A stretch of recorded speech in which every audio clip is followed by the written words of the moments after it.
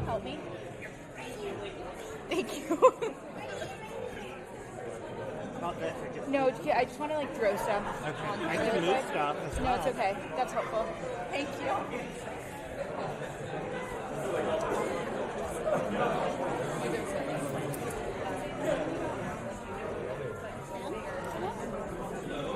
Is there any open?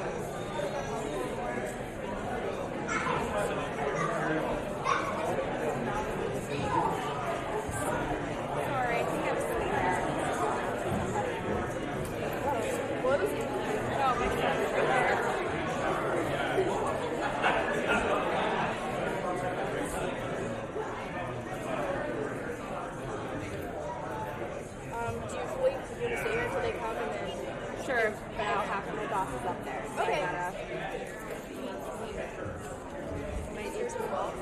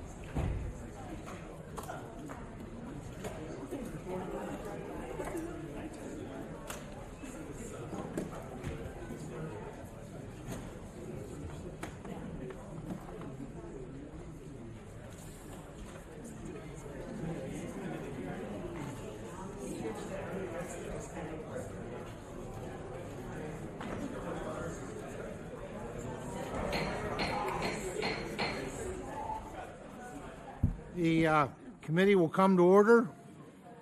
I want to welcome and thank you for joining today's hearing, where we'll hear from Secretary Rollins from the U.S. Department of Agriculture. After brief opening remarks, members will receive testimony from our witness today, and then the hearing will be open to questions. So, good morning, everyone.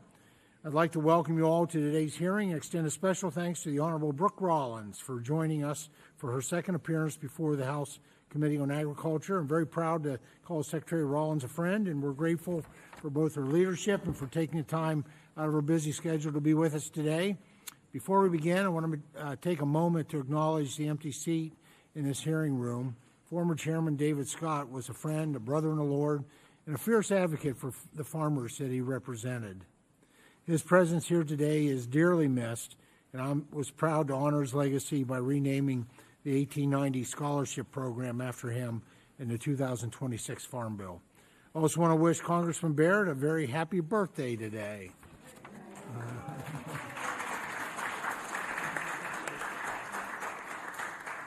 On the Ag Committee, our work revolves around a core question: what can we do to help rural America? We go about answering that question through hearings, briefings, roundtables, farm visits, and listening sessions. However, the legislation that we ultimately pass is not where this discussion ends. That is where USDA steps in and begins their important work of implementing the programs that we have authorized. There's no better example of this than the work that we've seen with the implementation of the Working Families Tax Cuts Bill. This was the largest investment in American agriculture in a generation, and USDA has put in the work to get dollars out the door. Just last week, USDA announced sign-up process for producers to take advantage of the 30 million base acres added to the ARC and PLC commodity programs. I'm very proud to see these investments roll out in a timely manner. Secretary Rollins, I want to thank you for being a partner with us in this process. Your work makes it possible for us to ensure help reaches the producers who need it most. Great things are coming with the Working Families Tax Cuts, and I'm eager to see USDA implement all the critical programs we included in that legislation. I also want to acknowledge the important work your team has done to crack down on waste, fraud, and abuse within the Supplemental Nutrition Assistance Program. Your support and leadership have made it possible to restore integrity to this program in the ways that Congress intended. I look forward to hearing more specifics today about your department's efforts to improve state administration of this program. Hopefully, we'll be sending even more work your way soon. I know President Trump wants a farm bill on his desk, and we look forward to getting him one to sign in the near future. The Farm Food and National Security Act of 2026 is a significant step forward for producers, and I know you will continue your diligent work once that bill gets across the finish line. I also want to thank you for the work your team has been doing to boost the domestic production of fertilizer. For critical crop inputs, we must focus on solutions for both today and the future, and I believe the administration's approach does that exactly that. USDA's efforts in the last year to combat the spread of the New World Screwworm have also been commendable. The administration's action to prevent exposure in the U.S. stopped the spread of this pest for as long as possible. While the detection yesterday wasn't what we were hoping for, I know USDA will continue to make the necessary efforts to eradicate screwworm once again. Throughout the eradication process, it is imperative that USDA, state animal health officials, industry groups, and members of Congress work together to effectively deploy the whole-of-government response that has been planned for months. I also know that I'm not alone when I say thank you for your commitment to farm assistance. The Farmer Bridge Assistance Program was a necessary step to hold producers over until updated policies kick in. Additionally, a decision to dedicate leftover resources from FBA to the Assistance for Specialty Crop Farmers program was much appreciated. And while I believe there is still more to be done on that front, I thank you for recognizing the need and making the most of the limited dollars that you have available. Please continue to communicate with the committee on how we may be helpful to you as we work to get our farm economy back on stable ground. We know that communication is the bedrock of the important relationship between USDA and the House Committee on Agriculture. Just a few weeks ago, we hosted Deputy Secretary Stephen Vaden to speak to committee members about the USA reorganization process. This was a productive discussion in which good questions were asked and thoughtful answers were given. I look forward to continuing that discussion among others today with Secretary Rollins. I know that supporting our nation's farmers, ranchers, and rural communities remains her top priority, and I know her insights will be helpful as we continue our legislative work this Congress. So thank you again, Secretary Rollins, for your service and your testimony. And with that, I now yield to the Ranking Member Craig for her opening remarks. Thank you, Mr. Chairman.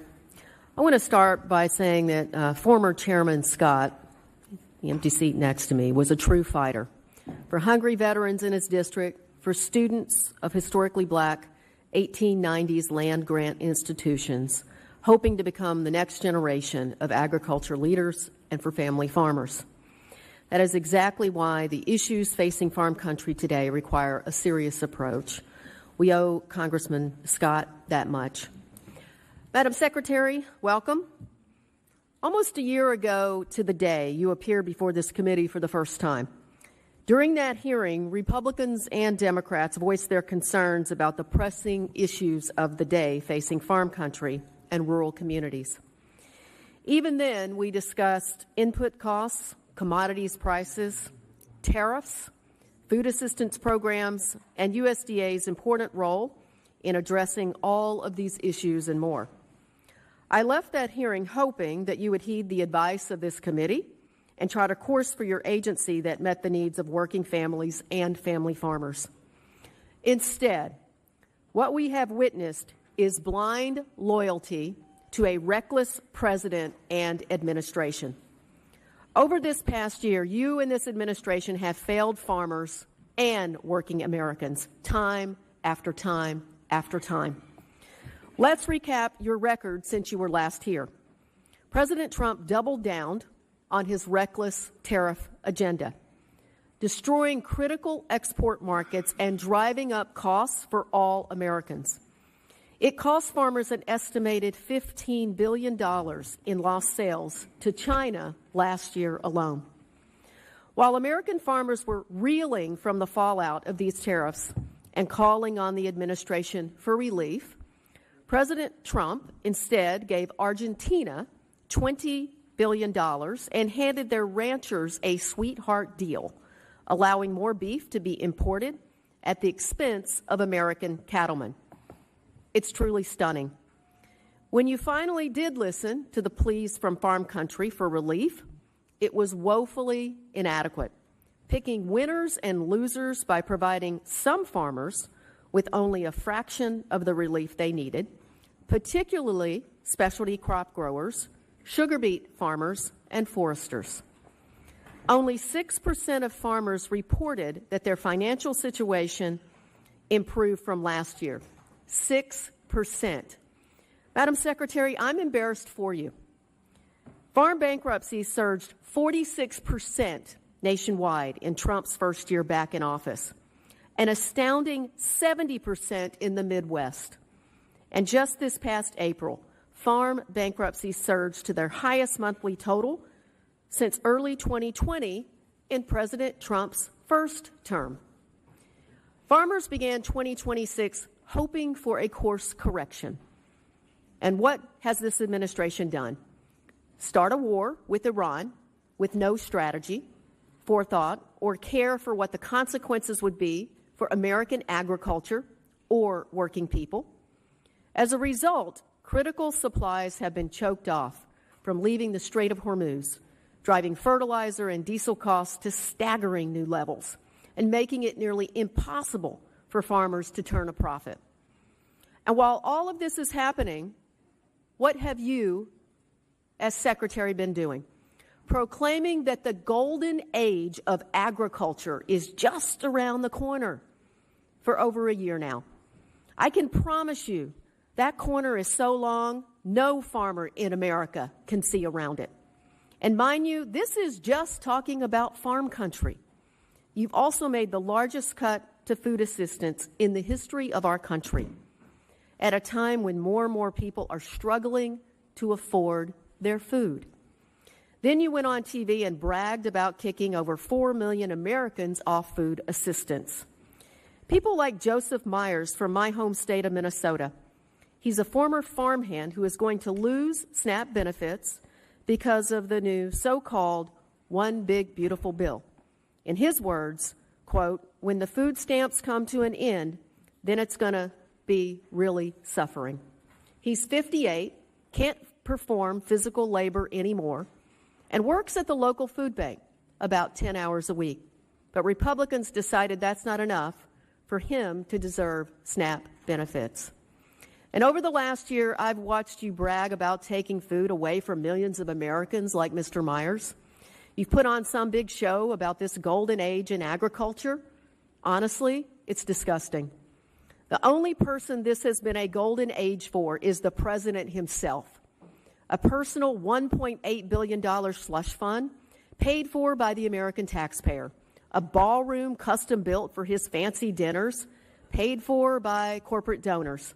Putting his face on a $250 bill, building arches, carving his name into buildings, and that doesn't even include his crypto or shoddy cell phone business interests.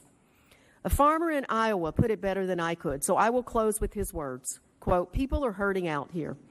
The rhetoric about the golden age of agriculture right around the corner, that doesn't match the reality of what's going on the ground at all. I wish I thought you would listen, but unfortunately, I do believe at this point that you are just another Trump acolyte, and I'm calling you out for it." Mr. Chairman, I yield back. Chair would request that other members submit their opening statements for the record so our witness may begin her testimony and to ensure that there is ample time for questions. I'm pleased to welcome to the committee our witness for today, USDA Secretary Brooke Rollins. Madam Secretary, thank you for joining us. We will now proceed to your testimony. You have 5 minutes. The timer in front of you will count down to 0, at which point your time has expired. Secretary Rollins, please begin when you're ready. Great. Thank you so much, Chairman Thompson.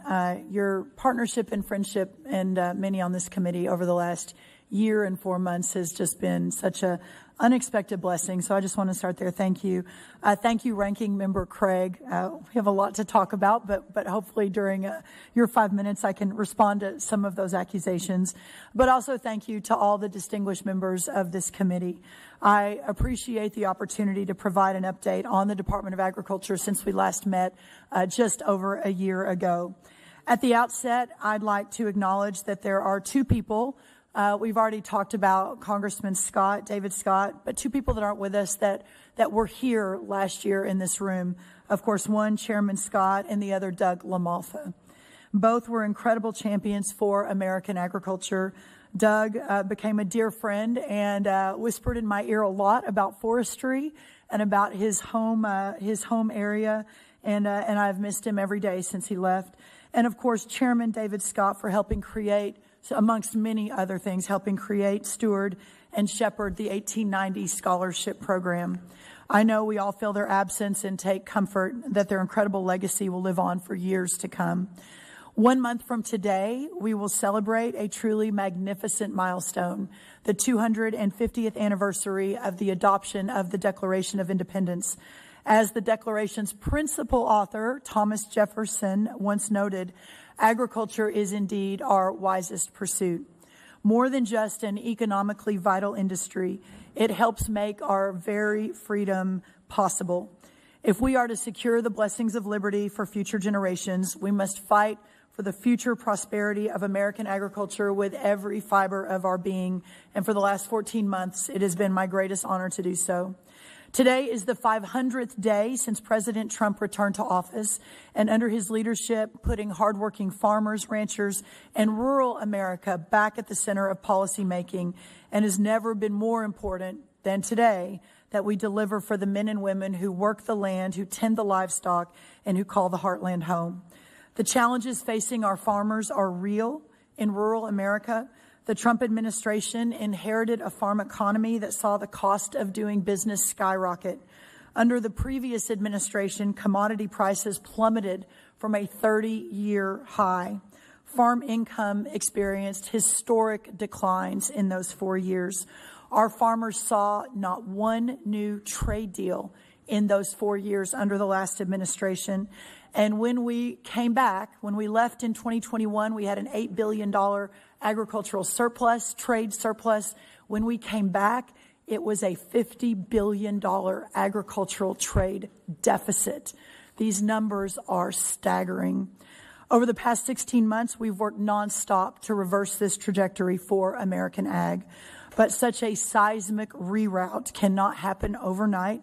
I hope we will continue to work together, and I'm so grateful for many members of this committee on the other side of the aisle who have been wonderful to work with in the last year, and very grateful for their partnership as they fight for their farmers in their home districts. President Trump and congressional Republicans delivered historic wins for farmers in rural America in the Working Families Tax Cut. Wins including increasing reference prices for the first time in over a decade after the last administration couldn't get a farm bill done. Adding up to 30 million new base acres for farm safety net programs. These are game changers. Saving 2 million family farms from the death tax and permanently doubling small business expensing under Section 179. And that's just a very short list of win after win after win for rural America. The largest investment in rural America in history was in the Working Families Tax Cut Act of about $250 million. Input costs, of course, remain top of mind for our farmers, including fertilizer availability and affordability. President Trump has activated our entire cabinet to address this long-standing problem that demands both short-term and long-term solutions, from waiving the Jones Act for the short term to speed permitting instead of a couple of years, 45 days, what will be the largest ammonia plant in the world in Louisiana. We will now break ground on that in just a couple of weeks with about 90 other fertilizer projects, infrastructure projects going on around our country now on fast speed. I'm confident we will meet this fertilizer challenge as well as other input challenges in the future, and look forward to doing so.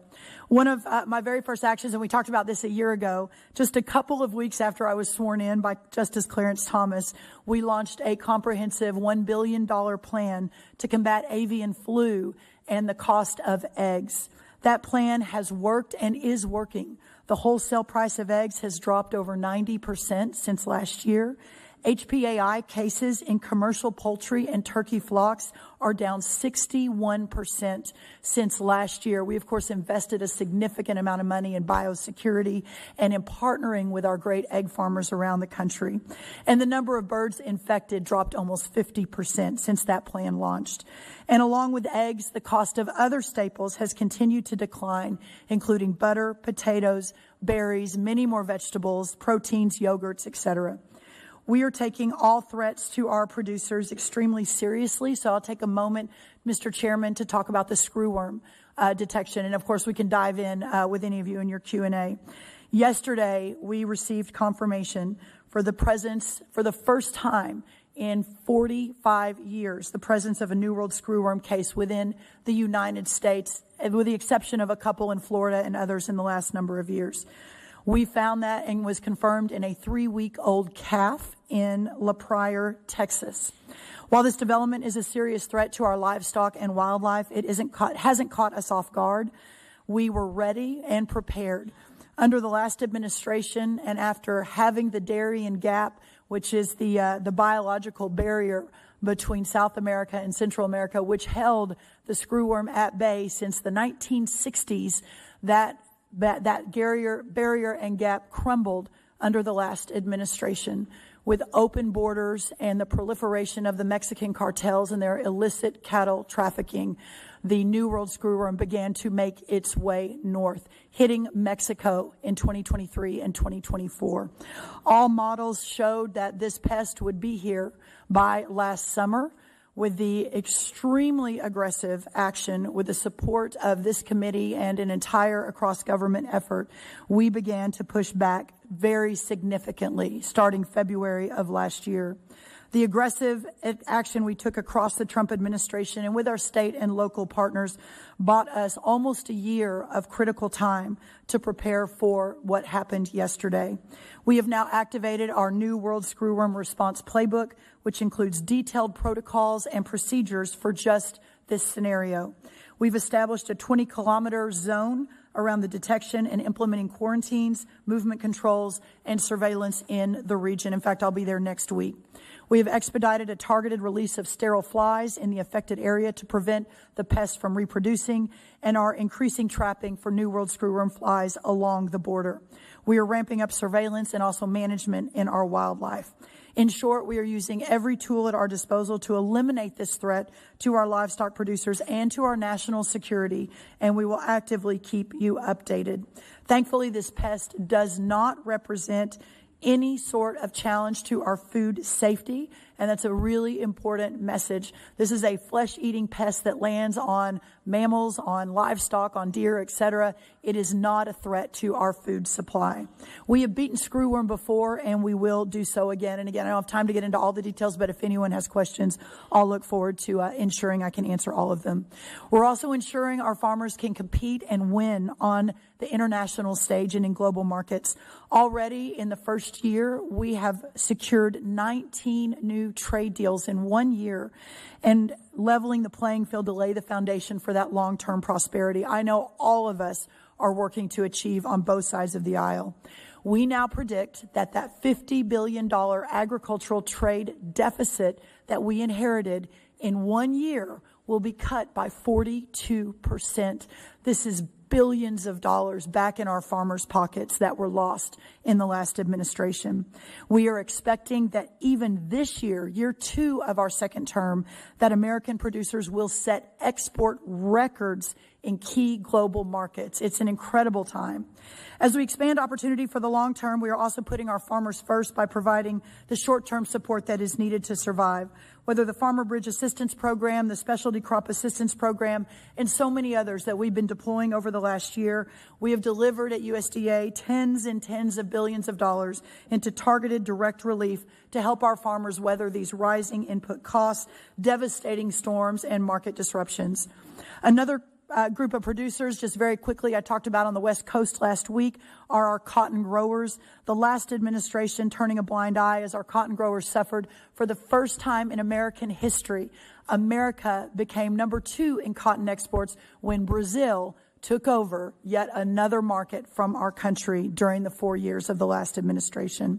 Reasserting American cotton dominance is essential, which is why we are going big, as well as many other commodities, et cetera, in the days ahead. In partnership with Secretary Kennedy, our most significant reset of federal nutrition policy, we believe, in perhaps American history, through the Make America Healthy Again movement. Our new dietary guidelines are science-based and entirely devoted to ensuring that American farmers and ranchers are at the center of these new dietary guidelines, and therefore become the direct model and driver for our nutrition policy in America, which is a huge win for our producers in this country. It's important to remember that USDA's largest line item by far is what we spend on nutrition programs, not on the farmers. Taken together, USDA spends nearly $400 million every day on 16 nutrition programs. $400 million every day on the 16 nutrition programs last year. Programs like the National School Lunch Program, which took effect 80 years ago today, plays a crucial lifeline to fellow Americans in need. Restoring the integrity of these programs, including in SNAP, is very, very important to this administration and to our USDA. Already in 1 year, we have made over 900 arrests in the SNAP program, over 120 convictions very quickly, and with $132 million already in restitution. And this is just the tip of the iceberg. Only the Republican states have shared their data with us, so most of this fraud we have found is actually in the red states. We are obviously in litigation with all the blue states to get that data and to hopefully at some point be able to partner with them to root out more fraud. Also on the topic of law and order, from day one, this administration has been clear that farm security is national security. Last summer, we launched our National Farm Security Action Plan that boldly integrates agriculture into the national security strategy for our country for the first time ever, which is sort of stunning, but really glad we're finally getting there. Our plan treats the ownership of farmland and who's purchasing farmland animal disease defense, and our food supply chains as the major national security issue that they are. And we continue to work with our congressional and state partners on this issue. Our farmers, ranchers, and rural communities serve the vital role of feeding and fueling and clothing our entire nation and the world. And as we celebrate that 250 years of freedom, including at the Great American State Fair on the National Mall this summer in front of the People's Department, USDA, I hope we will continue to fight together for these men and women who help make our country great and our freedom possible. I look forward to taking your questions. Thank you so much. Well, thank you for your important testimony today. At this time, members will be recognized for questions in order of seniority, alternating between majority and minority members, and in order of arrival for those who joined us after the hearing convened. You'll be recognized for 5 minutes each in order to allow us to get to as many questions as possible. And I'll recognize myself for 5 minutes. Madam Secretary, I appreciate your work to support the American cattle ranchers and ensure that misguided plans to import additional foreign beef were not finalized. I also want to thank you for the time and effort you all have dedicated to addressing the New World screwworm. From your coordination with Mexico to the additional sterile fly facilities, enhanced research into emergency technologies, and the response playbook, and numerous other activities, USDA's work has been tireless, and I commend you and your team for that. I know the detection in South Texas yesterday is not what we wanted, but we are prepared to fight this, containing the spread through quarantine measures and sterile fly dispersals, and deploying treatment options to any animals that may be infected, and continued education to producers and consumers alike will be crucial. As we look forward, it is also important that we have frank conversations about returning to a sense of normalcy at the border. The closure has resulted in a full stop of the cattle we traditionally import into the country and has encouraged Mexico to build out their own feeding and processing infrastructures, meaning that they're benefiting from U.S. genetics while taking inventory away from domestic producers. Because transmission can happen through a number of vectors, including through wildlife, companion animals, and humans, we need to keep talking about next best steps for the southern border, including a reopening that includes rigorous checkpoints, treatment, and quarantine measures. Madam Secretary, again, I want to thank you and your team for your efforts to combat the New World screwworm, and I appreciate the comments that you made in your opening statements. If you have anything further to add, I'm going to give you a few minutes to do so. Otherwise, I'll move on to my first question. No, I appreciate that. I would like to take just a moment on the New World screwworm. So it is a vexing challenge that we thought we had beaten in the 1960s and 1970s. As I mentioned, unfortunately, that was wrong as the screwworm began to make its way back towards us in 2021. The way we defeated it before, you need about 400 million sterile flies per week to actually mate with the bad flies, sterilize them, and then, of course, the way that the flesh is in wounds becomes open to these screwworms, which are actually flies. The flies land in the wound, they lay their eggs. The larva then is what actually eats the flesh. If you catch it right away, you can save the animal and put them back into the supply system after a number of days. If you don't catch it right away, then that's where the problem ensues. Back when we did beat it, again, as I mentioned, it's about 400 million sterile flies a week. And that was in the 1960s, 1970s. Because over years we as a country, we as a hemisphere, had taken our eye off the ball, thinking it was eradicated. We got down to only 100 million sterile flies in production a week in a facility in Panama. So that is what we, the country, not me or USDA, but the country really had relied on to keep it out of Central America and Mexico, et cetera. So here we are. When we got in last year, I was presented with the information. It's starting to move its way up. I went to the president and I said, this is going to be a massive problem because we need 400 million to 500 million flies per week to beat this back. We only have one facility in our entire hemisphere, and it's only producing 100 million flies per week. So got immediate approval to begin permitting and construction on what will be the largest facility in the world on this, and that is being built right now in Mission, Texas. So instead of a couple years of permitting, our Army Corps of Engineers, our Secretary of the War, put it at the top of the list, got it fast-tracked, and we broke ground about 3 or 4 months ago. That facility will come online when it does next year. When it does, it'll produce about 300 million flies per per week, in addition to the $100 million from Panama. And then we outfitted an additional Mexican facility in Matapa for another $100 million. So we will get back to the point where we're able to push it back and eradicate it. But until that point, which is likely sometime next year, our effort in trapping, surveillance, we had FDA fast track a lot of treatment. We've got a national veterinary supply stockpile that was loaded onto a plane this morning, is headed to South Texas right now. I've already done a lot of press on this, so making sure that we're over communicating, especially to our producers, is paramount. Of course, for Arizona, New Mexico, and California, it's also a challenge, but the screwworm continues to be between 500 and 800 miles away from those borders. It's really South Texas where we're really combating this every day. The point of that, Mr. Chairman, is that we're on it. We've invested almost $1 billion since we came in the door last year to make sure that this doesn't happen again. Well, thank you, Madam Secretary, and I'll yield back what few seconds I have. And now recognize the ranking member for 5 minutes. Thank you, Mr. Chairman. Madam Secretary, do you know how many farms we lost in the United States last year? I know you were talking about the bankruptcies. I know that about 315 farms of 1.88 million are moving through bankruptcy right now. We lost 15,000 farms last year. Well, that's Some a conversation third, I would fourth, really some third, like to have. Fourth, and fifth generation farms. Okay, so not bankruptcy, 15,000 farms. We lost 15,000 farms because of bad policy on the part of this administration. So you think we walked in the door? I'm sorry, and I'm going to ask the questions here immediately? today. Okay, I would love a question. Do you know how much money farmers lost last year? What their losses were last year? It was $28 billion. You're the Secretary of Agriculture. $28 billion. Well, it depends how you calculate that, because I don't think you're taking into account all the crop protection, all the insurance, all of the different programs that went through to support our farmers. Right, and if this administration didn't have terrible policies, we would not need all that support for family farmers, because we would have export markets still left in China. Thank you for that. Madam Ranking Member, that is absolutely 100% not correct.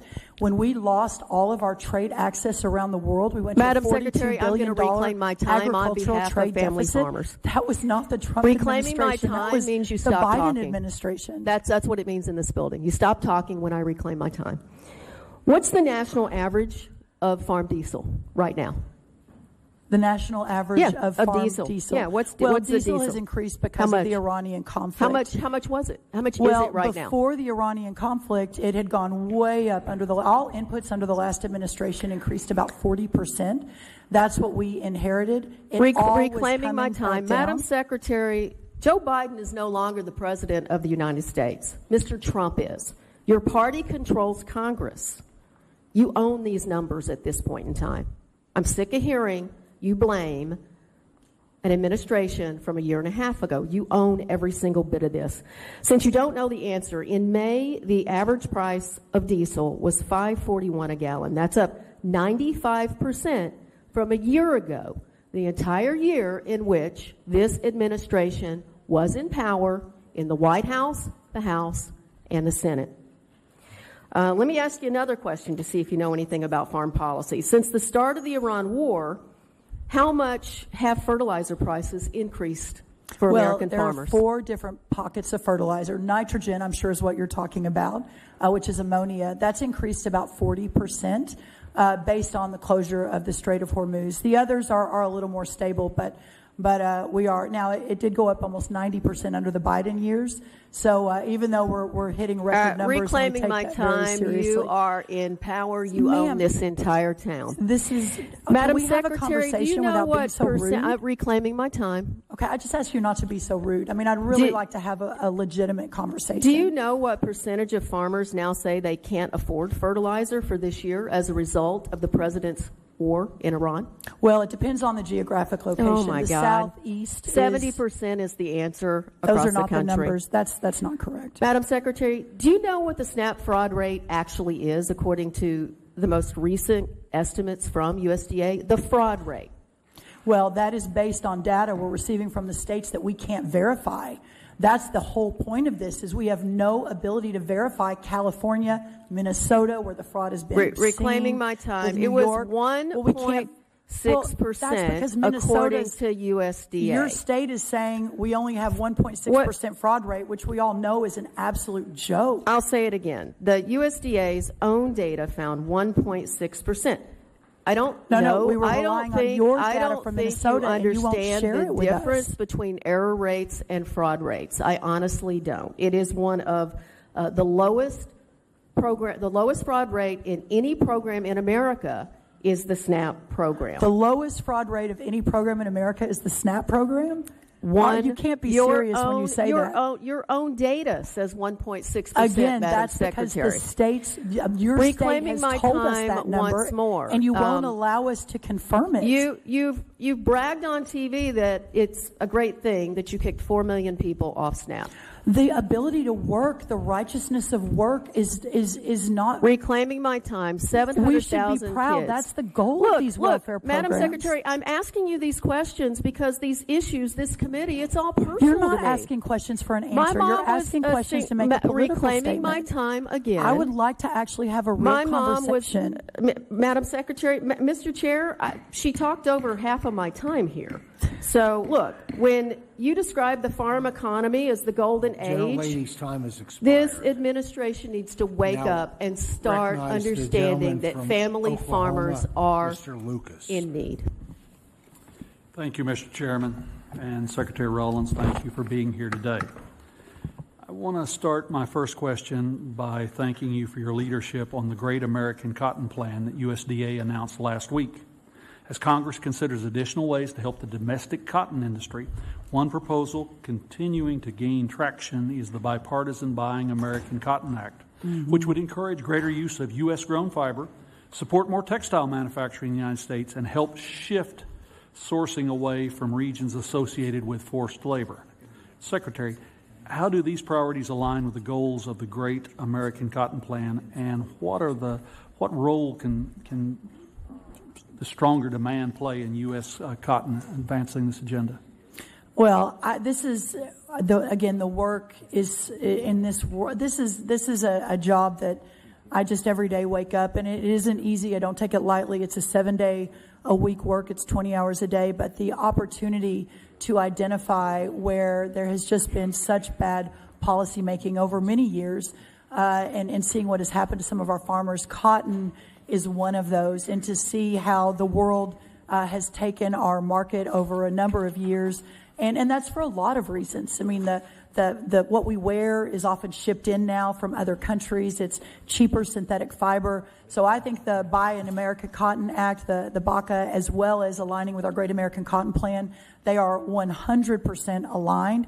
And what's really exciting about this is again, in a bipartisan way, everyone has really, I think, woken up to the Making America Healthy Again movement.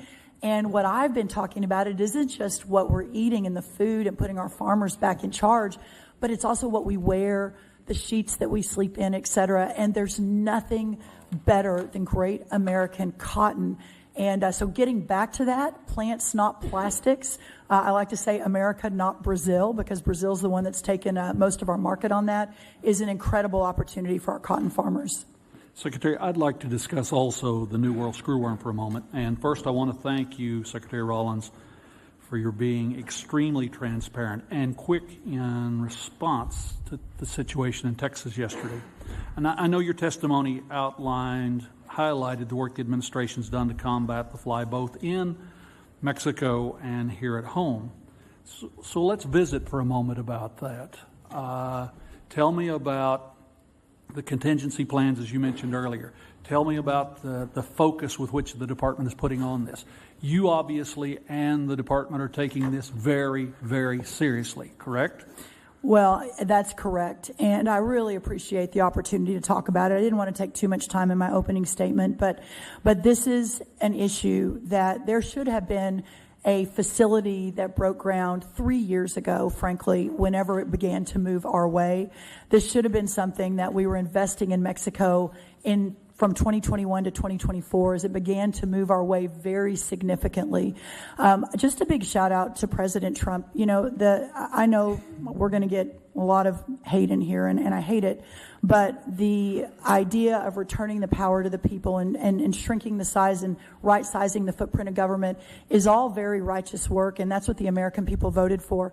But at the same time, to envision that while we were doing all of that work last spring, I walk into the Oval Office, I make the case to the President of the United States that yes, we are cutting government. We're working really hard not to be so big, especially in Washington. The 10th Amendment, the states and the local government should be the ones doing most of the policy making.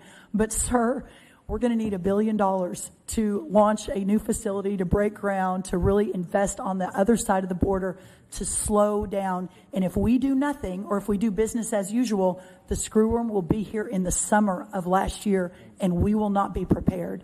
And almost without hesitation, he said go. So we've been working really hard. So you're working very hard, creating more facilities, increasing the production at existing facilities.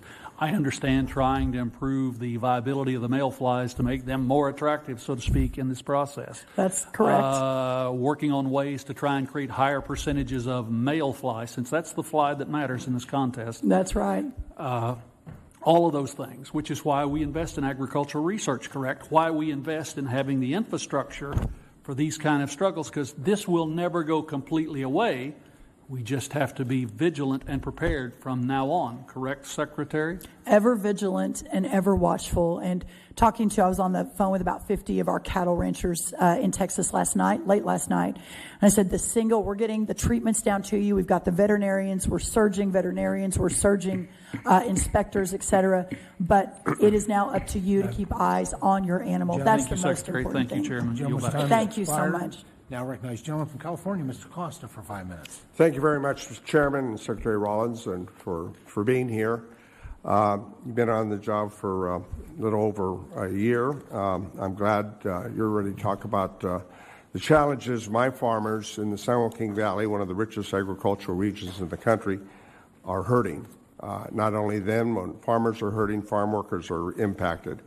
And as we know, and your testimony indicated previously, farm agriculture is a national security issue. I say that every time we have a hearing. I'm a third-generation farmer, and I know very much at firsthand the impacts that farmers are faced with. It's not a slogan. In the San Joaquin Valley, we live that every day. Let me give you some numbers, Madam Secretary. California brings $61.2 billion at the farm gate last year, grows nearly half the nation's vegetables, more than three-quarters of the fruits and nuts, and ships $26.3 billion in farm exports last year, the largest exporter in the country. So when the USDA acts, my farmers feel it first. And bankruptcies are up. That's a fact. You may not like it. My farmers don't like it either. And so what are we doing about it? Your testimony says the reorganization plan that I have a lot of questions about brings USDA closer to serve the communities we serve. But you're moving it to 5 hubs, not one in California, the #1 agricultural state in the nation. My growers need help just as much as other growers around the country on farm programs, conservation, research, disaster aid, school purchase programs, which is critical. Those offices are scattered around the country, not closer to my farmers. That's a runaround. And I must tell you that the USDA is closer to California farmers on the map. Can you show me where, in fact, it skips the biggest ag state in the nation, how it becomes closer? Well, a lot to unpack there, but sir, to answer that last point, what I will say is we are moving hubs to Kansas City, to Indiana, which is closer to California than Washington, D.C. We've also got a hub in Salt Lake City and in Colorado. Let me give you a different take. Okay. I've been here for 22 years. Farmers and their associations, they're smart folks. When they come to Washington, they not only visit the USDA, they visit the Trade Office, they visit the Department of Interior, they meet with their members of Congress. Now, you want to put this into 5 different hubs? That's not effective. That's a runaround. We'll still have the headquarters here. We're going to need to talk about that. Do you have any desire or willingness to evaluate whether or not California might be possible for a hub? Yes or no? I would be very welcome to that. And in fact, we've adjusted some things along the way based on feedback. Well, let's talk about that later. Trade, critical for California. Just call me anytime. 44% of California's agricultural is exported. And this disastrous trade war brought on between the tariffs, you try to do damage control. It happened in the first Trump administration, $28 billion taken out of the commodity credit conservation to deal with the damage that occurred before the Trump first trade war. So you have $11 billion for row crops. I think that's probably appropriate. But what about specialty crops? Specialty crops associations say they think they need at least $5 billion to deal with the impact of these trade wars. And it's skyrocketed, and it's cut off key trade partners that these markets are hard to access and develop. You've lumped them together with sugar. Sugar needs help as well for $1 billion. That's not the $5 billion that the specialty crops believe they deserve. I know on Friday in California you announced an increase, but it's still paltry compared to the damage that's occurred. Crop relief, and it's about fairness, Madam Secretary, and I don't think there's fairness being demonstrated. California exports to China collapsed 64% in the last year and a half. Almonds are down 77%. Fresno County alone, which I represent, lost $246 million last year.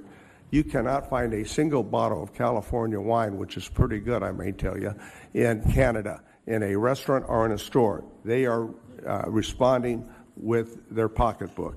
And if this Trump's trade war is making matters worse, you can look at the impacts of Iran. The fact that Straits of Hormuz are closed has impacted shipping lanes. Pistachio, walnuts, almond shippers and producers can't move their products to the region. So two direct questions. First, beyond the payments announced so far, will you commit to additional assistance for specialty crop growers taking losses from the president's war with Iran, yes or no? We'll be happy to look on that. It's a matter of funding, and the CCC is, as you know, the one big beautiful bill. The Working Families Tax Cut It was big. I didn't think it was beautiful. I'll have to save my questions for later. Thank you, Madam Secretary. I'm happy to follow up on California and otherwise. We had a remarkable visit there last week. Thank you. Now recognize the gentleman from Arkansas, Mr. Crawford, for 5 minutes. Madam Secretary, thank you for being here, and I want to say at the outset here, it's very refreshing to have an actual Aggie that's occupying the secretary position. Very refreshing for a change. Your credentials in that space are unassailable. Thank you. Real quick, fertilizer has been a topic of conversation. I want to go back to fertilizer because I think it's in our national interest to secure our own sources of fertilizer production. Our supply chain is very fragile, and our production base is extremely limited. I think we've regulated ourselves into that position. But let me just say this, that I don't want to see the mistake made that we've done with other endeavors where we see big pharma, we see big oil, and the small players are priced out. And the reason I say that is because from a geographic perspective, I think it's more important that we atomize the industry because they are positioned to address the needs in a given geography, which actually enhances the viability of that industry and improves outcomes as it applies to a fragile supply chain. So I just want to get your feedback on that and how important that is, and making sure that we're empowering the little guys like in Helena, Arkansas, along the Mississippi River in my district, where they're getting ready to put a fertilizer plant online, and what that will mean to that region. I think that, I think we're talking about the El Dorado, Arkansas urea and ammonium nitrate fertilizer plant, which is really exciting. I know I mentioned in the top of the comments the importance of national security. That what I have learned moving into this job, I knew it was a major challenge, but the fact that we've offshored our fertilizer, our seeds, our supply chains, our processing over a number of years really is a national security issue. We used to produce our own fertilizer almost exclusively in this country. In the last couple of decades, we now only produce about half of the fertilizer that we need, which means we're reliant on China and Russia and other foreign countries and some foreign adversarial countries. This is a solvable problem in the long run, and so the light that has been shown on the fertilizer industry to rebuild in America cannot be overstated. As I mentioned, we've got big plants going in everywhere. The world's biggest plant. We're going to be breaking ground. I'll be in some states in the next few weeks talking about it. But I think your point is a really, really important one. We've got, a couple dozen, 3 dozen really great fertilizer plant projects going on. One is a $4 million project, actually in Minnesota, Ms. Craig, where that's going to be and come online. It's an organic fertilizer company. We have an $80 million one coming online in the state of Washington. So making this a national security issue and understanding it as such is allowing Chris Wright at the Department of Energy to invest in our fertilizer plants under the energy bucket of funding. It's allowing Howard Lutnick at Commerce with his investment fund to invest in fertilizer plants. It's allowing Lee Zeldin at EPA to allow us to move out much more quickly and to lift some of the regulations so that we can get these fertilizer plants online very quickly so we don't have this issue again in the future. I appreciate your understanding and awareness, and obviously you get it, and that's important to our small fertilizer producers so they can make a big impact on the ag industry. Let me shift gears real quick and leave you with this. I'm concerned about our policy governing PLC and ARC payments that basically are made in arrears. I would say that if the conditions are bad enough in a given year that they trigger a payment, that the payment is necessary in that year, not putting it off for 12 to 14 months. And so what I've sought to do is to actually create an opportunity for advanced partial payments for producers to help offset some of the interest expense associated with continuing to produce without those payments being made. I would want to get your feelings on whether or not you can appropriately implement that if and when that policy is signed into law, because I think it's important to provide the resources in real time and not make farmers wait for 12 to 14 months when the damage is already done. I couldn't agree more with that, and we've got the best team on the field. If it moves forward, we will get it implemented, and it's especially important with the additional 30 million acres that we're now adding into those programs that we're able to do this quickly. Thank you. I appreciate that, and I yield back. Thank you, sir. Gentleman yields back. Now recognize the gentleman from Massachusetts, Mr. McGovern, for 5 minutes. Well, thank you very much. And Madam Secretary, let me begin on a positive note. Being from Massachusetts, I see that you're drinking a cup of Dunkin' coffee, which I think is the best coffee in the world. Yes, they're in the basement of the USDA building. We love them. I need to tell you that your Secretary of Health and Human Services is going after Dunkin' big time, so we won't tell him. We'll just keep our little secret here. We say we're all for Maha, but we still like donuts a little bit over there at USDA.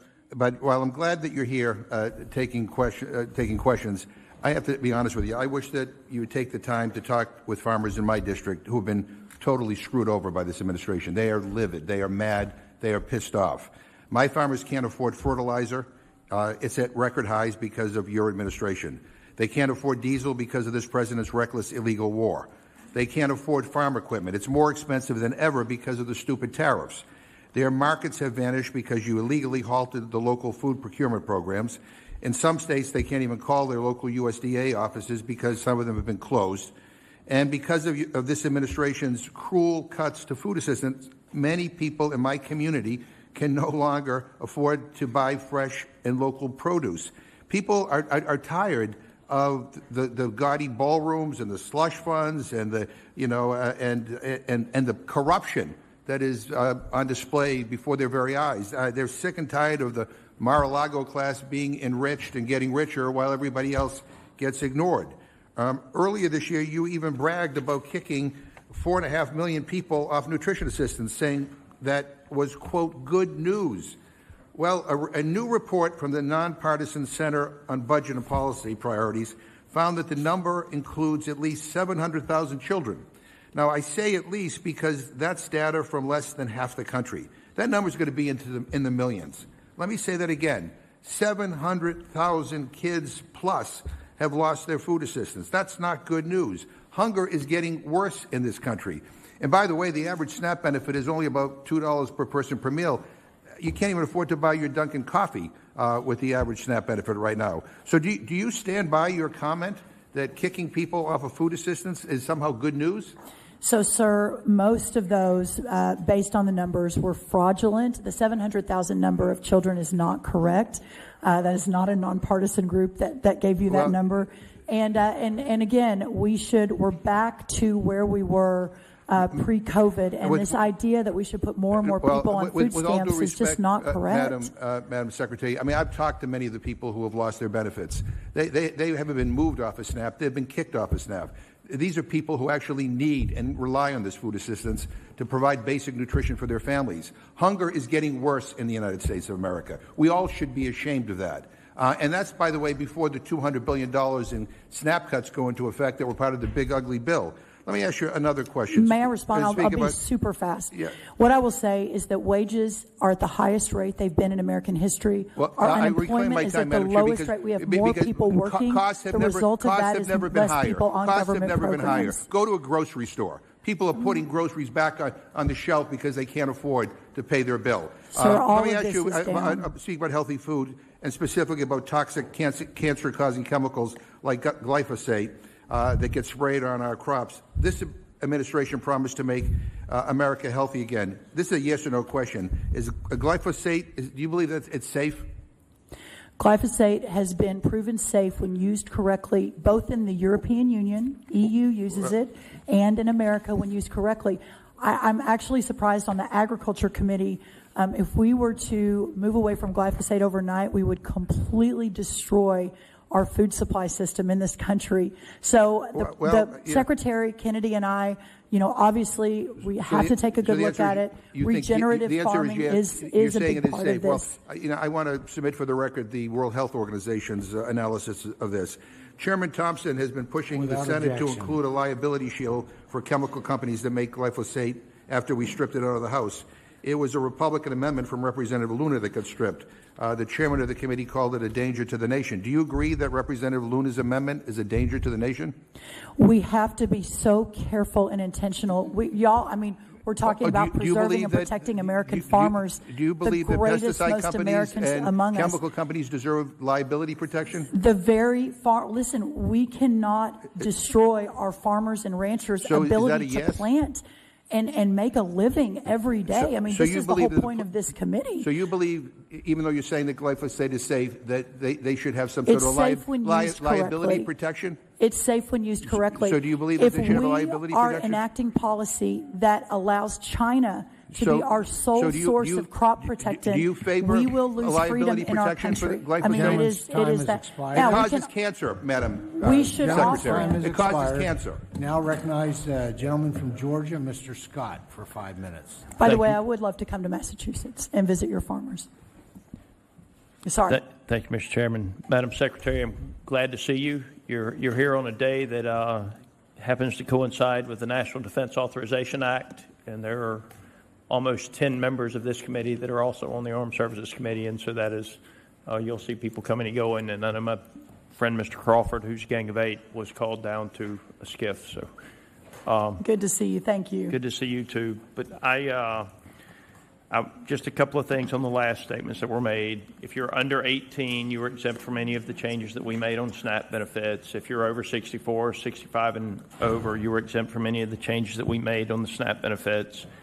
And the language on glyphosate was specific to the label on the jug and had nothing to do with the chemical in the jug. Just a few facts that I think the American citizen should know.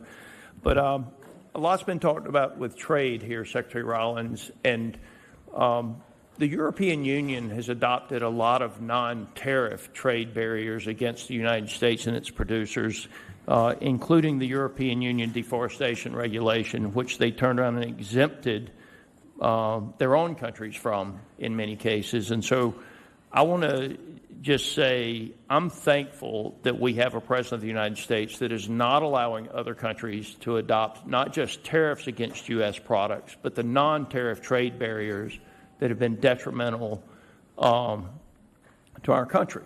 We simply couldn't look the other way and say, yes, sir, thank you, sir, may we have another, sir, the way the previous administration was doing it and destroying the markets that our agricultural producers sold into. I want to move now, though, to, as I mentioned, the Emergency Forest Restoration Program. My understanding is that Georgia, my home state, is out of funds, and letters are now beginning to go out with approved but lack of funds. What is the level of remaining funds in the National EFRP program, and is there any additional funding to be released at the federal level? Let me get back to you on that. I don't have the exact numbers in front of me, but understand it is an important issue for your state. So yeah, we'll continue that conversation. Thank you for that. I also want to ask you about the Supplemental Disaster Relief Program.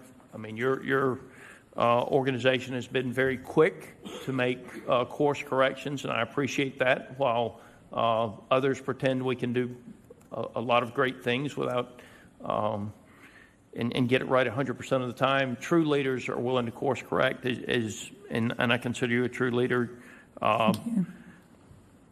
Is there anything we can do from the congressional perspective on the front end to help ensure issues like we had with the SDRP funds don't happen again, and making sure that those dollars go out the door as quickly and efficiently as possible?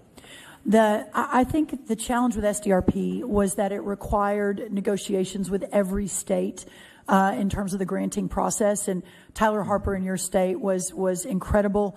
But the back and forth, probably on both sides, we learned a lot from. And this is true of a lot of the different grants. Some moved out very, very quickly. Others took a little bit longer. But I think at this point, we are almost completely closed that program. I think there may be Vermont and maybe one or two others up in the Northeast. But I think that's the learning experience for us. But it's a good flag. I'll go back to the team and make sure we've made a list of what those are and what we can do better the next time. Having said that, Congressman, I think you know, we have moved out these programs and this funding in about half as much time as previous USDAs have. The One Farmer, One File allowed us in 4 days to move out 57,000 different farmer payments as we move to more technology. So we're making huge progress on that front, and hopefully we'll be able to hand off these programs to the next administration. Secretary Rollins, the first conversation I had with you was about highly pathogenic avian influenza and a potential vaccine. And I appreciate exactly what you said in that meeting. We need a vaccine, but we don't need a vaccine that doesn't work.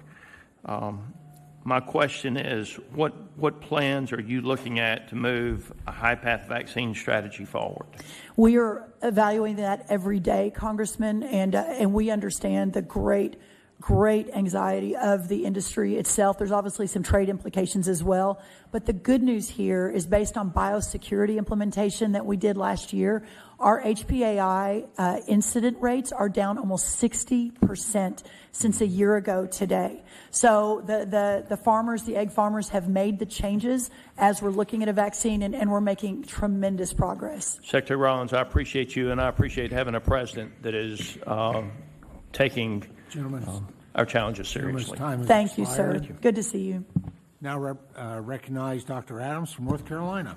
Thank you, Mr. Chairman, and thank you, Madam Secretary, for being here today. I do have some serious concerns and questions I want to raise with you.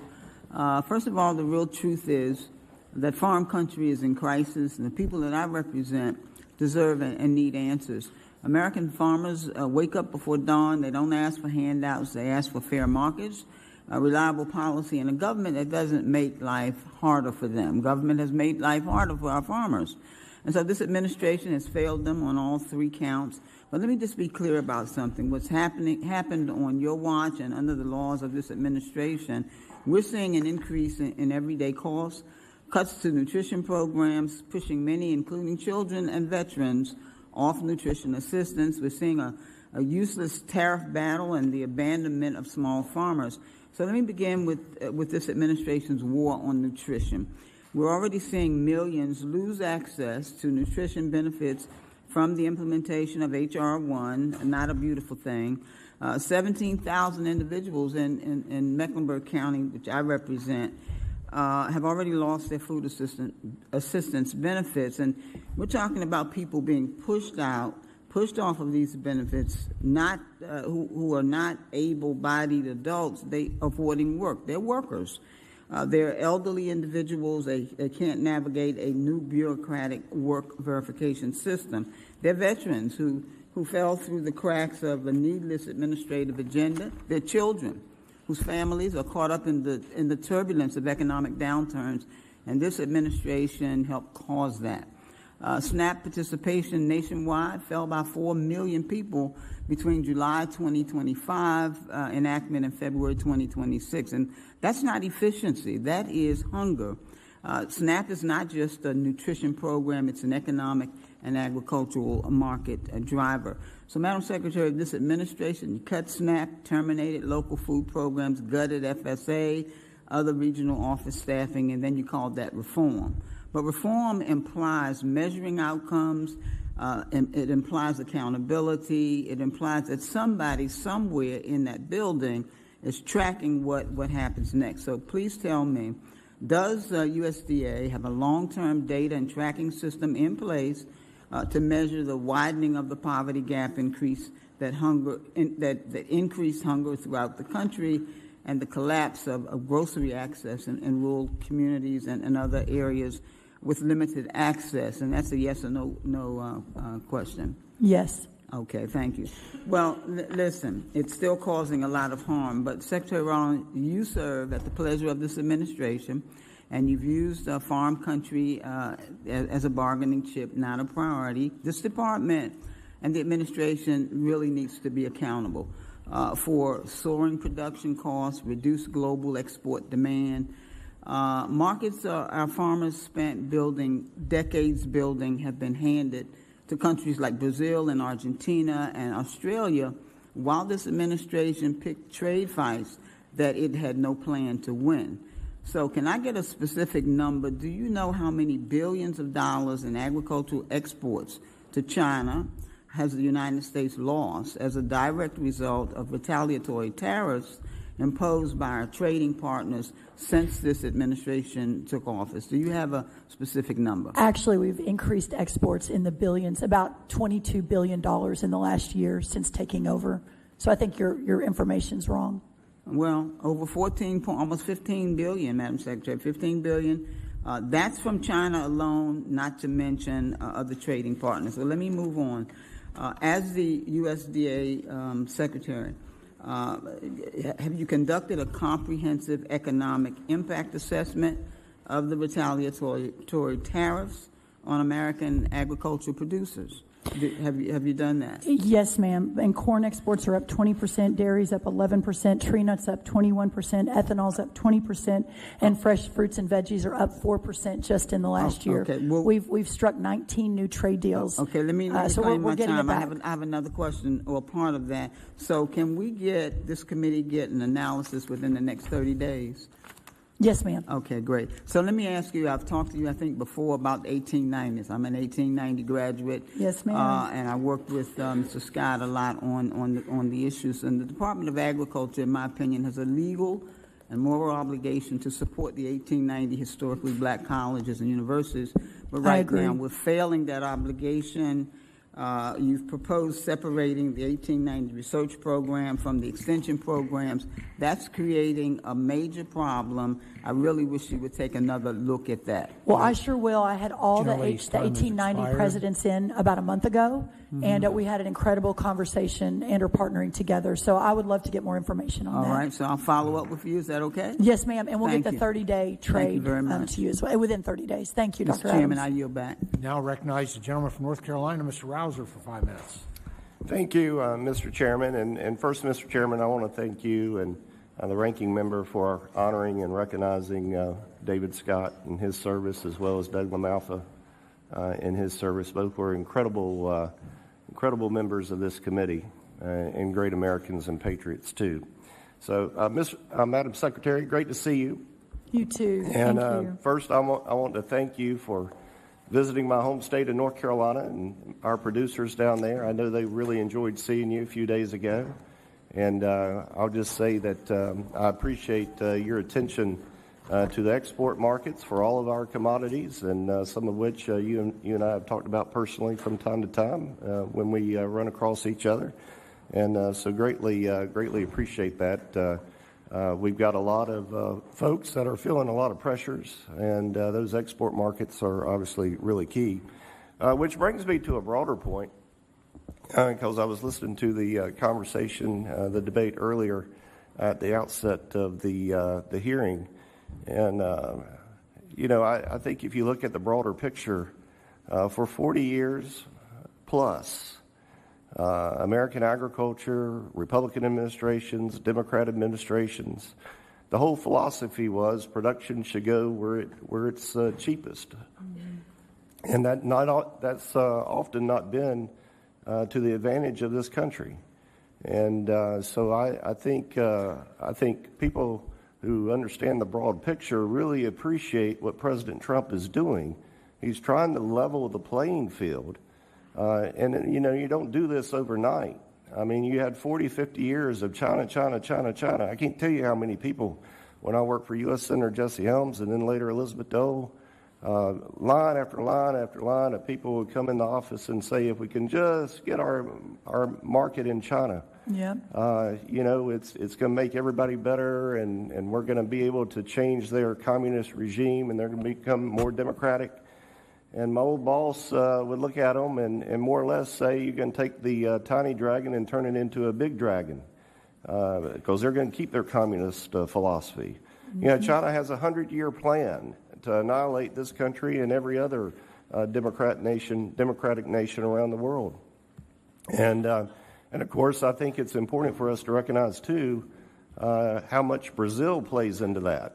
They are basically a centerpiece of Chinese dictatorial communist policy in South America.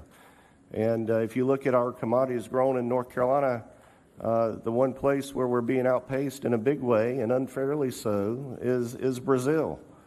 And so there are a lot of reasons for that, but one of the big reasons for that is this 40, 50-year philosophy that has been in place, that the president, you know, in his first year and a half has done a tremendous, and you as well, the entire administration has done a tremendous job to rebalance the playing field. And I love the Great American Cotton Plan.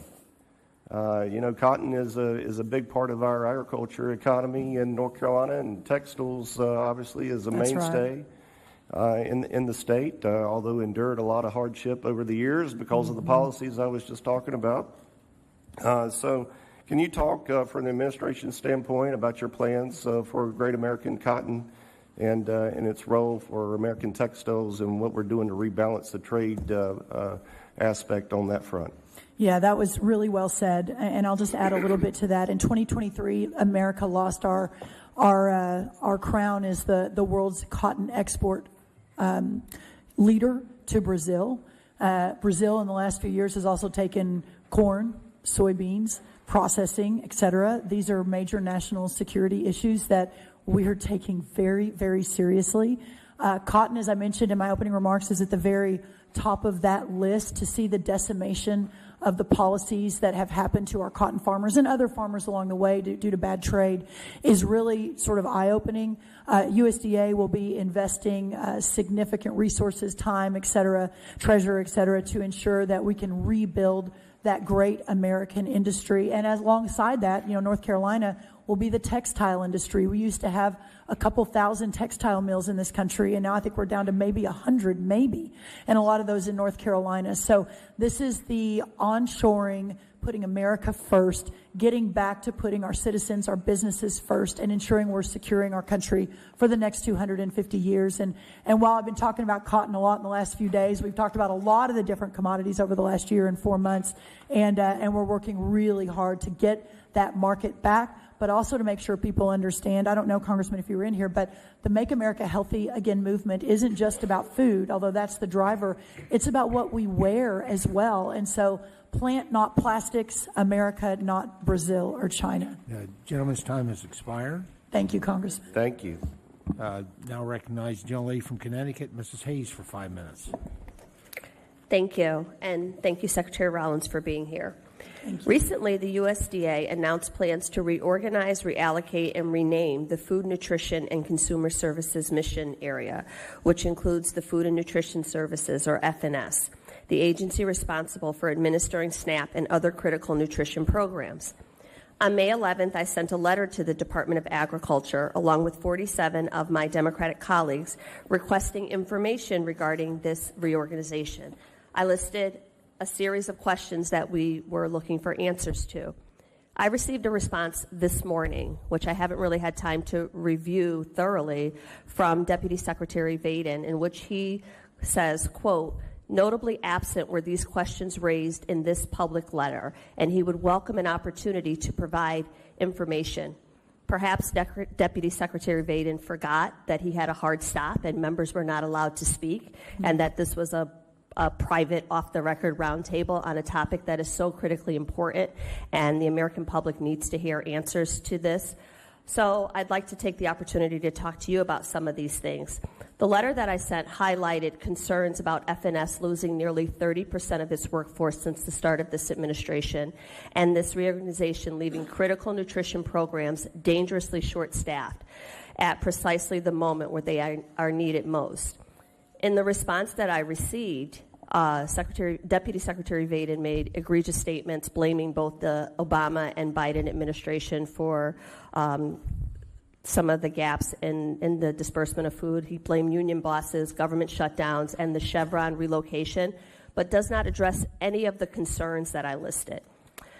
So I feel the department should be able to talk about this in full public view and let people understand the answers to these very critical questions. I am open to hearing your thoughts on this reorganization, and it should not be behind closed doors.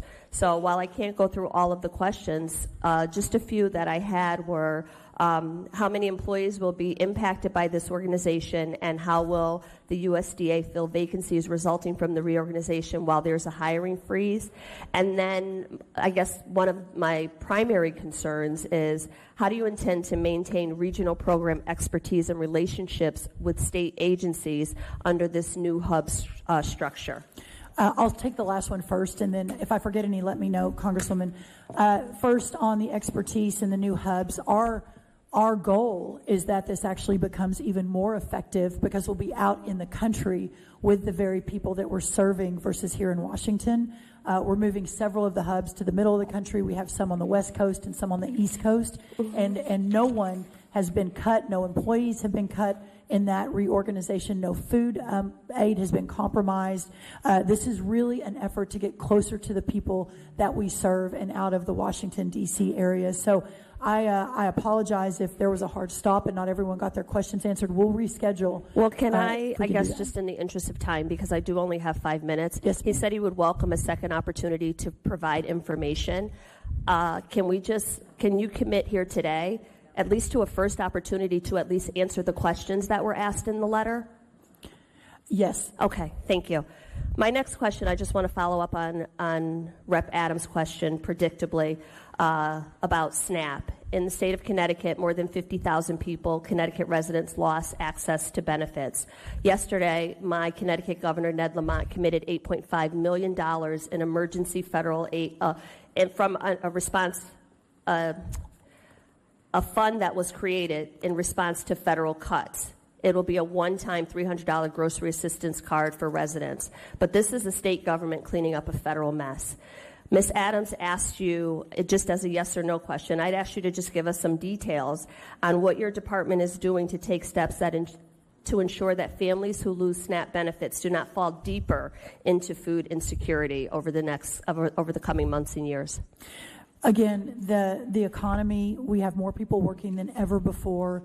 Our unemployment numbers are the lowest they've ever been. Wages are high in the blue collar, and the highest I think they've been. And so as a result of that, that is the goal. It's a supplemental nutrition assistance program for when the times are the toughest. Now, if there are stories of families who, I'm sorry, my question was, what does your department plan to do to take steps to ensure that families don't fall deeper, families that lost benefits don't fall deeper into hunger? Well, that's exactly what we're doing by ensuring that the families that really need this are the ones that are getting it. SNAP had a 40% increase in the last administration, 40% in terms of the outlay that was going out. My time is going to expire, but again, you have not answered the question about what the USDA plans to do to ensure that families don't fall deeper into hunger. I yield back. Now, thank you. Recognized gentleman from Mississippi, Mr. Kelly, for 5 minutes. Thank you, Mr. Chairman. And I, like Mr. Rouser, also want to thank the chairman and the ranking member for recognizing former chairman David Scott. What a tremendous, amazing, and Mr. LaMalfa earlier. We lost two of the mentors on this committee who showed us all how it should be run, and we'll miss them, but we take forward the way that they worked on this committee. Secretary Rollins, thank you for being here today. I also want to thank you for your visits to Mississippi. They mean so much. I want to begin by thanking you and President Trump for putting American farmers back at the center of our agricultural policy. Farmers across Mississippi appreciate President Trump's commitment to strengthening the farm economy and ensuring agriculture remains a priority. I also appreciate your leadership at USDA and your work to implement the President's agenda on the behalf of the American producers. I also want to pat the chairman and this committee in getting $10.5 billion in assistance to our farmers a year and a half ago, and the President following up with another $10+ billion. That was so important to do because our farmers are really struggling with input costs, with bad markets and all those things. So I thank y'all for all the improvement. Mr. Rouser stole my thunder on the Great American Cotton Plan, and you articulated that, but that is also so important to states like Mississippi. So I just want to thank you for your hard work in that. Turning to another challenge facing producers in Mississippi, our state has experienced a series of drought conditions over the last several years. Cattle producers in particular have seen tremendous losses in forage and hay production as a result. Congress passed some very positive enhancement to the livestock forage program in the Working Families Tax Cut Act. Can you update the committee on the status of implementation of these changes to the LFP program? Yes, we are getting very close to being taking that to conclusion. Of course, the new reference price is going to affect this fall. A lot of those working family tax cut programs have really have moved out and have made a tremendous difference to the country. I think that's why you see a lot more people going back to work. But specific to that program, we're really close on that. If you want to follow up with me directly, we'll give you exact timeline. Absolutely, Secretary. And as USDA works to deliver these improvements, I also want to touch on the role of the Farm Service Agency. The vital role of FSA cannot be overstated. As the most farmer-facing agency with offices in nearly every county across the country, FSA is key to helping producers make operational decisions. With the monumental changes made to the farm safety net last summer, the agency's support is even more important. Has FSA been adequately staffed and equipped to meet the needs of our producers and swiftly implement these provisions? I can't, again, to your point, overstate the importance of these FSA offices. There's no doubt there is room for efficiency. It is congressionally, it is statute that there has to be an office in every county, so no offices have closed, even though I think the congressman from Massachusetts mentioned there were office closures. But we are really digging in this year. I visited multiple FSA offices, sitting down with the teams that are in there. I've thanked them because some of them are operating at 50, 60% of the staff that they had before we came into office. And so I will recognize there is room for improvement. We are working really hard to get that improved. And what I will say, and this is true for anyone, Republican or Democrat, if you have specific FSA offices that are saying, we're weeks behind, we cannot get this funding out without more help, what we'll do is we've been moving around in Nebraska with the fires. We relocated some FSA offices from non-fire parts of the state of Nebraska to where the fire hit the most for our producers, and while we're restaffing. Secretary Rollins, I'm a veteran, and I love it when people who haven't served want to talk about what we do and don't for our veterans. I don't like it when veterans who don't deserve benefits get benefits that they don't deserve because it takes away from those who actually deserve it. I feel the same way about our SNAP program. The fraud and abuse that was rampant in some areas, that took away from the well-deserving. So they got less of what they needed because someone who didn't deserve anything was getting fraud, SNAP benefits. So I just really want to thank the administration for tightening up the shot group on this stuff, for making sure that anyone who deserves benefits gets as much SNAP benefits as they can, to have the nutrition benefits for their children and their families, and that we're taking away from those who are illegally getting these benefits, who are getting double benefits or improperly using them. So thank the administration and you, Secretary Rollins, for tightening up that shot group and making sure the people that need it most get more. With that, Mr. Chairman, I yield back. May I respond in my 12 seconds? The red states that shared their data with us, that's where we found the 200,000 dead people, the 500,000 people receiving more than one benefit. These are in the red states that have the tighter controls than the blue states. Can you imagine the fraud in these blue states once we can access the data and figure out how to make this program better? It's going to be stunning. Thank you. Now recognize the gentlelady from Ohio, Ms. Brown, for 5 minutes. Thank you, Chairman Thompson and Ranking Member Craig. Secretary Rollins, over the last year, this administration has repeatedly said that we are entering a golden age of American agriculture. Well, frankly, that would come as news to the farmers and ranchers I talk to in Ohio and around the country, because the only thing that is truly golden right now is the price of fertilizer, while farm country and rural America struggle. Farmers are facing trade wars and real wars, rising input costs and shrinking export markets, cuts at USDA, and tightening margins, all because of policy choices made by this administration. For many producers, the question isn't how much they're making, it's whether they'll make it through another season. So you all can call this the golden age if you want, but the numbers tell a different story, and so do the farmers living it every day. So, Madam Secretary, yes or no, are you aware that the farm bankruptcies increased by 46% last year, according to the American Farm Bureau? Out of 1.77 million Reclaiming farms. my time, it's a yes or no. And are We you had a aware that 0.017%, USDA's own but that's still estimates too show many. that farm income fell roughly $25 billion following the implementation of tariffs? Yes or no? That was based on the years before Yes or when we no? lost our export markets. Well, it isn't a Reclaiming yes or my no time. question. Are you Corn aware that exports are according up. to a recent Farm Bureau survey, 6 out of 10 farmers report that their financial situation is getting worse?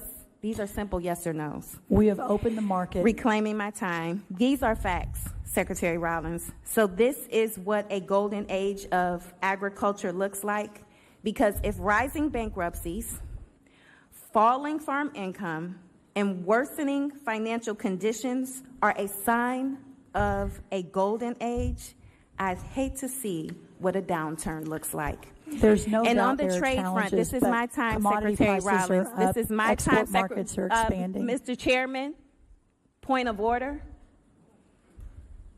And on the trade front, Again, the President, I would really appreciate. There's no Secretary reason to be Rollins, rude. this is my time. I know, this but could is we my ask in time. a Mr. genteel, Chairman, point of order. in a dignified manner? You be dignified and I'll be dignified, because this is my time. And when I ask a question, if it's a yes or no, I expect a yes or no answer. This is why the Secretary American people Rollins, don't like Congress. Respectfully. I'm so happy And on to the have a trade gentle front, the conversation President about this. recently defended his Beijing bailout, supporting Chinese ownership of U.S. farmland by stating, and I quote, "You want to see farm prices drop? You want to see farmers lose a lot of money? Just take that out of the market." Another easy yes or no question. Madam Secretary, do you agree with the President that China should own our farmland? China is a massive threat to America. The President has recognized this over and over again. We have to protect American farmland. Thank you. Madam Secretary, I'd like to turn to another example where I think there is a significant gap between the story this administration is telling and the reality Americans are experiencing. Recently, you described it as good news that roughly 4.5 million people have been, quoted, moved off SNAP. Now, if those families were leaving SNAP because of wages were rising and people no longer needed assistance, I think we'd all celebrate that. But that's not what's happening. The reality is that 4.5 million people were kicked off the program to pay for tax cuts for the wealthy through H.R. 1. Families and children are not leaving the SNAP program because they're doing better. They're being forced off because of eligibility changes, new administrative barriers, and states preparing for the enormous cost shifts that they know is coming. And you know this. So I'm really struggling to understand why you think pulling the rug out from under children, seniors, veterans, and families that have fallen on hard times, good news. Can you explain why Americans should view losing access to food assistance as good news when grocery prices remain high and food insecurity continues to affect families across this country? Yes, ma'am. I would love to explain. Thank you. So SNAP increased 40% under the last administration. The amount of fraud, as I mentioned, in the red states, 200,000 dead people. Reclaiming my time. I mean, this is really part of a disturbing pattern here. Farm bankruptcies are at a record high, but the President is saying that it's a golden age. Madam Secretary, millions of Americans are going hungry, and you're saying it's a success story. The administration keeps pointing to numbers it wants Americans to see. But families, farmers, and rural communities are living with consequences of the numbers you don't want to talk about. I really, really hope you can get your facts straight before January of next year. We have more exports. We have everything is in better shape. I just don't think you want more people to work. I think that you want more people on government programs and not working. It's remarkable. Gentleman's time has expired. Now recognize the gentleman from Illinois, Mr. Boss, for 5 Thank minutes. you, Mr. Chairman. Secretary Rollins, thank you for being here. And I'm going to try to be civil and actually ask questions, and you can actually answer them. How about that? Thank you so much. Over the last decade, we've seen, time and time again, the solar panel companies coming into rural areas to purchase our least prime farmland, offering farmers money they can't refuse and taking land out of production. And look, I don't blame the farmers for taking the money, and I'll be the last person to tell anyone what they can do with their land. But just a few months ago, we had a proposed project pop up, and we have had many of these, but this is one in my southern counties that would cover 5,200 acres of prime farmland and take it out of production. Mm-hmm. And that's why that I proudly put into the Farm Bill the Solar Act in 2026. It establishes guidelines for USDA funding for solar panel projects and ensures that local communities have a say in that process, because I believe the federal government should not be using taxpayer dollars to incentivize and or subsidize taking our best land out of production. Secretary Rollins, do you agree with that policy? I agree 100%. Thank you. And we're implementing it at USDA every day. As of December 2024, foreign investors held an interest in over 45 million acres of U.S. ag land. Much of that is China. Mm-hmm. In my district alone, there was more than 73,000 acres owned by foreign entities, and some in particular concerned with foreign investment near our military-based installations like Scott Air Force Base in my district, that's the headquarters for the U.S. Transportation Command. The USDA has taken several steps to modernize the reporting system through the National Farm Security Action Plan. Secretary Rollins, can you outline how the USDA Action Plan will secure those projects for American farmland? The existential issue that we're facing, and it is China, but it's also just foreign-owned farmland. China went from 2,000 acres in 1983 to almost 300,000 acres last year. That is part of a 45 million foreign-owned farmland acre number, which is astounding.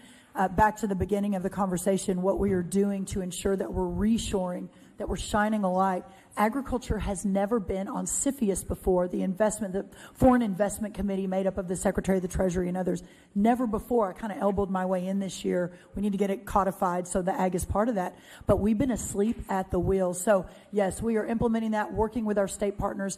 Listen, the states are the guardians at the gate. Arkansas, Sarah Sanders, North Dakota, Nebraska, they've already made major moves in this arena. Some of them are beginning to claw back, and that's the model. That's where we need to go. So, as you know, the high cost of inputs have just crushed our agriculture industry. While many products or producers have completely planted this season already for buying inputs and they have to get it done right away, how's the department working to address the input costs? When we took over, obviously it was a perfect storm a year and 4 months ago. The agricultural trade surplus that we left in early 2021, we came back 4 years, had become a $50 billion agricultural trade deficit. Not one new trade deal. You combine that, to your question, with the average cost of inputs for our farmers increased 40% under the last administration. Interest rate 73%, labor 48%, fertilizer 36%. These are average numbers. Fuel 26%. All of that is coming down. Now, obviously, this Iranian conflict has caused a blip in that effort. We've seen nitrogen fertilizer increase 40%. We are reshoring and onshoring fertilizer in this country. I'll be breaking ground on what will be the largest ammonia plant in the world in Louisiana in about 3 weeks. We moved that from permit immediately. We have 90 other fertilizer plants going in around the country. For the short term, waiving the Jones Act, waiving some DEF requirements. Would love to get all of DEF waived, but that's over at Lee Zeldin. Opening up lines from Venezuela and other places, ensuring that our farmers have the fertilizer that they need right now. But for the long term, we will solve this, and we will reshore fertilizer in America so we don't depend on China. Thank you for your answering the questions. Let me tell you that quite often around here we get a situation where many questions are asked, not seeking an answer, just seeking a show. Mm-hmm. And I appreciate the fact that you can answer the questions straight out. We know what was in there that with the SNAP program and how successfully it is working. I want to thank you for removing the fraud that you are. Thank you. Thank you, sir. Yield back. Thank you. Gentleman's time has expired. Now recognize the gentlelady from Kansas, Ms. Davis, for 5 minutes. Thank you, Chairman, to you and to our ranking member for holding this hearing. I continue to hear from Kansas farmers and ranchers who feel like they are getting hit from every single direction. Fertilizer prices are up 30% following the president's initiation with conflict with Iran. Reckless tariff policies have added even more uncertainty, contributing to $28 billion in losses over the last crop year. Last year, farm bankruptcies in the Midwest rose by 70%. And while farmers are struggling to stay afloat, families are feeling it at the grocery store. Americans paid an average of $310 more for groceries in 2025 than they did the year before. When farmers are hurting, it doesn't stay on the farm. It affects food prices, local businesses, and the entire country and our rural communities. And that's exactly why farmers need a Department of Agriculture that they can count on. Instead, we have seen significant staffing cuts across the board. Meanwhile, as of yesterday, the new world screwworm is now present in the United States. The screwworm is a flesh-eating parasite that can devastate livestock herds, threaten ranchers' livelihoods, and ultimately drive up grocery prices even further. This is absolutely a significant threat to the American cattle industry and has the potential to further raise beef prices at the grocery store. Cattle is a $15 billion industry in Kansas. The Economic Research Service has estimated that an isolated outbreak would cost producers $732 million per year and cause $1.8 billion in losses. Yesterday, when confirming the New World Screwworm case in Texas, I have to say I was struck by your use of the phrase "as expected" in the USDA post on X. I know there were projections on timing, which were referenced in your opening statements, but from talking to Kansans, I can say that ranchers don't care that it's expected. They want to know what's being done to prevent. And so my first question, if you could briefly answer, because I do want to get to my next point, why should Kansas ranchers and consumers facing high beef prices have confidence that the USDA has this under control? Yeah, I appreciate that. By the way, I appreciate you flagging that as expected. I was actually referring to the post right below it, where a couple hours before I had said it looks like this could be, but we need to confirm. So I was actually not saying we expected it. I appreciate that clarification. Yeah. Well, I probably need to be a little more careful with my language, so that's a good flag. What I will say is this is a problem that our country faced in the 50s and 60s, and we beat it. We beat it all the way back to South America. There was a biological wall with Panama. It had not breached for decades and decades under the illicit cartel movement of cattle in those countries to the north, along with the open border policies. We saw a massive breach over beginning 2021, where it began to move up and into Mexico. It got to Mexico in 2023. When we got here in 2024, to your point, the models predicted that it would be on our side of the border. Nothing could stop it. By last summer, we deployed a significant amount of resources and personnel into Mexico as well as to South Texas, where the real threat is, almost immediately, while breaking ground and building the facilities that will produce the sterile flies. That's how we beat it in the 50s and 60s. That's how we'll beat it again. The challenge is we need about 400 to 500 million flies a week to push it back. And we had gotten to the point, because no one thought it was going to be a threat again, that we were only producing 100 million a week, and that's down in Panama. So that's what we're working to solve for right now. I was on the phone most of last night and through the night with the ranchers in South Texas. We do not believe this will be an infestation. We'll be able to isolate each case. We've had a year to prepare because we pushed it off a bit, and we've got the teams on the ground ready to go. Thank you. And that actually is a great segue in terms of the work that USDA is already doing to ramp up the sterile fly production and dispersal. I have concerns about the staffing cuts at the Animal and Plant Health Inspection Service. For folks watching on C-SPAN, that's also APHIS. And at a time when producers are counting on the USDA to detect and contain outbreaks as quickly as possible, I'm concerned that staffing reductions can make that job harder. Can you speak to how many fewer scientists you have working at APHIS now as compared to 2024? We have had no compromise in our ability to react and to research and to make sure we have the best scientists and data on the field. As far as the specific numbers, I will get back to you on that because I don't want to misquote it, but we have made that a priority. And in fact, last year, I think the initial round of budget suggestions from the White House in the budget included those cuts, and eventually we changed that so there was no cut to the actual research side of the national security issue, which is animal pest and health. Okay, thank you so much. I appreciate. We'll follow up. Thank you, Mr. Chairman. I yield back. Expired. Now recognize the gentleman from Tennessee, Dr. Desjardins, for 5 minutes. Thank you, Chairman. Madam Secretary, I too would like to thank you for coming with answers, not excuses, or I'll get back to yous. Your agency recently published a preliminary report analyzing SNAP participant data from 29 state agencies. Across these 29 states, the department found nearly 450,000 cases of dummy Social Security numbers, 26,333 cases of no Social Security number, and 185,986 cases of deceased individuals receiving SNAP. State agencies are already required to collect and verify SNAP applicants' Social Security numbers and run checks with Social Security death master files. What is your department doing to improve oversight and ensure these states are complying with the law?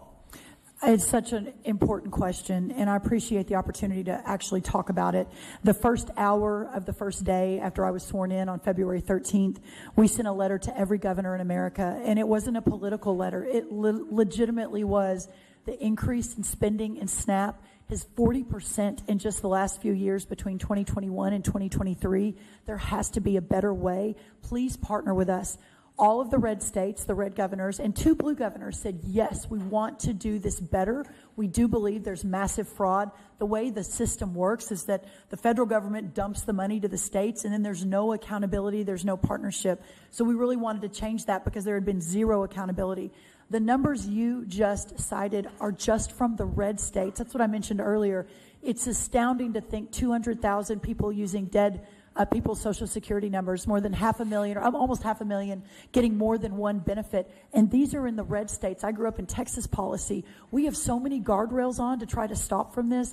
So the blue states, most of them sued us, didn't want to share the data, even though these are federal tax dollars. And we'll continue to root it out. The Vice President is leading the way, but the American taxpayer expects us to spend their dollar to make sure that we're focusing on those that really need it, and people aren't buying Ferraris and living in fancy houses and milking off the taxpayer. Thank you. And for years, for the last 4 or 5 years, I have asked questions about non-citizens receiving SNAPs. I basically get mocked by my colleagues that this is not possible, that it's very rare, despite there being 11 exceptions, one of them being if you're 18 or under, you automatically qualify. If you seek asylum and get it, you automatically qualify, and I can go on, you know the list of all the things that are there. And yet, these concerns of mine were dismissed as unfounded, yet USDA data now show that in fiscal year 2022, approximately 1.5 million non-citizens received SNAP benefits, totaling $4.2 billion in payouts. And I'll remind you all that 2022, the border was still wide open for an additional 2 years, and so I'm sure that number is going to be revised. So the question is, given the program's eligibility restrictions, how did so many non-citizens qualify for benefits, and how many may have received them improperly, and what steps is USDA taking to ensure taxpayer-funded assistance is reserved for those who are legally eligible? Of the 4.3 million that we have moved off of SNAP, whether it's through better jobs, better pay, through stricter eligibility, our best numbers show that a significant, probably more than 30% of that 4.3 million were illegal aliens. And so again, that was one of the first steps we took to try to clamp down. But again, the challenge is the blue states will not partner with us to try to get back to where we need to be, and that's taxpayer funding American citizens. But we're on it. We're in litigation on that right now. I believe we'll be successful, and we'll get to the point where we can ensure that those that are receiving the dollars need it, are worthy and are American citizens. And again, I praise you because you've done more since you've taken office than I've seen done in the last. Well, I've been on this committee for 16 years. Thank you. And I just want to put in a public service message that Republicans are not against SNAP. We are That's for right. SNAP. We are for feeding the needy. But when you write a farm bill for 5 years, you need to know what it costs. You need to know where it's going. And you need to, I think most everyone can agree that American citizens should be taken care of first, and then we figure out ways, how we deal with the others. But I'm just very grateful that you've acknowledged this. You've come to us with answers. You're coming to us with statistics. And I just can't thank you enough for all the work that you're doing. So keep up the good work. Thank and you. I yield back. Thank you so much. Would gentlemen yield? The gentleman would yield. I just wanted to share with my friends, because I've heard a lot of blame on the Trump administration for causing the economic challenges that we all acknowledge that our farmers are facing. I want to remind all my colleagues, it was in December of 2024, that was the last administration where this committee was very influential in getting that first $10 billion in economic harm assistance. Economic harm was well documented. It had occurred. And I'm not pointing fingers at administrations, but there are some on this committee that will want to do that for whatever purpose. The economic harm started under the last administration because it was in December of 2024 that we achieved that first $10 billion, which was a historical first, actually. Yeah. With that, pleased to recognize the gentlelady from Oregon, Ms. Salinas, for 5 minutes. Thank you. Thank you, Mr. Chair, and thank you, ranking member, and good morning, Madam Secretary. Thank you for being here. I really want to just get across the harm and the despair that my growers are feeling in the Willamette Valley of Oregon. And you know this. They're getting squeezed, low crop prices, high input costs, and a trade war that has decimated our export markets. And I wish I didn't have to blame this administration, but I do, and this Congress. On top of all that, prices of urea, major nitrogen fertilizer, have gone up 30% since the war in Iran began. That's over $250 more per ton. And thank you for your comments about the Louisiana plant. I think that's great. Are you aware that roughly just a yes or no answer, are you aware that roughly 30% of the world's fertilizers move through the Strait of Hormuz? Oh, the yes and no's are so hard. Yes, but little of that comes to America. However, the reason the price has increased is because so many other countries use it through the strait, and that's caused the prices to go up. Okay. And I'm sure, again, yes or no, are you aware that fertilizer prices have risen sharply since the war in Iran began? For nitrogen, yes. For some of the others, no, but for nitrogen, yes. Okay, so what advice did you give the president on the agricultural implications before strikes on Iran began? Thank you for not yes and no. Very quickly, though, because I know you have more questions. The president is acutely aware of the farm economy. It is why he's fighting so hard for these 19 new trade deals, a 40% decrease in the ag deficit. We're going to have record-breaking exports this year, had some record-breaking last year. The inputs we inherited, and even though the fertilizer's high after the Iranian conflict, it will go back down, but that actually doesn't even reach nearly the peak of the increase of the cost of fertilizer in the last administration for other reasons as well. So this is a long-running problem with fertilizer, why the onshoring is so important. But did you give the president any advice before he struck Iran on the impact to American agriculture? I am constantly talking to this president. I have to believe, we laugh that there's been more conversation about fertilizer, screwworm, and soybeans in this Oval Office than perhaps any Oval Office ever in the history. He is aware and has talked about the short-term challenges to make sure that America is safe for the long term. Okay, my growers, and I think American growers, are really feeling the impact. If you haven't seen the Farmer and Rancher Policy Sentiment Survey, I just want to read some of the most striking findings, and this is 1,000 growers across 44 states. Input costs are crushing American farmers. 78% of farmers name machinery and input costs, fertilizer, fuel, seed, chemicals, among the top 3 challenges facing their operation. This goes back to the war in Iran. It's hitting farmers in the wallet. Another concern, 94% of farmers say the war with Iran is impacting their business by raising fertilizer costs, energy costs, or both. Are you aware that diesel prices in Oregon are over $6 a gallon right now and are really harming my farmers?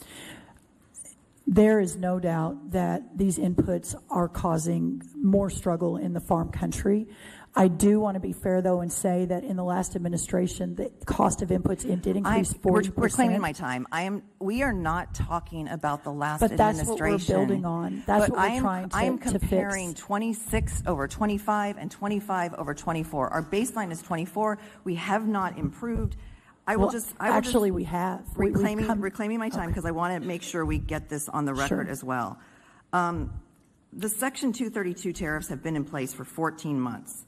And I just read that President Trump has lowered those tariffs on tractors, combines, and other farm equipment to 15% from 25% as part of the Section 232 tariffs.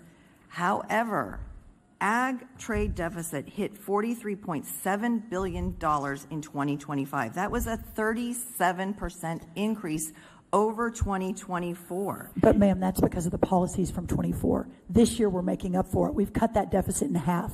We're going to have record export in 25. And China's retaliatory tariffs reduced ag exports by $14.9 billion in a single year. And we have a promise from China to purchase more soybeans in the future. That is not flying with my farmers right now. A hollow promise from China. My grass seed losses in Oregon are big, and we cannot continue to afford this.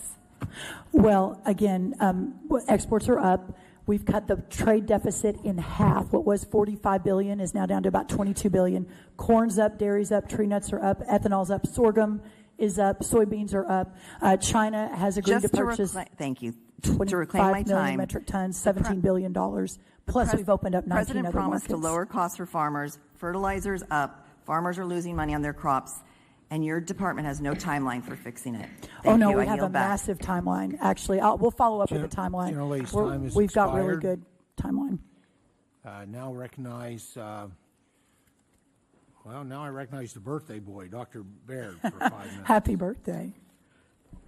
Thank you, Mr. Chairman and Ranking Member, and thank you, Madam Secretary, for being here and for all that you do with the programs through the USDA to help our farmers and ranchers as well as the agricultural industry. And our constituents really appreciated you coming to the great Hoosier state, so we thank you for that. And we also thank you for some of the programs that you've been able to enhance and improve on.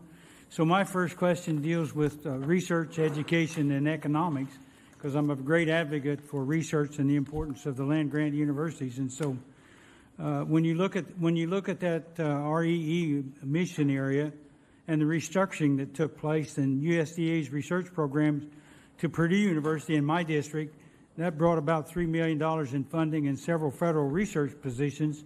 So I want to thank you for the work in that area as well, that we very much appreciated.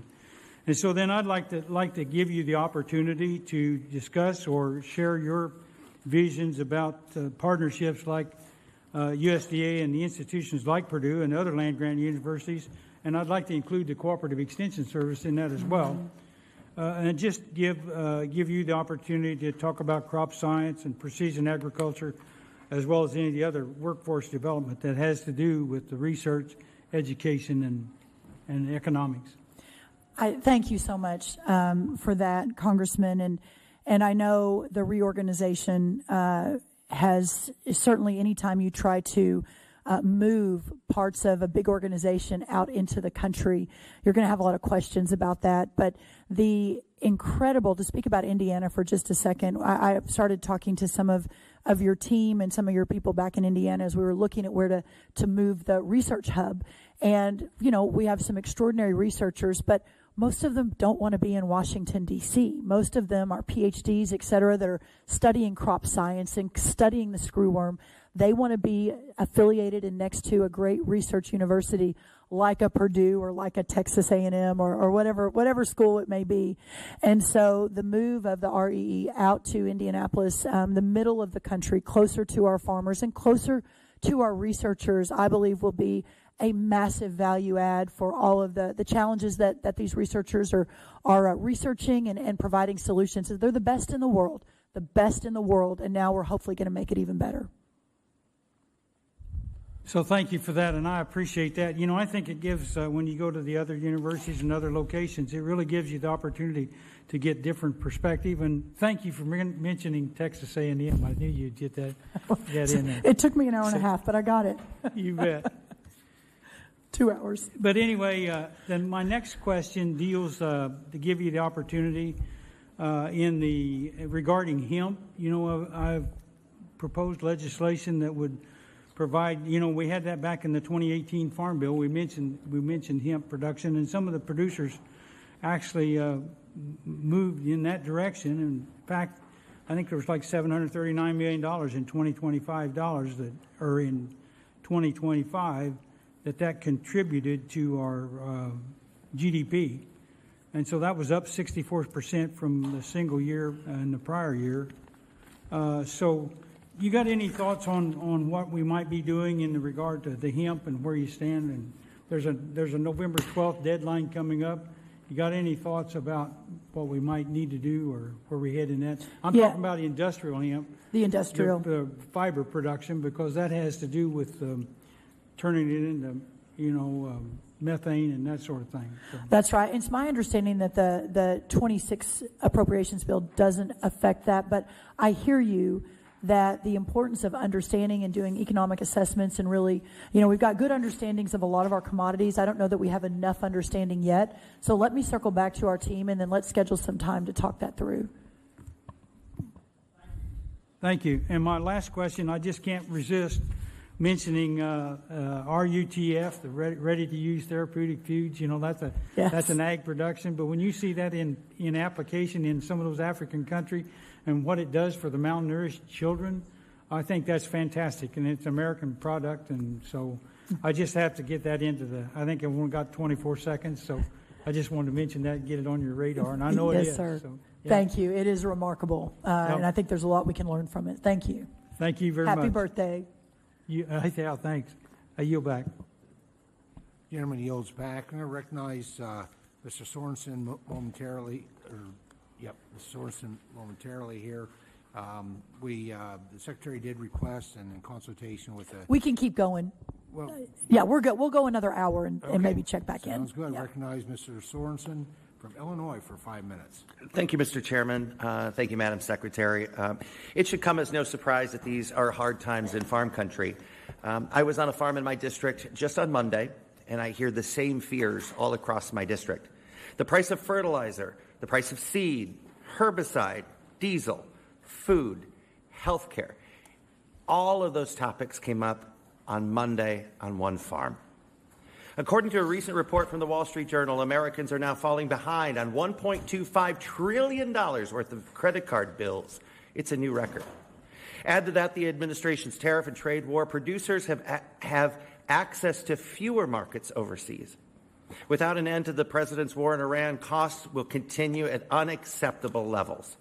And with the cost of diesel, it's only a matter of time before our groceries become more unaffordable, which goes against President Trump's promise when he sought the office in 2024.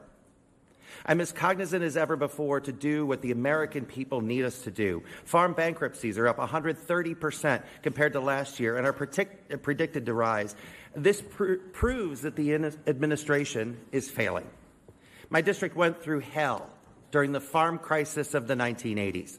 In some places in the Quad Cities, we haven't even recovered, and yet there is a risk of another farm crisis that is rising on your watch. This has nothing to do with either side of the aisle. It's about identifying a problem and doing what's right to find solutions. So, Madam Secretary, do you believe that farmers are better under your administration than they were 2 years ago? Well, yes, I do, because of the 19 new markets that have been opened up, I record-breaking exports that are coming. Do you believe it's time? Is a yes or no question. Do you believe it's time for the United States Department of Agriculture to course correct to prevent a future farm crisis? Yes or no? Well, of course, everything we do every day is to do that. Yes, Great. Thank you. Farmers are paying through the roof for essential inputs like nitrogen and phosphorus, and you just talked about this with my colleague from Oregon. On Monday, I heard from farmers that anhydrous ammonia was once $300 a ton, and now it's $1,300. With the war in Iran, there's no telling how high these prices could go, let alone diesel costs. The White House has said that this is just a blip. Do you believe the administration has done a satisfactory job helping struggling farmers? Yes or no? I do believe, there's no doubt they're struggling, but I do believe that, yes, they know that we're fighting for them every day. The bankruptcy numbers, every farm we lose is heartbreaking. We've gone from, out of 1.8 million farmers, about 315 have filed for that, which is a lower 10-year average than normal. What else is heartbreaking is the fact that the farmers didn't ask for the global trade destabilization that this administration has done. We are not doing enough to keep farmers afloat. Actually, we've cut the agricultural trade deficit in half in 1 year. Nitrogen inputs for fertilizer up 40%. Phosphorus prices are up around 24%. Do you believe that we should have more homegrown, made-in-America fertilizer? Yes or no?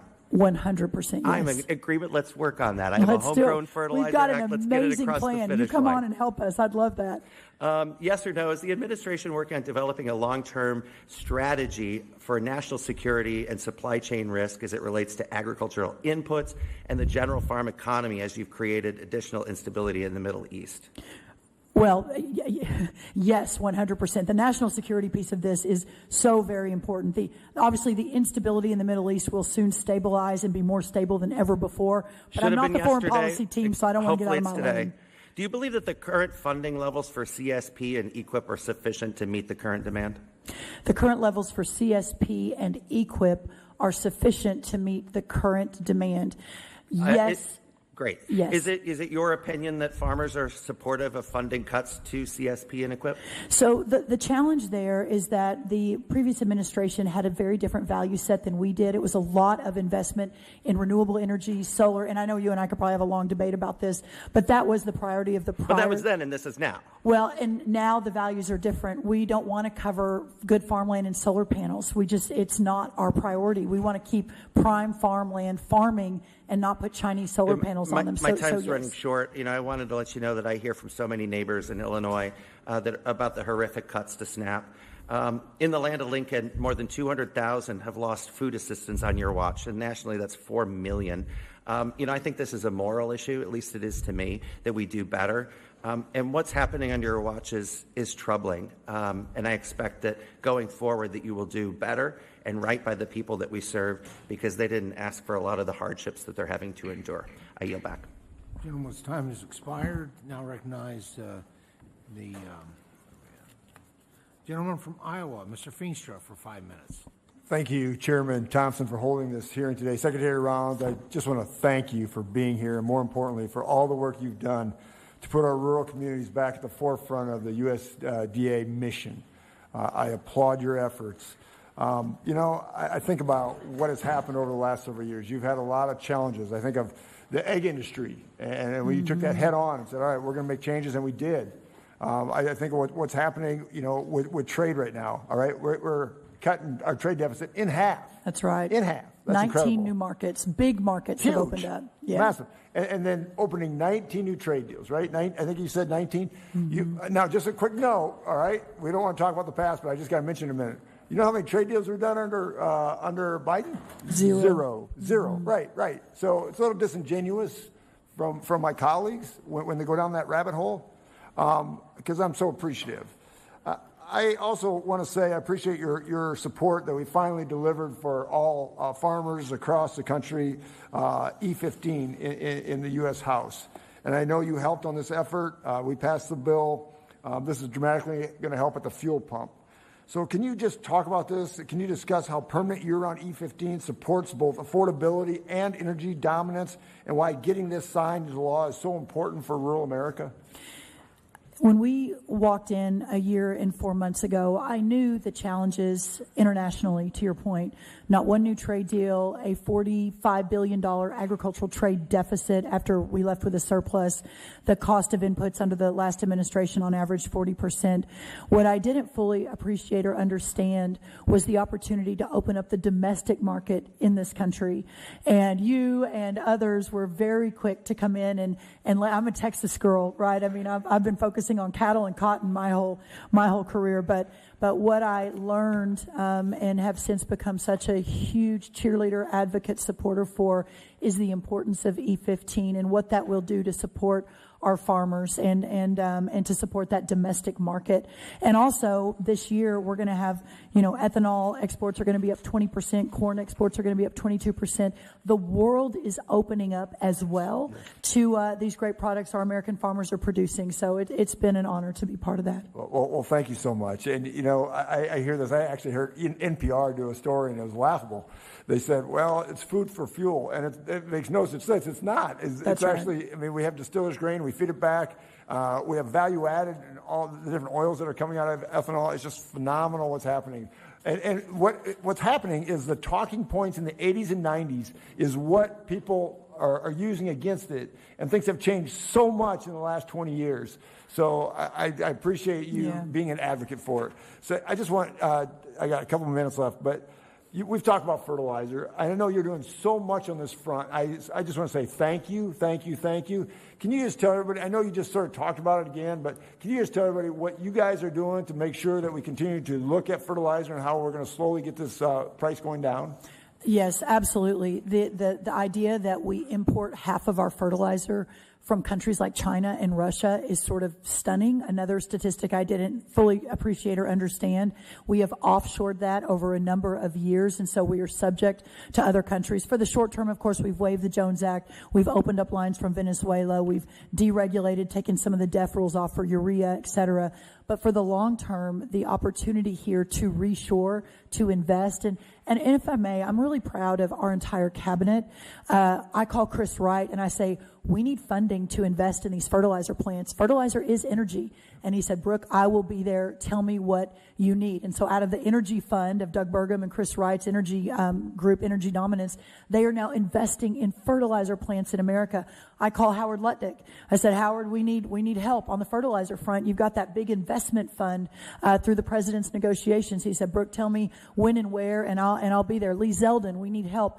And I think that is a real testament to our cabinet and to this administration, that agriculture is not in a silo. We are working across the entire administration, all the way from the top, the Oval Office, to do everything we can to solve a lot of these massive challenges. Yeah, I just thank you. I know you're all over it. The cabinet's all over it, and I'm so grateful. Thank you so much. I yield back. Thank you so much. We're working so hard. Thank you. Gentleman yields back. Now recognize the gentleman from New Mexico, Mr. Vasquez, for 5 minutes.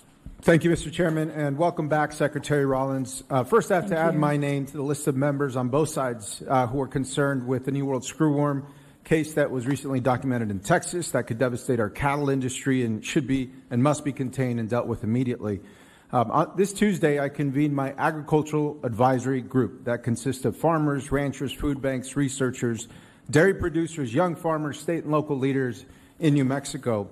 I created this group about 3 years ago to ensure that from farm to table, New Mexico has a voice on this committee and has a voice in Congress. And so this week, I asked members of that committee, if you had a chance to ask Secretary Rollins a question, what would that question be? And so today I'll be asking you some of those questions.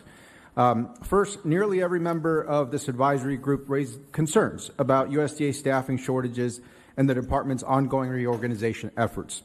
They told me that local FSA and NRCS offices are already stretched thin. They're making it harder for producers to access contracts, disaster assistance, conservation programs, and technical support.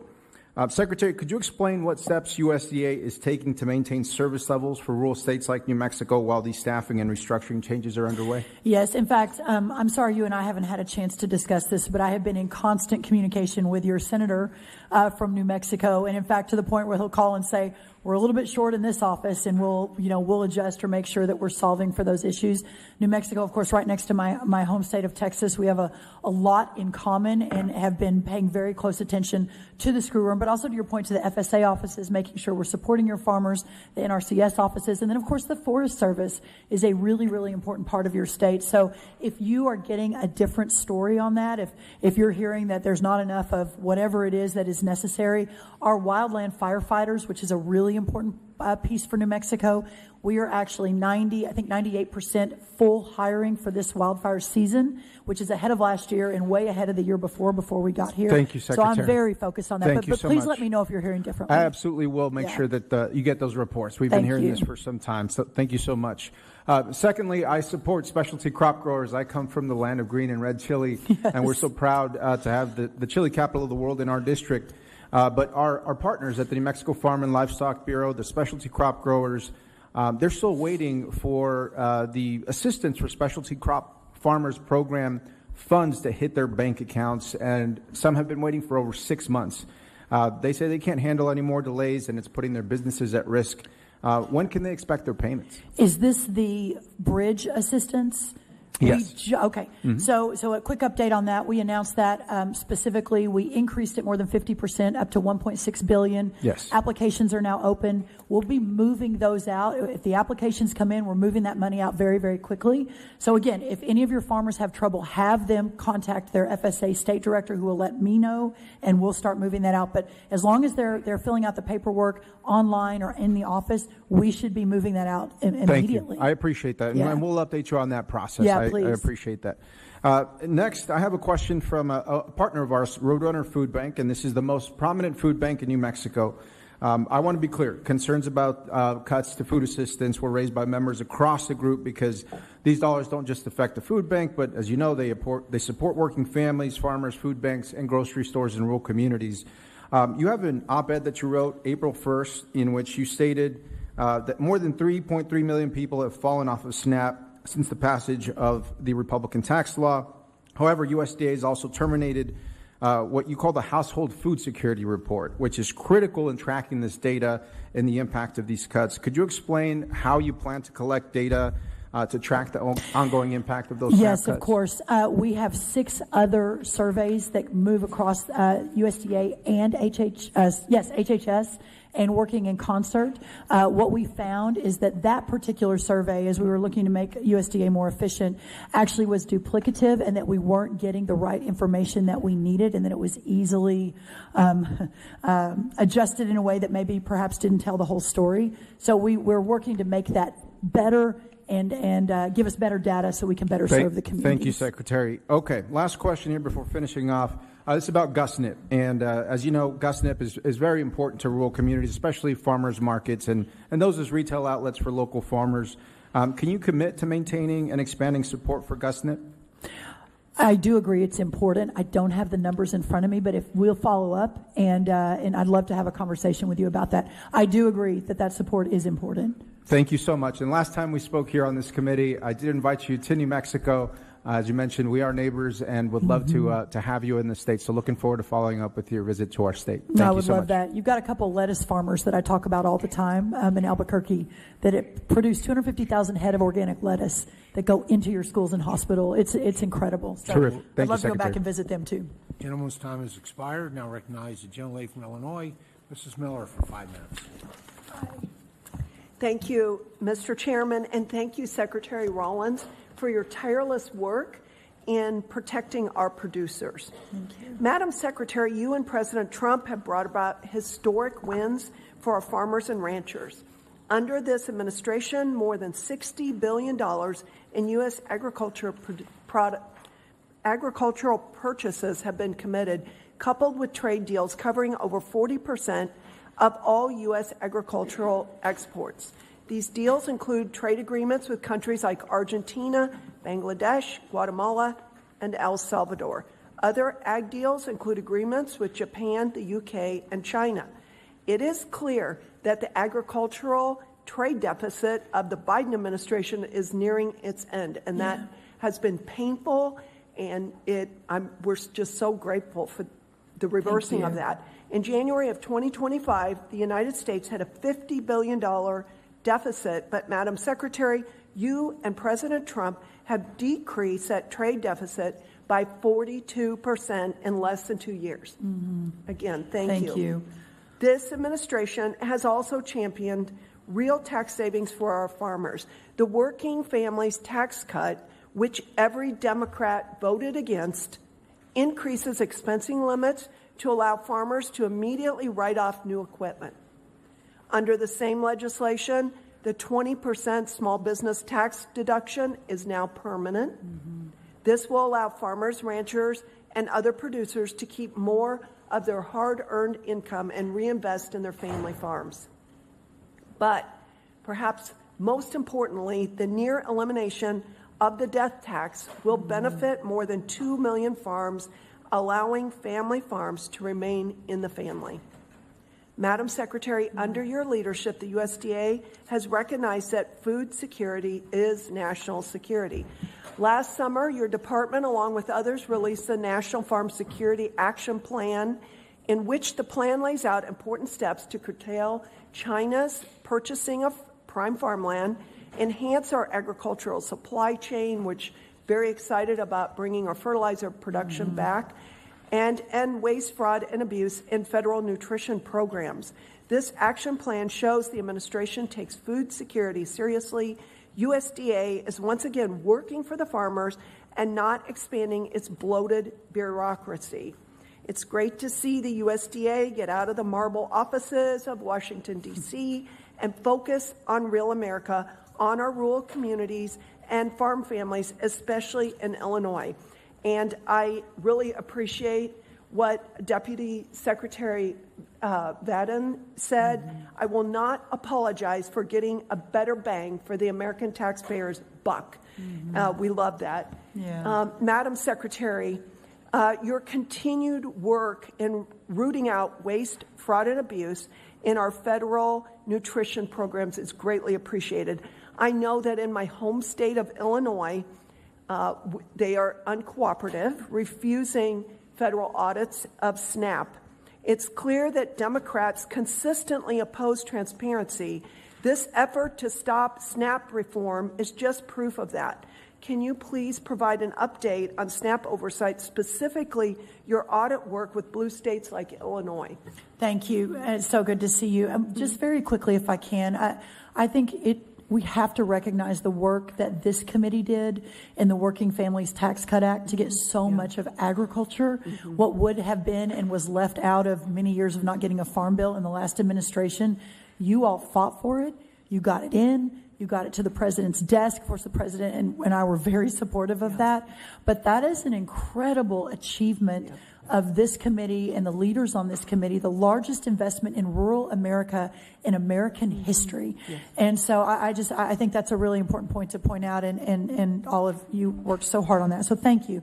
On the food stamp, the SNAP piece of that, again, it has been a big mover in the news. The first hour of my first day sworn in at USDA, we sent a letter to every governor in America asking them to partner with us, that the American people, but also the people that deserved those programs and participated in those programs, deserved better.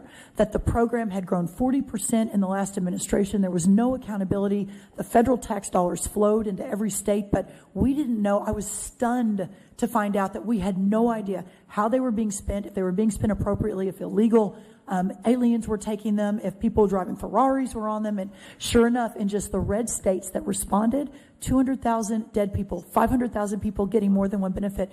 And these are the red states. Imagine when we get through litigation and we finally get the data from California, New York, and your state, what we're going to find. Yeah. Well, we're looking forward to it. Thank you so much. Thank you, Congressman. I think I now recognize the gentlewoman from Illinois, Ms. Buzinski, for 5 minutes. Thank you, Mr. Chairman, and thank you, Ranking Member Craig, and thank you, Secretary Rollins, for being here today. I do appreciate that. I represent the 13th District in Illinois and Central and Southern Illinois, and what I hear a lot from farmers is around issues of uncertainty, specifically around FSA, REAP grants, some of the agricultural research initiatives that some of that funding appears to be frozen. So I wanted to kind of take those kind of line by line. Sure. FSA, I really appreciate what you said. No offices are closing. That's really important because you know the importance of FSA as that like real direct line to our growers. We have heard, though, that about 25% of the staff have been lost under FSA. So obviously you have the offices, but you need the staff. And so I just would be curious. I wanted to mention that I also understand USDA has pointed to the One Farmer, One File initiative as a way to streamline information and improve service. And I appreciate the goal behind that effort. But at the end of the day, a streamlined file doesn't help much if there isn't enough staff in the office, as I mentioned. So what specific steps is USDA taking through this reorganization plan to rebuild staffing capacity, in particular at the FSA offices? So the FSA offices continue to be a priority for USDA, making sure that our farmers have what they need. But the One Farmer, One File, to be clear, before we had it, we had about 5,000 applications come through, and we responded in person through FSA anywhere between a month and 2 months, sometimes hopefully quicker, but that was it. When we released One Farmer, One File with one of the programs last year, we had 57,000 farmers within 5 days receive their funding. Mm-hmm. So including myself, I'm in my 50s. My age farmer and older probably isn't that excited about getting on their phone mm-hmm. and responding, but the younger farmers are really taking advantage of it. Having said that, we really, I think you and I would agree, fully realize it will never take the place of the FSA offices, and making sure those are staffed appropriately and they have the resources to respond to the farmers quickly is one of my top priorities, and we continue to work state by state to ensure that. If you're hearing differently, would you just let me know personally? Okay. Thank you. I wanted to shift gears to REAP in particular. Illinois farmers and rural small businesses who applied for REAP grants in good faith, some of whom have already completed their projects. They're reporting to me they're now in limbo with no clarity around when and whether they're going to be reimbursed. So I just am curious from the USDA perspective, it seems like some of these grants have been withheld from farmers and small businesses, in particular in Illinois and across the country, who really did apply in good faith for these dollars, right? Mm-hmm. So specifically, do you know how many Illinois applicants are currently in the backlog? What is the department's target date for completing the regulatory update? And will farmers who already submitted applications be required to reapply, or will their prior submissions be honored? So if there were contracts signed, that's a different category than yes. A lot of them, there were no contracts signed, and they came very quickly at the end of the last administration. And I know I mentioned this before, but so much of the Biden USDA REAP was really focused on solar panels on mm-hmm. farmland, and our administration just has a different value set. We want everyone to reapply. If in fact, so about 83% of the applications that are in limbo were focused on solar panels, Chinese solar panels on the farmland. We haven't completely said no to solar. We can put it on your barn. Mm-hmm. You can put it on non-farmland and make sure it's American made. So that's what the recalibration that's happening mm-hmm. right now.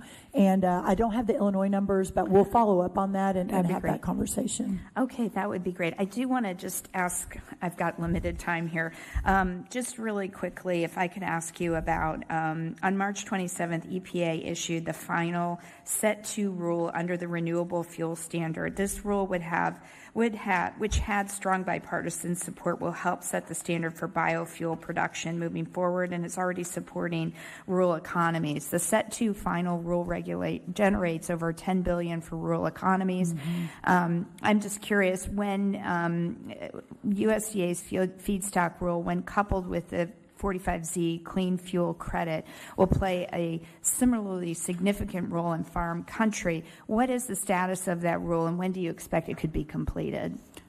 This summer. It's imminent. Okay, great. If I could squeeze in one more question. On AI farms. Very quickly. You're giving me time? Actually, just submit it for the record. We're out of time. Okay, thanks. I yield back. Thank you. Okay, thank you. Yeah. Thank you. I now recognize myself for 5 minutes. Secretary Rollins, thank you for being here today, and thank you for your leadership in supporting farmers, ranchers, and ag producers across America. It was an honor to have you visit the big 1st District of Kansas days after you were confirmed last February. In one of my first ever meetings with President Trump in the Oval Office, I distinctly remember him telling me of his love for American farmers, and I know that you share that same mm-hmm. passion. Over the last year, you and President Trump have led the way in supporting rural America, and I look forward to continuing to work with you as we continue to make agriculture great again. I also appreciate your previous comments this morning and all the work that you've been doing to fight New World Screwworm. We all know this is a all hands on deck moment, and appreciate your great leadership. Couple of quick questions. Last year, I introduced legislation to move back to USDA a program that is not only dear and dear to Kansas farmers, but also is vital to ag producers across the United States. The Food for Peace program has long supported American agriculture while also helping to feed millions of people around the world. It was originally housed within the USDA when it was created over 70 years ago, and my bill, which was included in H.R. 7567, the Farm, Food, and National Security Act, would return it back to its roots, ensuring its long-term sustainability. I appreciate your working with State Department to temporarily administer the Food for Peace program while the long-term solution is being worked out in the Senate. How is USDA currently administering the Food for Peace program? Well, I think we're very proud of the opportunity to administer the program. We believe that it is important, especially for our farmers, and you've been such a great advocate for that. Our Undersecretary, Luke Lindbergh, who we will soon lose to Rome, he's taking Cindy McCain's place if everything works out. We're really going to miss him, but he has been vital in making sure that transition has been smooth. It is our understanding, or my understanding, that that program has continued apace, and that we're doing it with a whole lot less employees. I think maybe from 300 employees at state down to about 30 at USDA, but without compromising the program itself. So if you hear differently, Congressman, please let me know, but I think we're very pleased with what's happening so far. Great, and I would agree with you. An incredibly important program for American agriculture. Good for our farmers, good for our shippers, and good for the mouths, that need those calories on the other end, of the world where this food goes. Mm-hmm. What thoughts do you have, Madam Secretary, on continuing to prioritize the procurement of U.S.-grown commodities and ready-to-use therapeutic food? Well, as I think we discussed just a little while ago, I mean, we haven't, it's funny, last year at this time, we spent a lot more time on making America healthy again. We haven't spent as much time. I think maybe the temperature has come down, and we realize that the Making America Healthy Again movement, along with agriculture, do go hand in hand. And while the primary beneficiaries will be the American citizen, and our children, that the almost as important, the beneficiaries will be our great farmers and ranchers, and the importance that they play in that. Of course, alongside so many of our farmers that produce great commodities that go to feed livestock around the world, or go into the fuel tanks here in America. There's an incredible balance there, and for me, being able to advocate and work the policy and to try to drive more markets, bigger markets, whether it's across the world or here in America, must continue. But I do believe when you put the Make America Healthy Again movement, and including cotton, we talked about not just eating but what we wear, layer on top of where we are in agriculture, I think that the opportunities abound ahead for us, and we've got to keep taking advantage of all of that. I could not agree more. Last question, Secretary Rollins. I appreciate you hosting a group of us 2 weeks ago to discuss the importance of increasing domestic fertilizer storage and competition so farmers have more choices to better access affordable inputs. As you know, fertilizer prices are one of the biggest pressure points facing our farmers right now in the struggling farm economy. Can you share with us some of the projects USDA is currently working on to deliver real solutions for farmers across America to decrease fertilizer prices and overall farm inputs? It's really national security, so I'll start there. The idea that we're relying on China and Russia and other countries to produce our fertilizer for this country, more than half of our fertilizer, should terrify all of us, and I think that's come sort of in the spotlight recently with the Middle East, and that will resolve itself soon. We'll get back to normal. But you were so great, and standing up there, not just with me, waving my hands about fertilizer, the fact that we had 4 cabinet secretaries there alongside me, leaders from both sides of Congress standing beside us.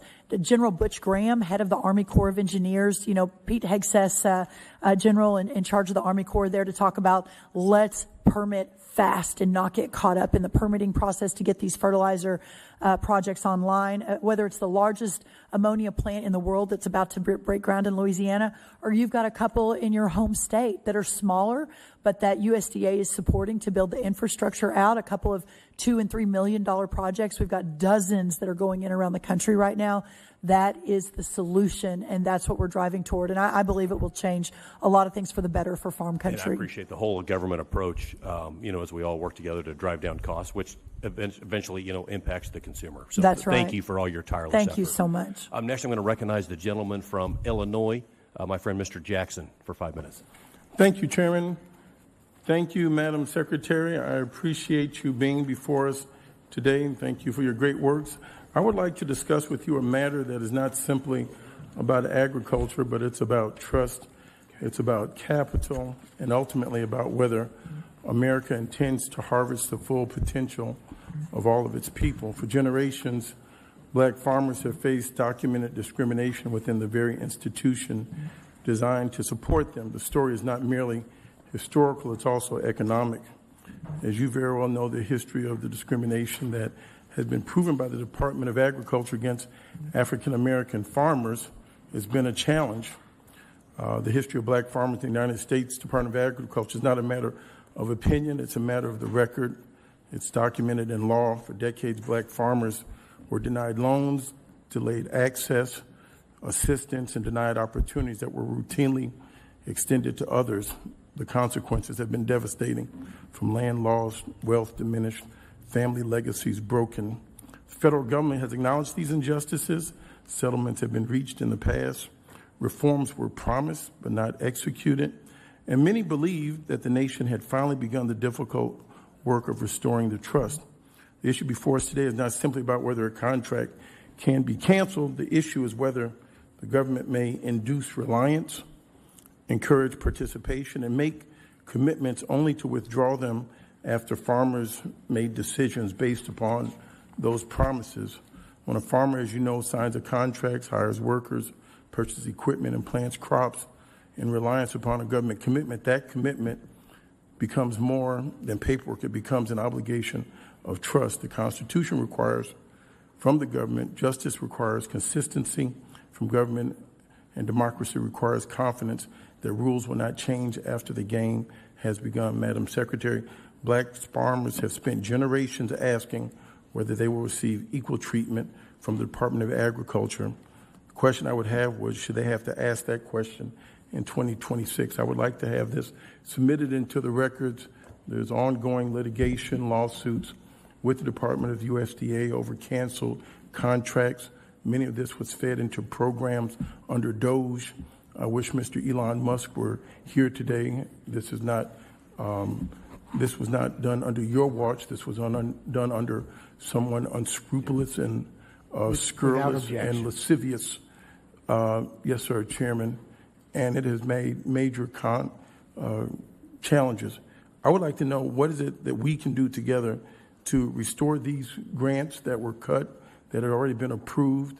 Many of the administrators that signed these contracts, that asked these farmers to put the language in them, still have their jobs, and the farmers are suffering.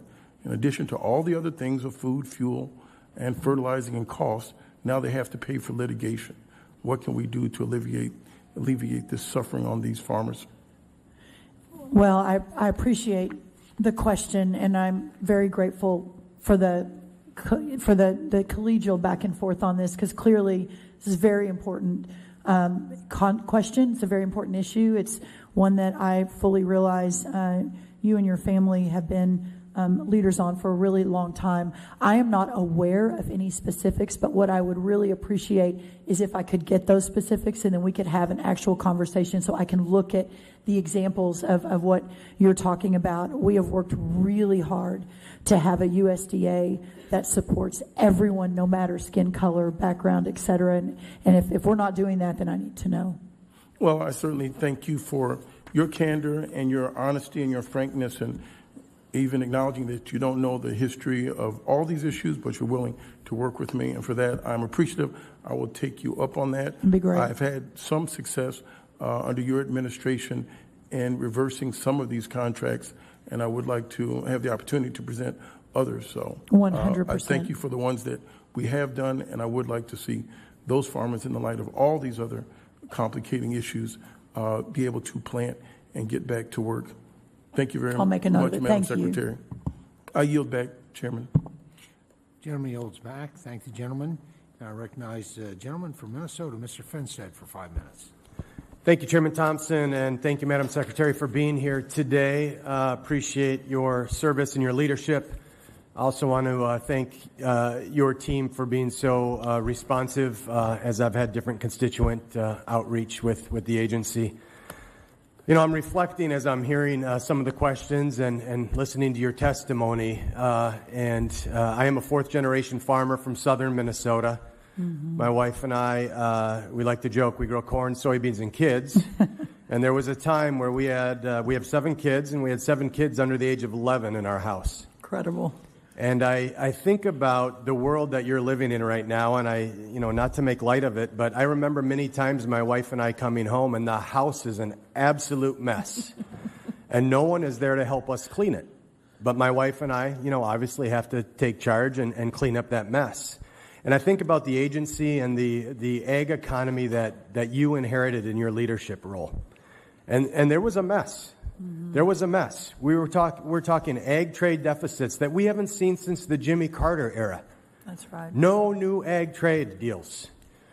Nutrition programs growing at rates that are completely unsustainable, as well as being littered with fraud. And I'm from Minnesota, and I can speak to the fraud issue. Mm-hmm. Record high inflation, record high input costs.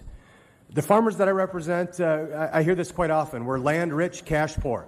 Mm-hmm. And the cash over the last 5 years has left the farm gate. And now we are sitting at this perfect storm where we have to figure out how the heck do we get out of it. Yeah. And so I really want to talk about the market side, because the farmers that I represent, and I just had a roundtable last week with farmers, and I heard it loud and clear. They do not want a government check. They want a market that produces a price that allows them the freedom to farm and run their small business the way they have for generations.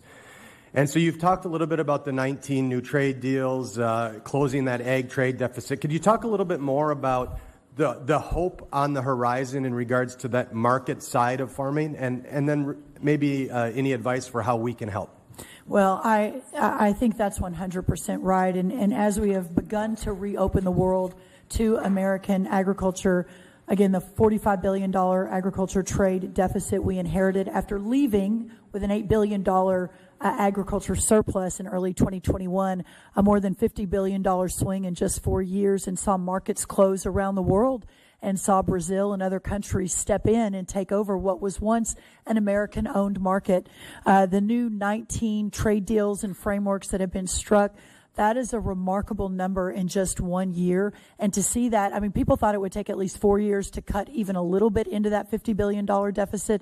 We've now cut it by 42% in just 1 year, according to the numbers, and are expecting to drop down into the low 20% after this year's numbers come in, and then hopefully get back to a surplus. What that means, the billions of dollars in market access that we lost between 21 and 24 are real. And so gaining those back, we're expecting record exports of corn this year, dairy this year, tree nuts this year, ethanol this year, fresh fruits and veggies are up. All of these are up, and that is, to your point, the farmers do not want to farm for a government check, but we've got to get them the markets to be able to sell these goods and try to begin to bring the cost of inputs down that skyrocketed under the last administration. So as I mentioned, I'm a fourth-generation farmer. My grandfather sold his soybeans in 1972 for $12.80 a bushel. Wow. And here I am as the fourth generation hoping and praying for 1972 prices for our soybeans. Well, today we're at $10.40, so we have a little ways to go, but you know that is the good news is we're up a little bit versus where we were over the last number of years. So I do believe the markets are going to open in significant ways. You know this. China has already agreed and is buying significant amount of soybeans, more than they even have said that they promised to do. And then in addition to that, on just that one deal, another $17 billion in agricultural purchases from China for America.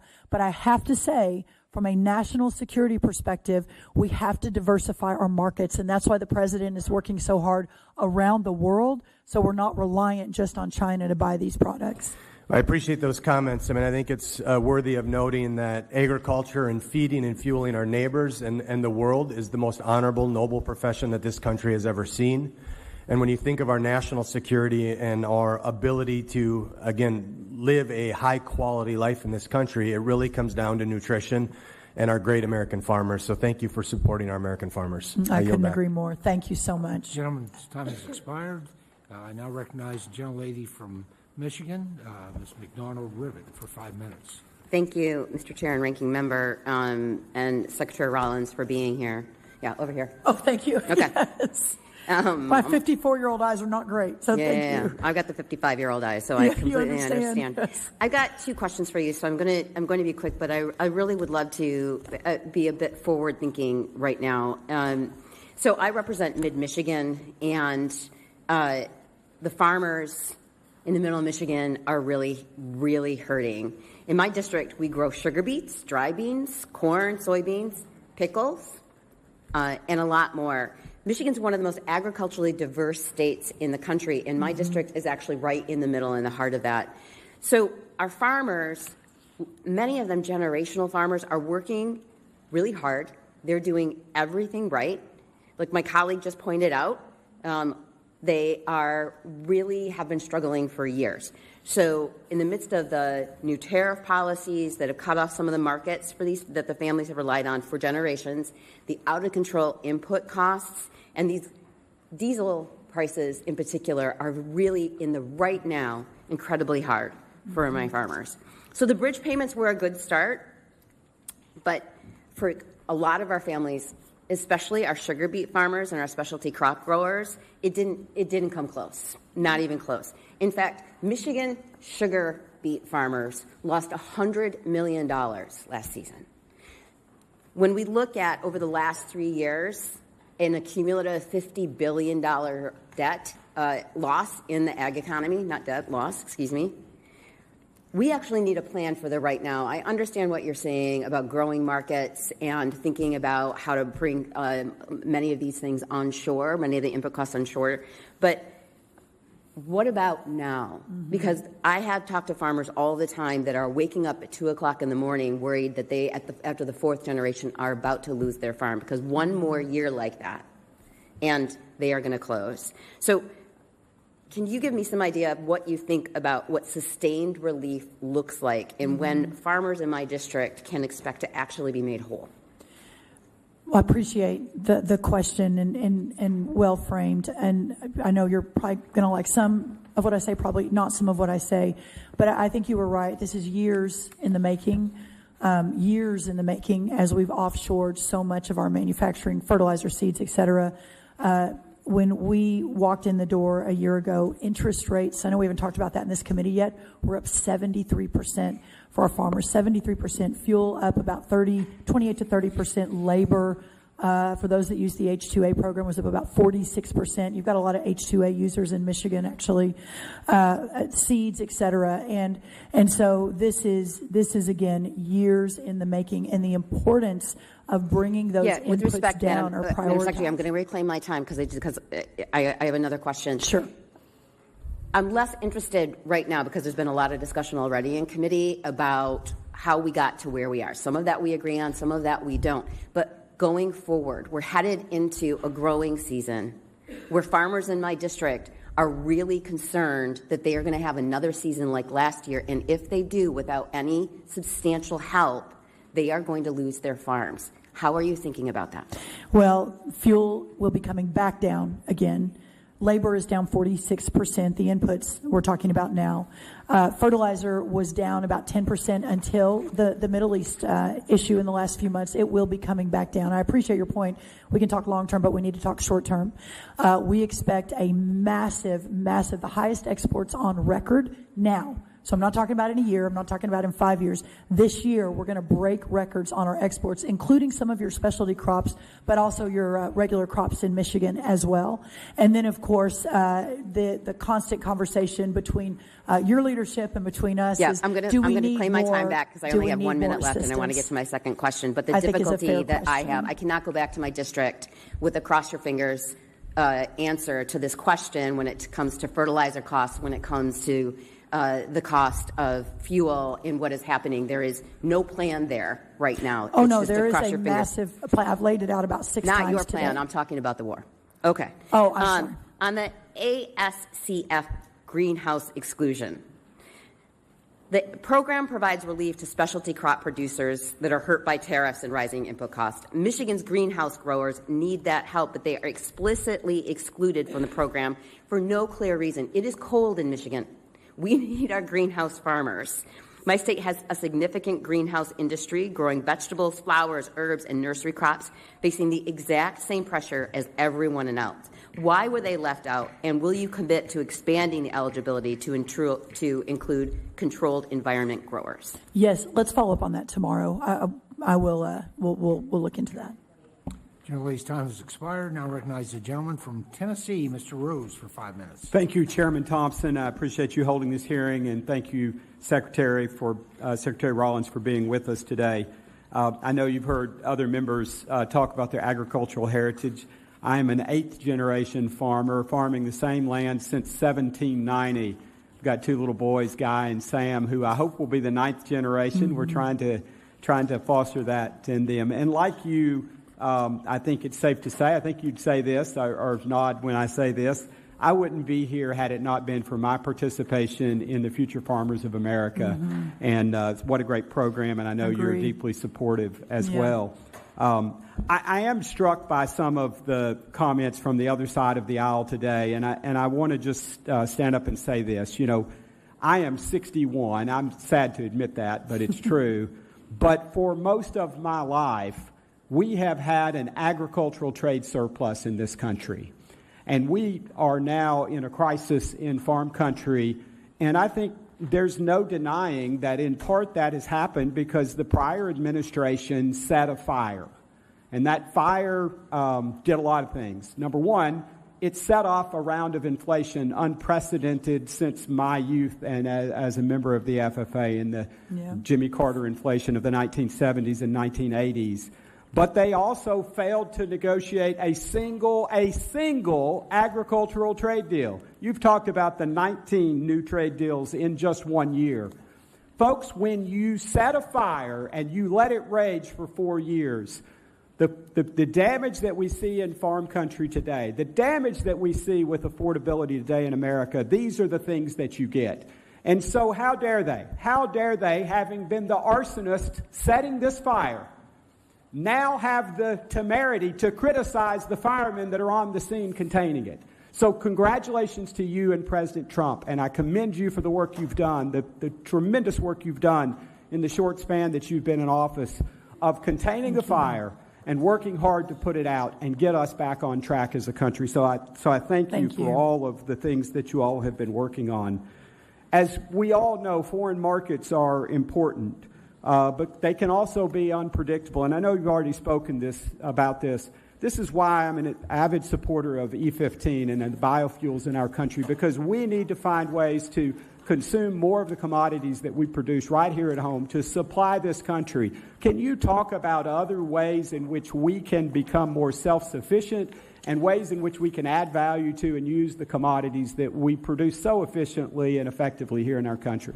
Well, thank you, Congressman. I appreciate the kudos. It has been a Herculean effort over the last year to get all those new trade deals and frameworks done and to open the markets up. And I honestly, I would like to take a little credit, but it's really the president and his trade team, Jamison Greer and Howard Lutnick and Scott Bessent, that have put agriculture at the top of their list as they're going out around the world with the president. So they deserve so much credit.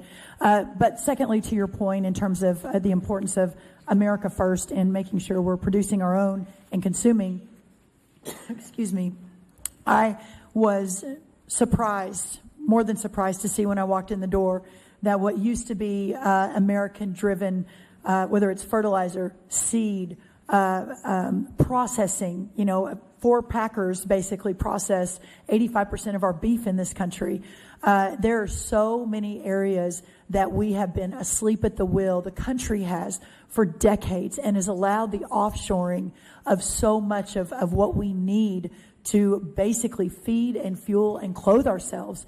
And we're at the point, this is an existential issue to preserving our country for the next 250 years. If we need to rely on China for our food and our fertilizer and all of the things that come with that, we will lose what we understand to be liberty and freedom in this country. That's how important this is. So whether it's E15, whether it's onshoring fertilizer, whether it's breaking up and making sure we have smaller processors around the country so all of our cattle don't have to haul to the big 4. there are any number of issues. Getting cotton back into and onto American clothes and sheets, etc.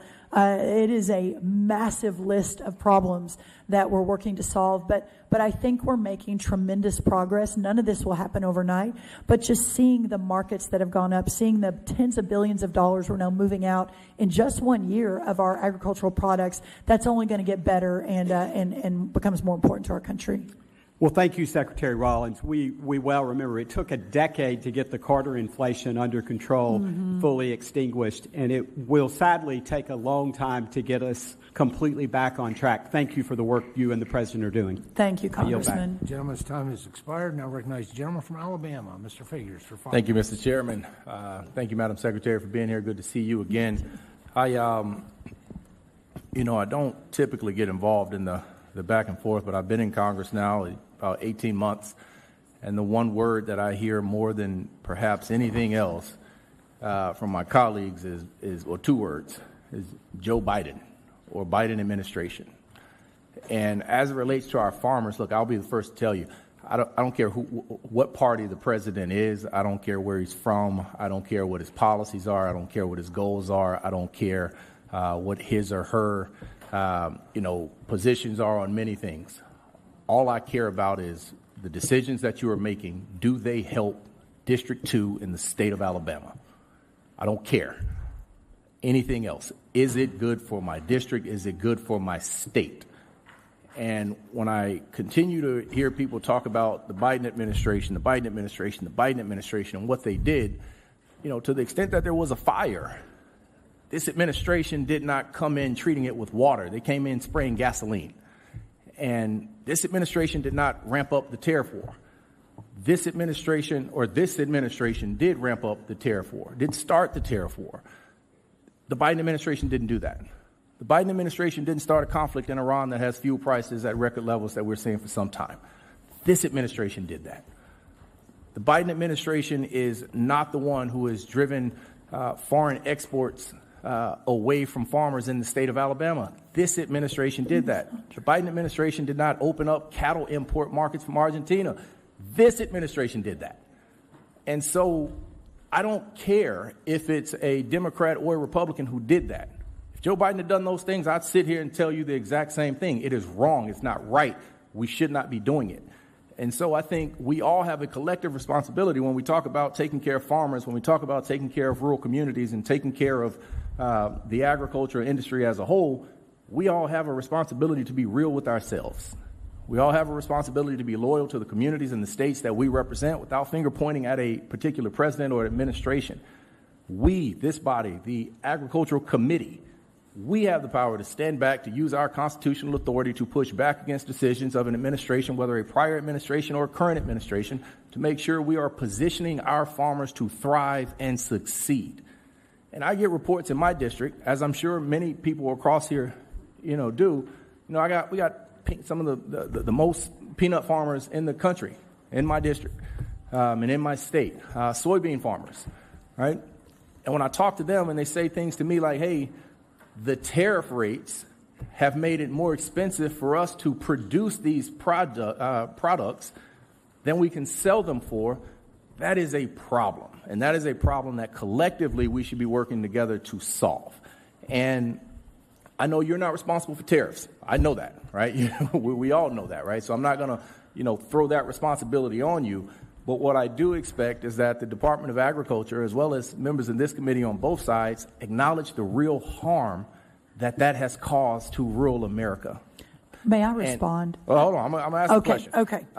But at the end of the day, the tariffs have been harmful. The input costs have been harmful. And sure, I'm sure we can point to legitimately. We can point to policies across multiple administrations, that lead to our current circumstances. But I don't think that it is fair to anybody, and I don't think it is fair to the farmers first and foremost, to point that finger solely at one man or one previous administration and ignore the actions that the current administration is taking. And so my question is that, we've heard reports of foreign markets drying up for exports. For peanut farmers in the state of Alabama, we've even seen some reports that say peanuts were unable to be exported to international markets from the state of Alabama last year. And that's a problem. That's a huge problem. And we've seen similar reports that say that China, who buys most of this, I know we criticize China a lot, but they're an enormous consumer of American agricultural goods, that they are investing elsewhere, that they're helping stand up markets, soybean markets in Brazil, peanut markets in other places in the country. And I'm worried that those markets are not going to return to the state of Alabama. So my question is, what is the Department of Agriculture doing to ensure that those markets can be restored, are not permanently lost, and that we're doing as much as we can to support our farmers in that? And I know I've spoken through most of my time, but to the extent that you can, please respond. Thank you. Mr. Chairman, if I can, just 30 seconds. So I appreciate the framing and the passion, and I'm grateful for that. We love our farmers in Alabama for sure. But I will say it was what you're calling the tariff war. That is what allowed us to strike 19 new trade deals and cut the $42 billion agricultural trade deficit, the markets that were lost in the 4 years. And I get it. You're like, please stop talking about Biden. But it was those 4 years that we lost $42 billion in agricultural markets. We went to a deficit. In 1 year, under those 19 new trade deals, we've cut that in half. So we're actually opening the markets all around the world, and exports are going to be up. We're expecting a record export year this year. The inputs are another conversation. We don't have time. I've been talking about them a lot. But for the actual trade part, we're actually, all of us are winning on that. You're back, Mr. Chair. Thank you. Thank you. I now recognize the gentleman from Wisconsin, Mr. Van Orden, for 5 minutes. Thank you, Mr. Chairman. I hate to say this to my dear colleague from Alabama, but the gas prices were only higher under the Biden administration. Sorry. Couldn't help it, man. Madam Secretary, I want to thank you for visiting, and we're going to welcome you back with the President. I think that's fantastic. I want to cover a few things, dairy, screwworm, SNAP, and then if we can get to it, nukes real quick. So this question actually comes from the American Agro Women. It's the largest group of female farmers in the world. Kim is our rep in Wisconsin. She's fantastic. She was here yesterday. We had some cheese and beer together, as you do. And this is talking about the farm program. So I'll just read it. This is directly from them. Our dairy farmers are really concerned about the amount of proprietary operational data that they're being required to provide to milk processors and third parties.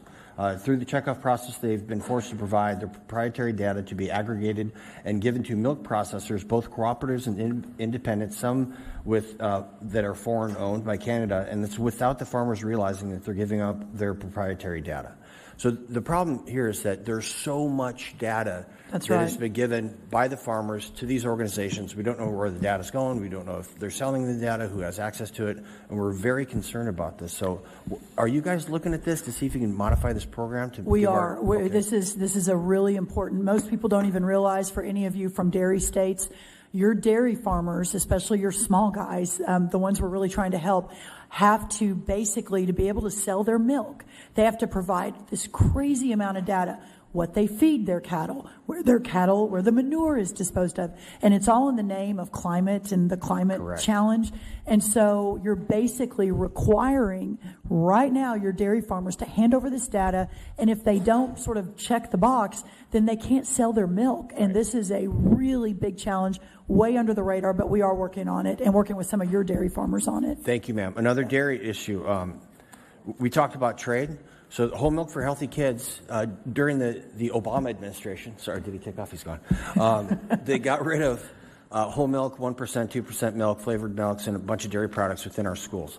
So with, G.T. Thompson, we've been working on this forever. He's been working on it for a really long time.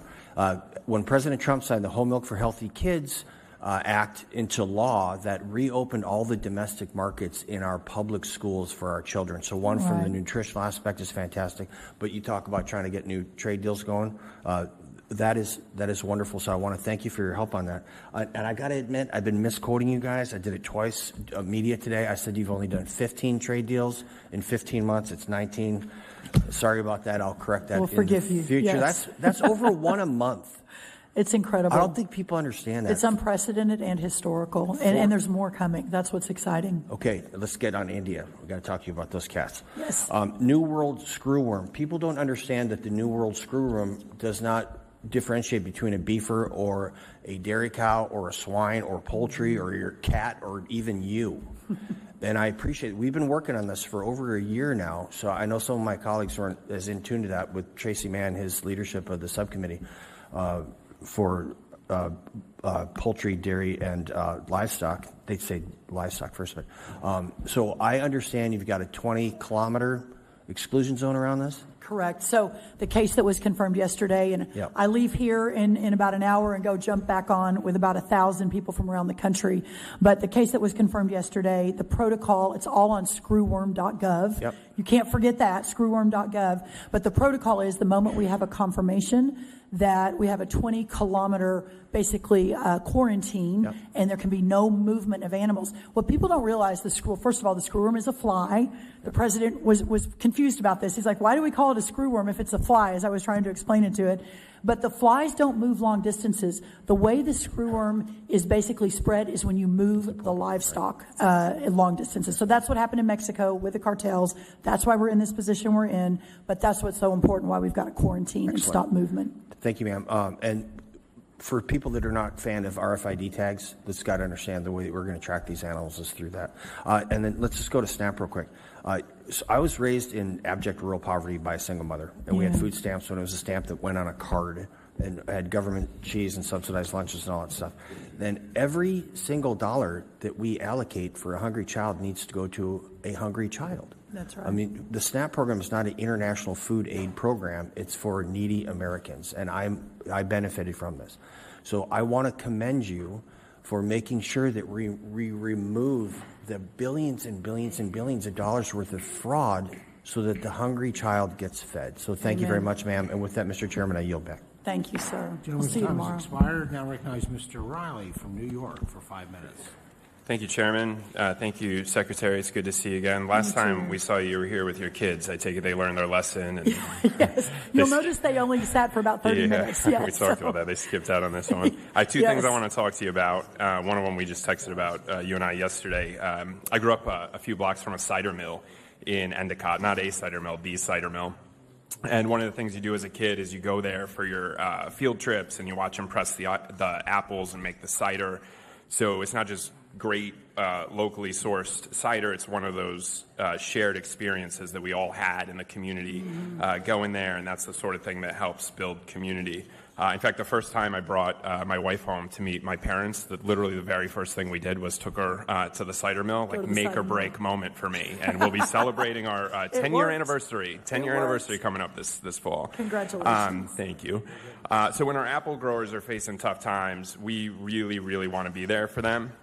And right now, things are really tough, especially in the Hudson Valley because of the April frost. Saunderskill Farms in Accord is an 11th and 12th generation family farm dating back to 1680, the oldest farm in New York State. It stood the test of time, but today it could lose half of its apple crop because of the frost. You and I traded a couple text messages yesterday. I just want to ask you, can we work together to make sure that New York State's disaster designation gets finalized as quickly as possible so that farms like Saunderskill can get the support they deserve? 100% yes. And I would love to go to an 11th generation apple farm. That is, I've been talking to a lot of the apple guys. I'll make sure and include your guys too. Wonderful. They are struggling. We need to eat more apples in this country. So I'm on the apple thing, but yes, Let's do it. Let's get this disaster declaration approved so they can get the support they need, and then maybe you and I can go up and give the good news together. Great. And let me know anything I can do to be helpful in getting that disaster declaration done. I want to tell you about Copake. This is a beautiful rural town in Columbia County, really tight-knit community of a few thousand people. They actually have this great car show that I like to take the kids to at Wabika Family Campground every summer. But today, Copake is being targeted by a $1 billion out-of-state corporate developer called Hecate Energy that wants to cover our land with their solar panels. And it's not just any solar panels. These are solar panels made by a Chinese company with ties to slave labor. And look, these developers, first of all, they should be using American supply chains, not Chinese supply chains. And if they're building anywhere, build on parking lots and brownfields or the rooftops of cities, not in beautiful farmland in upstate New York. But they're targeting places like Copake because it's a small town and they think they can steamroll us to make a buck for themselves. So Copake is small, but they fight, and the entire community, I'm telling you, residents, farmers, small business owners, Democrats, Republicans, independents, everyone got together to fight back against this thing, passed 17 zoning laws to stop this project from coming in. But there's this group, it's called ORIS, it's a bunch of unelected bureaucrats in Albany, and they are overriding the residents of Copake and letting Hecate plow ahead. So they're literally overruling our neighbors and handing this beautiful upstate New York farmland to corporate developers using Chinese supply chains. And if they succeed, this is going to be such a tragedy. Not just for towns like Copake that deserve better. 2024, 2025 alone, we lost 500 farms and 100,000 acres of farmland in upstate New York. Yeah. And if we don't change course, we're going to lose it all. So one of the reasons I supported the Farm Bill is because it included my legislation to stop China from buying American farmland. Yeah. This is basically the same thing we're dealing with here. So I saw your tweet last week raising the alarm about this, including in upstate New York. As you know, I'm always looking for ways to find common ground and shared values, and I think this might be one of them. So my question, to the extent with time remaining, is what can you and I do together at the federal level to protect our farmland and save towns like Copake? I'm not sure that there's a more righteous battle than to battle to save this farmland. And I'm sure you know, but Cornell partnered with the state of New York to reclassify USDA prime farmland to not prime farmland. Took 80% of our classification, said, oh, actually, it's only 11%, which is allowing this development to happen, which is absolutely not okay. I would love to work with you. Yeah, and if there are things, I know my time's expired, if there are things we can do federally to preempt some of this, and it's not just preempting it federally, I look at it as like we have to take action federally to return control to local people. Like the power should be with the people in Copake, not a bunch of unelected bureaucrats. And if you and I need to work together federally to return that power to them, let's do that. I would welcome that. We're already on it, so let's loop you into that work. Thanks, Secretary. Yeah, thank you so much. Gentleman's time has expired. Now recognize Mr. Newhouse from Washington State. Thank you, Chairman Thompson. Secretary Rollins, welcome to the Ag Committee. It's a pleasure to have you here. Appreciate you coming back. And let me just say we appreciate the work you're doing every single day on behalf of our farmers and ranchers, particularly in the state of Washington, as you mentioned in your written testimony. You know, I'm a third-generation farmer myself. My son's a fourth generation. We know firsthand the big challenges that agriculture faces. And I know everybody's looking to you for answers. I just want to tell you I appreciate your aggressive approach to solving some of the biggest challenges I've ever seen in the agricultural industry. Thank you. Let me get into the weeds just a little bit, not weeds specifically, but a gentleman from New York raised the issue of apples. The Supplemental Disaster Program, which has been a tremendous help. You've extended the application deadline for the 23-24 program. I've been hearing from several of my constituents about some of the issues around the quality loss portion of this program, particularly for apples and pears, the iconic Washington apple, I might say. The current reporting period is, I think, 30 days. And while that works for most producers to report a quality loss, it doesn't align with commercial practices for producing apples and pears. They're stored soon after harvest, and as you know, these fruits are available literally year-round. Some are in storage for weeks before they are being graded and sold. So my question has to do with the flexibility around that program. Could we provide some some flexibility there around that deadline so that these two fruits are not automatically disqualified? Yeah, if you'll follow up with me directly, and then we'll get the right team on that. Yeah, absolutely. Yeah, thank you. Like I said, I've been hearing from several people about that issue. And staying on the assistance topic for just a sec, I want to thank you for the recent announcement regarding the assistance for specialty crops. And while, thank you, very much appreciate that, there's been a lot of concern expressed that there's going to be additional needs.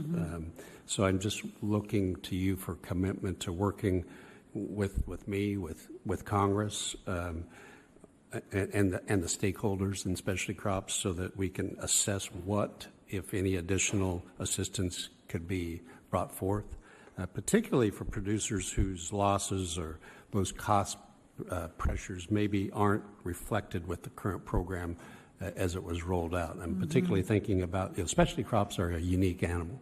That's right. And acreage, basing some of the calculations on acreage doesn't always work. We have to look back at production records more so. So just looking for that kind of opening that door and commitment from you. Yes, absolutely. Yep, good. And then I just wanted to broach the subject of foreign investment in agriculture lands in the United States. My legislation, actually, and this has been one of my issues for several years, so I'm glad to see it coming to fruition. And with you in the Secretary's chair, we're going to see this finally happen. But we will put you on that panel permanently. Yes. And appreciate very much your understanding that this truly is a matter of national security to prevent particularly the Communist Chinese Party from owning more land in the United States. So any thoughts about that you haven't already expressed would be good. Yeah, I appreciate your leadership on that so much. And I do think we have made progress in the last 14 months of waking up America at what has happened over decades, whether it's the purchase of farmland from foreign adversaries, especially around military bases, but also the purchase of some of our supply chains. The fact that foreign adversaries own about a fifth of our pork, that Brazil owns about half of our packing and processing, that China owns basically our chemical seeds, that several other countries own our fertilizer. How did this happen? Where were we? Not we in this room, but the proverbial we. Absolutely. What were we doing? And my goodness, what would have happened if we didn't have a leader who recognizes that and who's given us basically the runway to go try to fix it? And let me just say, you mentioned the fertilizer production in the state of Washington. Yes. I look forward to working with you and making that a reality. Atlas Agro has some tremendous potential there, and will help do exactly what you're talking about, bring some of this stuff back to the United States so we're not dependent on foreign sources. We have to, or we'll lose our country. Absolutely. That's how important it is. Thank you. Thank you, Madam Secretary. Thank you, Mr. Chairman. Thank you, gentlemen. Now recognize the gentleman from California, Mr. Carbajal, for 5 minutes. Thank you, Mr. Chairman. Welcome, Secretary Rollins. Thank you. I represent the Central Coast of California, where agriculture is our #1 industry. Like many farmers across the country, growers in my district are currently under tremendous pressure. They are simultaneously grappling with labor shortages, a shuttered export market, rising costs for fertilizer, seed, chemicals, and fuel, as well as increasing competition from abroad, all of which are making it harder to stay profitable and keep their operations running. You may disagree with my next point, but many of these problems have been caused and/or exacerbated by this Trump administration. Whether the misguided tariffs or the war with Iran, it is clear these actions are harming our farmers throughout the country. I hear it every day from my farmers. Specialty crop producers have been hit especially hard, often without access to the same level of federal support and safety net programs available to other commodity sectors.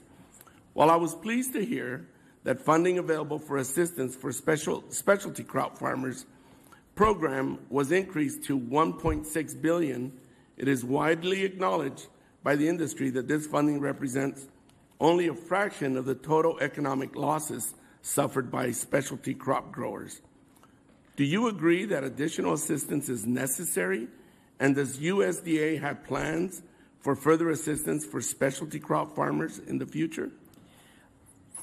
This is really a congressional question. We stand by and are ready to assist if that determination is made. I was out in California last week visiting with Allied Potato and meeting with some specialty crop growers. There is no doubt that there are some headwinds, and we need to do everything we can to work on those, whether opening markets, decreasing input prices, or additional assistance. Are there other actions USDA will be taking to address some of these impacts on farm country?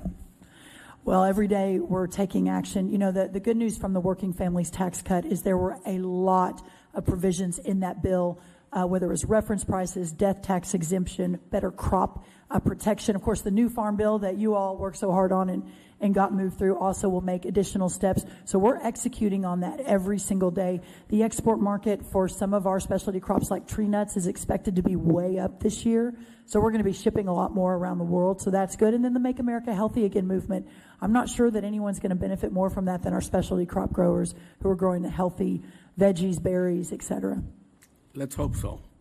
Earlier this spring, Costco began selling grapevines to their retail club members in Northern California. We have since learned that several of these grapevine plants have become infested with the glassy-winged sharpshooter insect and have now quickly spread across the state. As you may know, this insect led to the Pierce disease outbreak, which caused significant damage to the wine industry. There is a need for immediate infusion of funding to mitigate damage for this insect before it becomes a major problem and causes severe financial losses to our country's leading wine-producing state. Can you share what actions USDA is currently taking to respond to these concerns, and are there emergency funding opportunities currently being considered that could help address these challenges? Yes, our APHIS team is on it. We just talked about it yesterday, even though we're dealing with screwworm, which is taking a lot more media than certainly the pest you announced. But yes, we talked about it yesterday. We are on it. Our APHIS team is there on site, and we'll do whatever we need to do to protect those vineyards and those vines.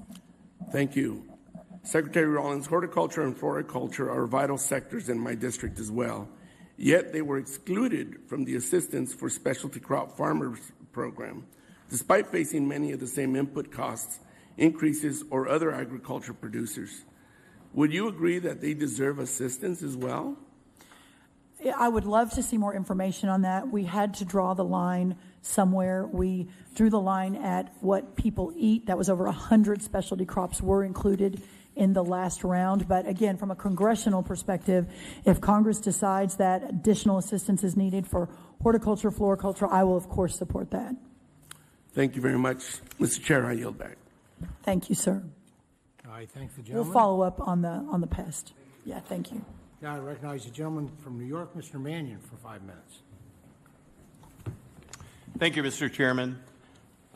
Thank you, Secretary Rollins, for being here today, answering our questions and providing so many details. And thank you for coming to upstate New York to highlight our region's dairy industry. New York's 22nd Congressional District is home to a great dairy industry that is immensely important to our state's agriculture.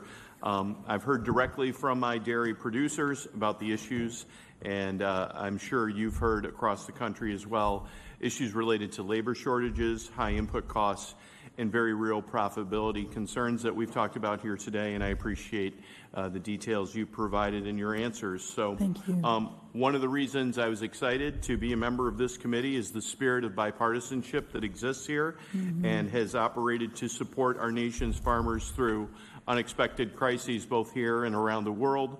I've been pleased to work in that same bipartisan spirit to expand market opportunities for our dairy farmers, including through the Whole Milk for Healthy Kids Act. That was a real bright spot for our producers, and I appreciate your work in helping getting that legislation quickly implemented and guidance out to our schools. Thank you. I want to focus on two issues today that are at the front of my mind and certainly at the front of the minds of my constituents. I'll run through both and welcome your thoughts at the end. Sounds good. First, Governor Hochul recently submitted a request for disaster designation. I believe my colleague from New York mentioned that as well, for a large portion of my district and other parts of the state that were impacted by the April frost, which has decimated many fruit operations, including our apple and grape producers. New York is the nation's #2 apple producer, and our grape growers support thousands of jobs on farms, in tasting rooms, and in packaging facilities. So now they're looking at more than $30 million in estimated losses. Unfortunately, this comes on the heels of an already difficult stretch for our growers who face back-to-back years of weather-related losses.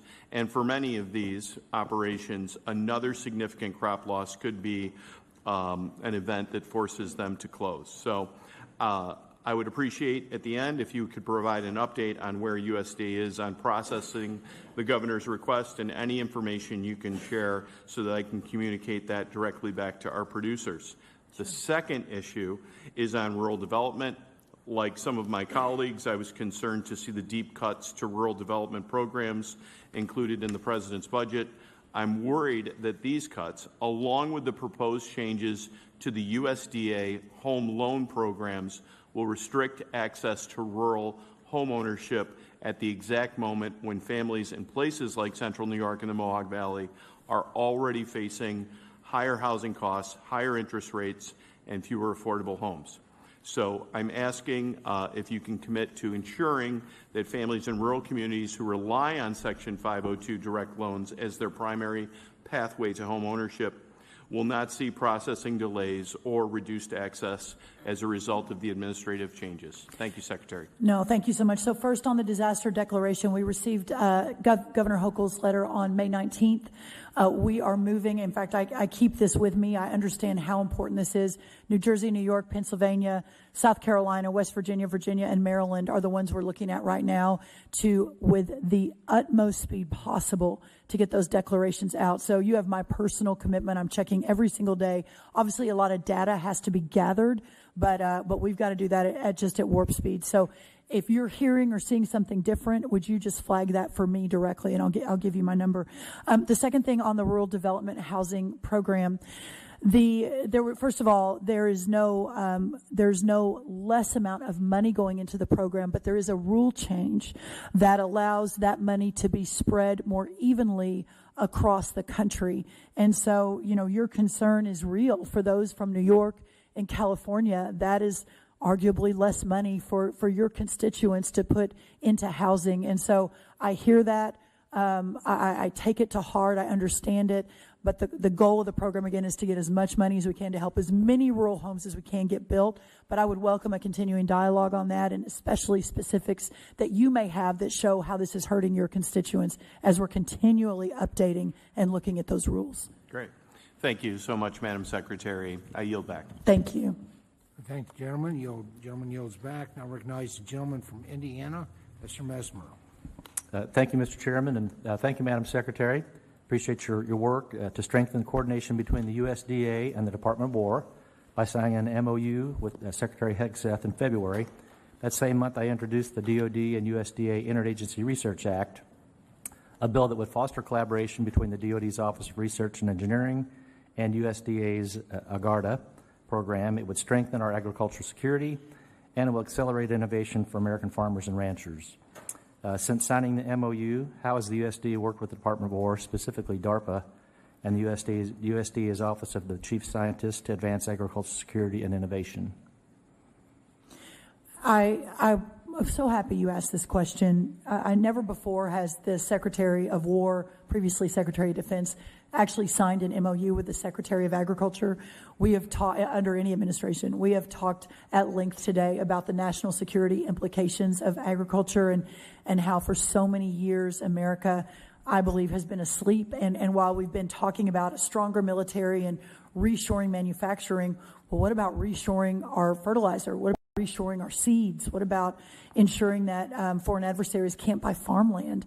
And so I called Pete about this, our Secretary of War, back last year, and I said, I really want to elevate even in your own mind, how important agriculture, farm security, food security is national security.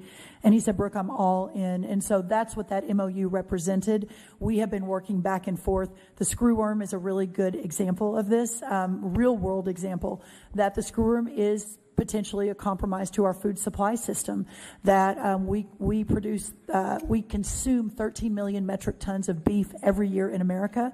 11 million metric tons of that we raise ourselves. We import between 2 and 3 million metric tons. Well, if we have a big screwworm infestation, which we will not, we're on top of it, but that's the challenge.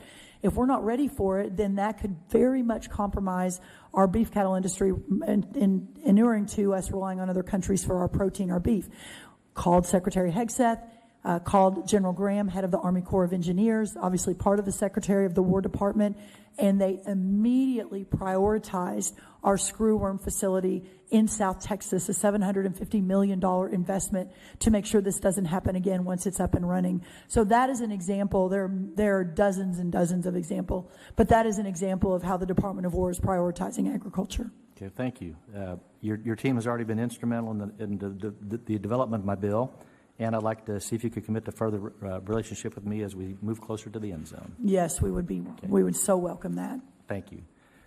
Also, Indiana is the fourth largest turkey producer in the nation. In 2024, the Hoosier farmers raised 20 million birds. Through the success of the USMCA, Mexico has become the #1 destination for American turkey products and a major export market for Indiana producers. Yeah. Unfortunately, we lack the same kind of access to the Canadian market. While exports of turkey to Canada have been stagnant for the last decade, imports from Canada have increased. Madam Secretary, can you commit to working with the U.S. Trade Representative to expand access to the Canadian market for U.S. turkey producers through the upcoming USMCA review?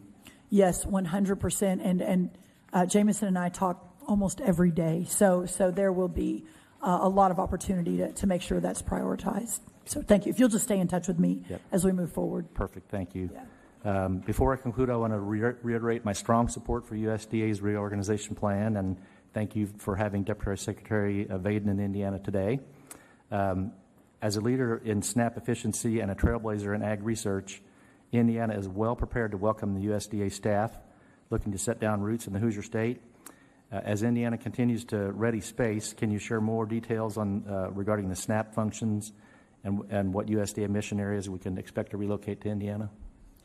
We are, yes, we will follow up with you on that. We're obviously finalizing all of the details. Indiana was such, for me, as we were deciding where to move a lot of the different silos, different organizations within USDA, the importance of Indiana from being in the middle of the country, having so many research hubs within just a couple of hours, obviously including Purdue, one of your shining stars. There's just so much opportunity there from the research perspective.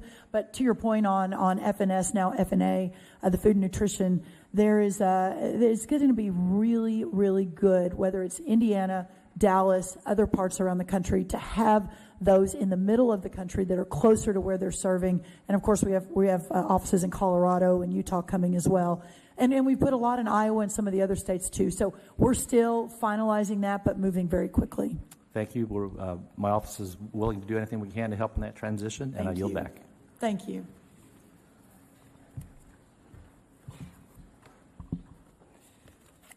Thank the gentleman. We've had some extenuating circumstances after consulting with the ranking member. We're going to recognize Mr. Harris from North Carolina next. I know that's out of line, out of order, but then we'll go with two of our Democrat colleagues back to back next. So, Mr. Harris. Thank you, Mr. Chairman, and thank you, Madam Secretary, for your presence here, and appreciate the incredible work that you are doing. You know, it's no secret that under the previous administration, the Department of Agriculture willfully engaged in racial discrimination when administering several of the programs in the name of diversity, equity, and inclusion. And in many cases, these discriminatory policies provided and enhanced benefits. There was some preferential treatment. There was priority consideration within the USDA programs to individuals classified as socially disadvantaged, and that was based on race, ethnicity, and gender. And recognizing the problem with this, it's my understanding that was plaguing the federal government, President Trump, shortly after coming to office, signed the executive order ending radical and wasteful government DEI programs and preferencing. I just wanted to ask you real quickly if you could share some specific examples of actions that the department has been able to take to comply with President Trump's executive order and to remove these preferences to ensure that our farmers and ranchers are all being treated equally under the law. On day one, we canceled 900 DEI trainings, which is kind of stunning that the U.S. Department of Agriculture was spending so much time and resources and taxpayer dollars on DEI training. The number of grants that we canceled that were focused on things like, this is the name of the grant, Queer and BIPOC Farmers and Food Justice in San Francisco. This was an actual USDA grant looking at racial injustice in the pest control business. That was another grant. Looking at the menstrual cycles in transgender Americans. I mean, it is stunning. And I have to believe that maybe not every American who hears that, but I've got to believe most Americans, no matter where they vote or what side of the aisle they vote on, would agree that that is not a good use of taxpayer dollars coming through the U.S. Department of Agriculture. Right. And so aligning the USDA, recalibrating the USDA, and putting the farmer and the rancher as our number one customer.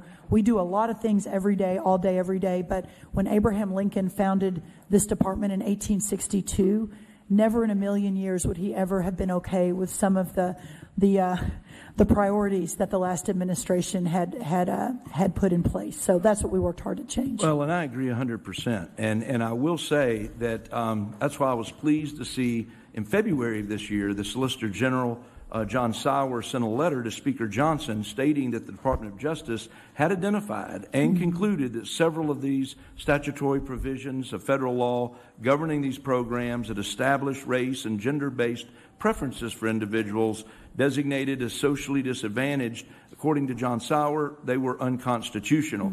And so while the DOJ's determination is important to me, hypothetically speaking, if Congress doesn't remove these provisions from federal law, could a future administration reinstate these race and gender-based preferences and reverse the reforms that your department has now started to implement?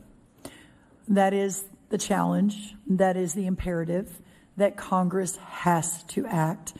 And it isn't just on DEI. That's important. And it isn't just on some of the other silly stuff that we inherited. But even out in the countryside, the farmers are so thankful. Thank you for changing the adverse effective wage rate for H-2A, so it's now I can afford my H-2A employees. Thank you for putting, for putting real food back in the dietary guidelines and for our school lunches. Thank you for deconsolidating the packers and thank you for all that. But unless we get it codified and into law, these farmers are going to face whiplash again, and they're going to go back again. And so I just can't understate it. And y'all have been heroes on trying to get all of this into law so it stays. Well, and Madam Secretary, that is exactly the concern, and that's why I introduced the Equal Treatment for Farmers Act, which would strike the very provisions in the U.S. Code that the DOJ has identified as unconstitutional and prohibits future administrations from discriminating based on race or gender. I think all of us agree discrimination is wrong. It always has been. It is antithetical to our American values, but the solution to discrimination is not more discrimination in the opposite direction. It's providing equal treatment under the law. And I was very thankful to have 26 co-signers almost immediately when we dropped that bill, and it's something that's going to be important. So I want to say thank you to you and to your department and to this administration for the work they're doing. Thank you, sir. I'll look forward to partnering with you on that further. Thank you. Gentleman's time has expired. I believe the Secretary's got a hard stop at 2 o'clock, so we just ask people to, just ask your questions, but be succinct. And I recognize the gentleman from Virginia, Mr. Venman, for 5 minutes. Thank you, Mr. Chairman. Thank you, Madam Secretary, for coming back this year. So yesterday, I had a group of women farmers from across the Commonwealth of Virginia come visit me. And they were very stressed and frankly alarmed at the state of agriculture and production this year. One particular producer out of Orange County was talking about the effects of the weather and shocks to input costs. And I think you and I can agree that times are tough for America's farmers today. Mm-hmm. And so as we look at the cost of fertilizer, the cost of fuel, those input costs, and then the natural shocks of weather, there's a particular issue that I want to discuss with you.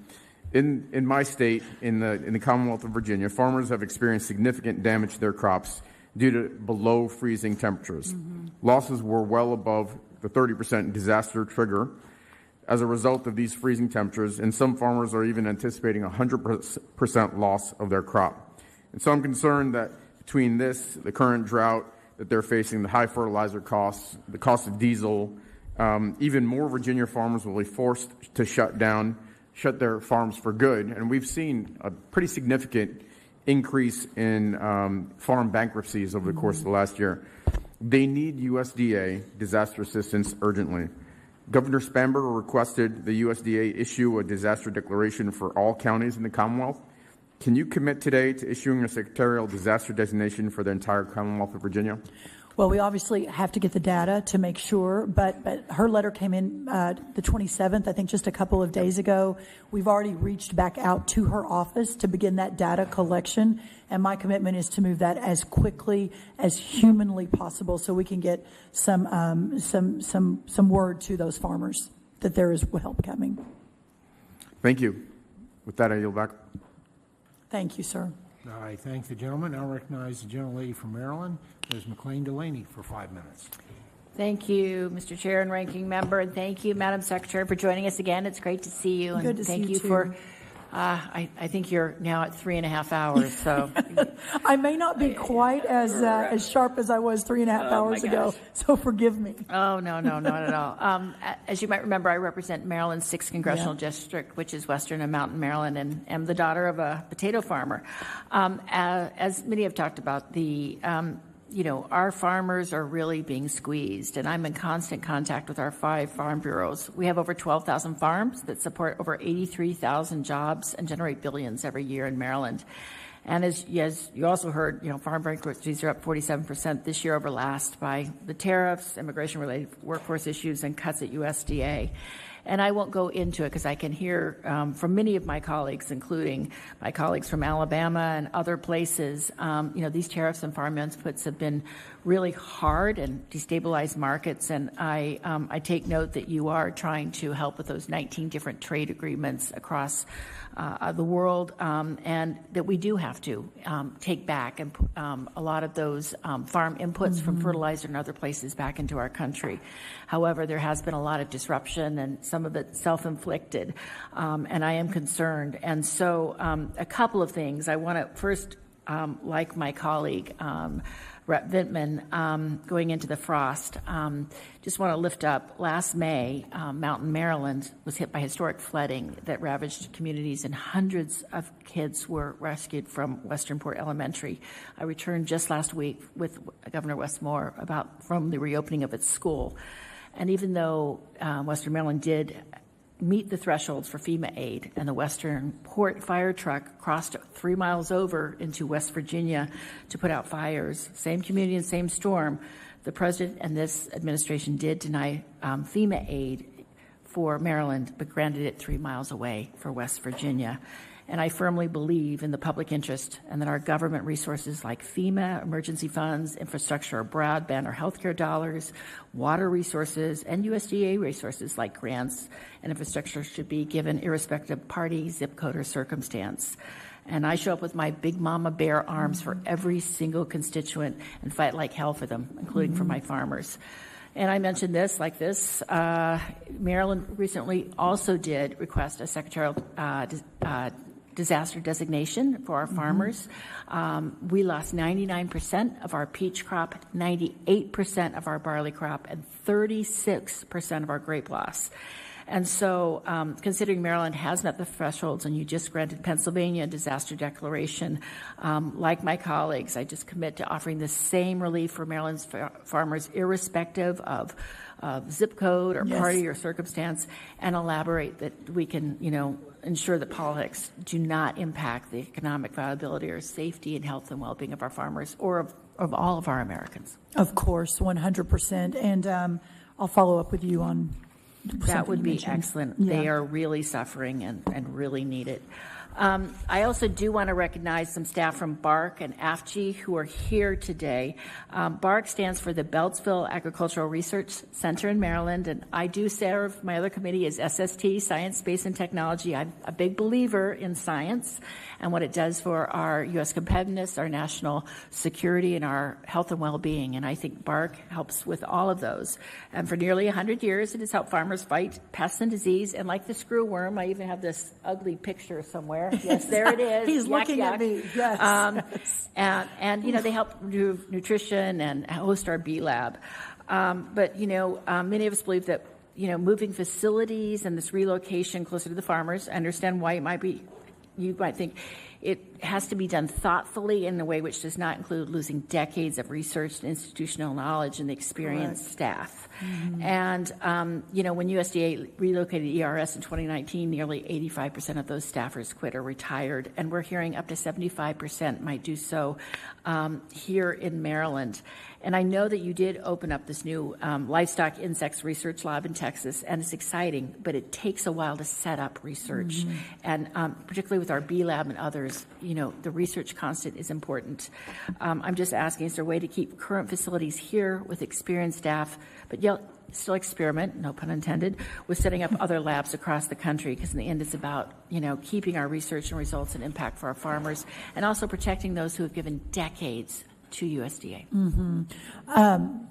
Obviously, this is a much longer conversation, and we have been analyzing it from every angle. But I hope I'm sincere, I would welcome the opportunity to sit down and meet some of those men and women. And I have been completely, I know GT's going to yell at me because I'm 10 seconds over, but I have been so inspired by the USDA career team, those who have given decades, from Annette, who runs the print shop, to the researchers. They are so inspiring, their public service. So I would again, yes, I would welcome the opportunity to sit down. I would only say Teddy, who's here from USDA, said decision makers sometimes don't understand the research that's being impacted. And I know some of them are here. Yes. God bless you. Thank you. And I yield back. God bless you too. Thank you. Now I recognize the gentleman from Ohio, Mr. Taylor, for 5 minutes. Thank you, Chairman, and thank you very much, Secretary Rollins, for being here. Very patient. Thanks on the front row. They put the really important people down here. Yeah, exactly. What also comes with this seat is everybody's asked every question that you could have possibly thought of. Exactly. At least I can see you. This is actually a benefit. Yes. That may not be a good thing. Again, thank you so much for your incredible hard work and your service to this point. It's been very impressive and appreciated. I do get some questions in my district occasionally about staffing at USDA offices. Are there steps being taken as the USDA at the USDA to make sure that as we rightly pursue efficiency, that the safety of our food supply and its pace to market is protected by providing sufficient inspectors and other needed staff?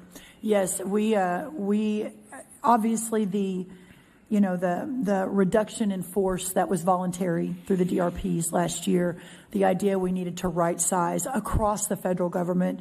The president had been talking about that for some time. It is not an imperfect process. And so what we've been doing the last year is figuring out what that right balance is. And at the very top of my list, obviously, is research, which is very important, but also the FSA offices and where we provide the frontline services for our farmers.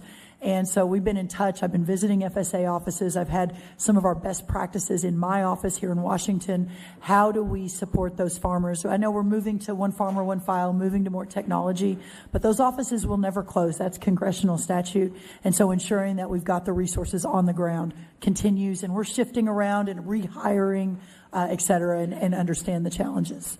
Great. Thank you for that. Also, we talked a little bit about the situation now with Iran driving the high prices, and not just on fuel, but on fertilizer and other things. Is there planning going on currently at the USDA to assist our farmers in the event that that situation drags on? That is an ongoing conversation, honestly, even before the situation in Iran. How and what more do we need to do? This is listen, the farmers are the heartbeat of our country. Everyone is on this committee because they love the farmers, the agriculture, rural America. We're fighting for them, but it's so much bigger than that. It's the national security issue. And the more we lose our farms, whether it's to development, data centers, et cetera, understanding, progress, quote, is important, but we've got to be able to preserve these farms. And the trajectory has been the other direction for a really long time, but the opportunity to reverse back now, I think, is where we are in our country's history. I think the Making America Healthy Again movement, sourcing more locally grown foods, processing them locally. The USDA spends $400 million a day on nutrition. There's a whole market there that we can capture that will, again, reverse the trend for our farmers, I believe. Right. Great. Well, thank you very much. And I did just want to say a quick thank you on behalf of rural America for ending the subsidies for the massive solar projects. We talked about that last year when you were here. I appreciate your commitment to following up on that. We did submit a bill that's in the Farm Bill to codify that, and hopefully that gets done soon, as well as your attention to the SNAP fraud that we've talked about a lot today. And we have also sponsored a bill to require a 5-year look-back reporting from each state in an annual report. Hopefully that gets some traction as well. Also want to mention that we work with the Ohio State USDA Office of Rural Development, and they've been a wonderful asset. Charles Tassel's the director, and he's been incredibly helpful, not just to my farmers, but to constituents of all kinds. Great. So I wanted to say thank you telling me that. for them, their responsiveness, and actually their proactiveness. So thank you again for being here today. And lastly, I'll just say, after the 4 years of very difficult conditions at the USDA, it's good to have people that have actually been to a farm in charge of the USDA. So thank you for all your work. And Chairman, I yield back. Thank you, Chairman sir. yields back. Now I recognize the lady from Maine, Ms. Pingree, for 5 minutes. Well, there. Hi. Thank you, Mr. Chair, and welcome, Madam Secretary. Thank you so much for being here with us and for spending this much time. I could have used up the entire time just to give you my list of things, and I share so much of the concerns that other people have said about the reorganization and the downsizing, the lack of staffing in our county offices, the impact of tariffs on our blueberry growers, potato growers, lumber, lobster, now that you got fish in your domain. Yeah. There are just so many issues that I'd like to talk to you about, but I'm going to try to focus on a few things. Okay. And I'm going to just beg you to be willing to follow up with me on a couple of things. So I don't expect you to 100%. answer everything now. I'm not giving you a lot of yes or no quick questions.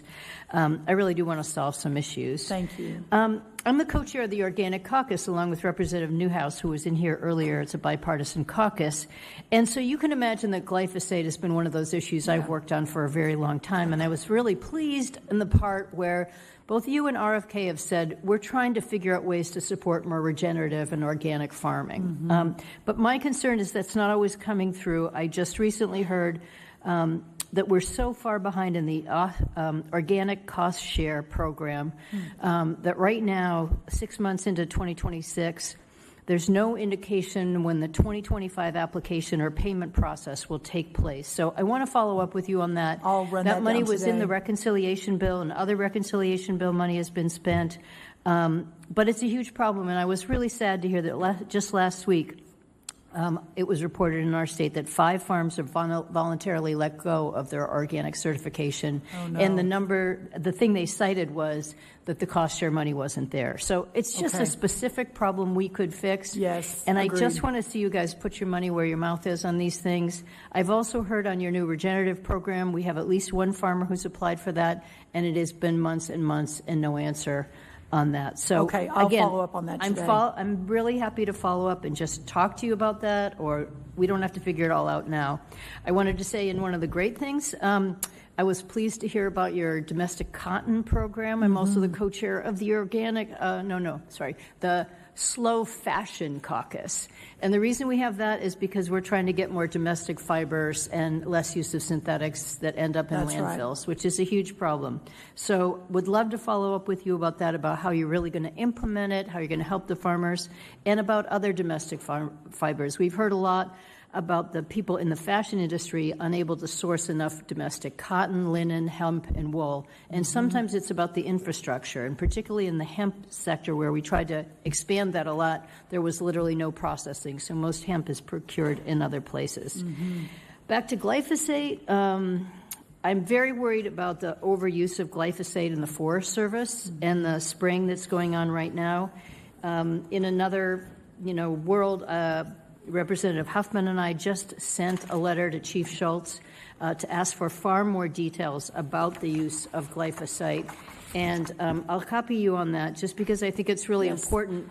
When you said, I heard you talking to McGovern earlier today, and you said glyphosate is safe if it is used as directed. Well, one of the concerns people have is how many places it's turning up. Yes, and so one of the I questions understand. we're asking is if there's widespread use of it in the Forest Service now, which happens in my state and many other states, is it being used properly? Are we looking at the runoff? Are we looking at the whole picture of what's going on here? And is that the best way to regenerate our forests as we go through this? And secondly, that's true as glyphosate is used increasingly as a desiccant in crops. And that's another thing that I think people are concerned about. And you see some states like Florida, Texas, not exactly the hotbed of liberalism, now testing for glyphosate in oats. And I think your mom's a Texas legislator. She is. Yeah, so there we go. She's very concerned about this as well. Exactly. So, yes. So I hope your mom is calling you up as much as I she call is. and nag my daughter. And that leads me to one last thing that I'd like to talk to you about, and that's PFAS. That's been an area where we've done a lot of work in my home state. I've made it a point on agriculture appropriations to funnel more money towards the USDA for PFAS work, and we need more action going on that. And I haven't heard a lot about what you're doing.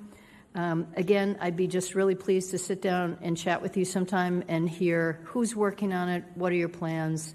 I would welcome that. Can we make a deal? Yes. And say we're gonna have a real conversation and talk about some of these things. It's not a gotcha. I just really want to solve some problems for the people in my state. I would love that and welcome it, and we'll follow up and get something scheduled right away. Okay. If you don't follow up, we will. And Okay. we'll just pop over there one day, and you'll be like, oh no, now she's here. I got to have a meeting. No. I would really welcome it. And all issues that you ran through, I know we're out of time, but all issues that we ran through, I talked to RFK yesterday about the regen program, talked to our forest team this morning about glyphosate. So I'm tracking. All right. Thank you. Now I recognize the gentleman from California, Mr. Valadeo, for 5 minutes. Thank you, Chairman.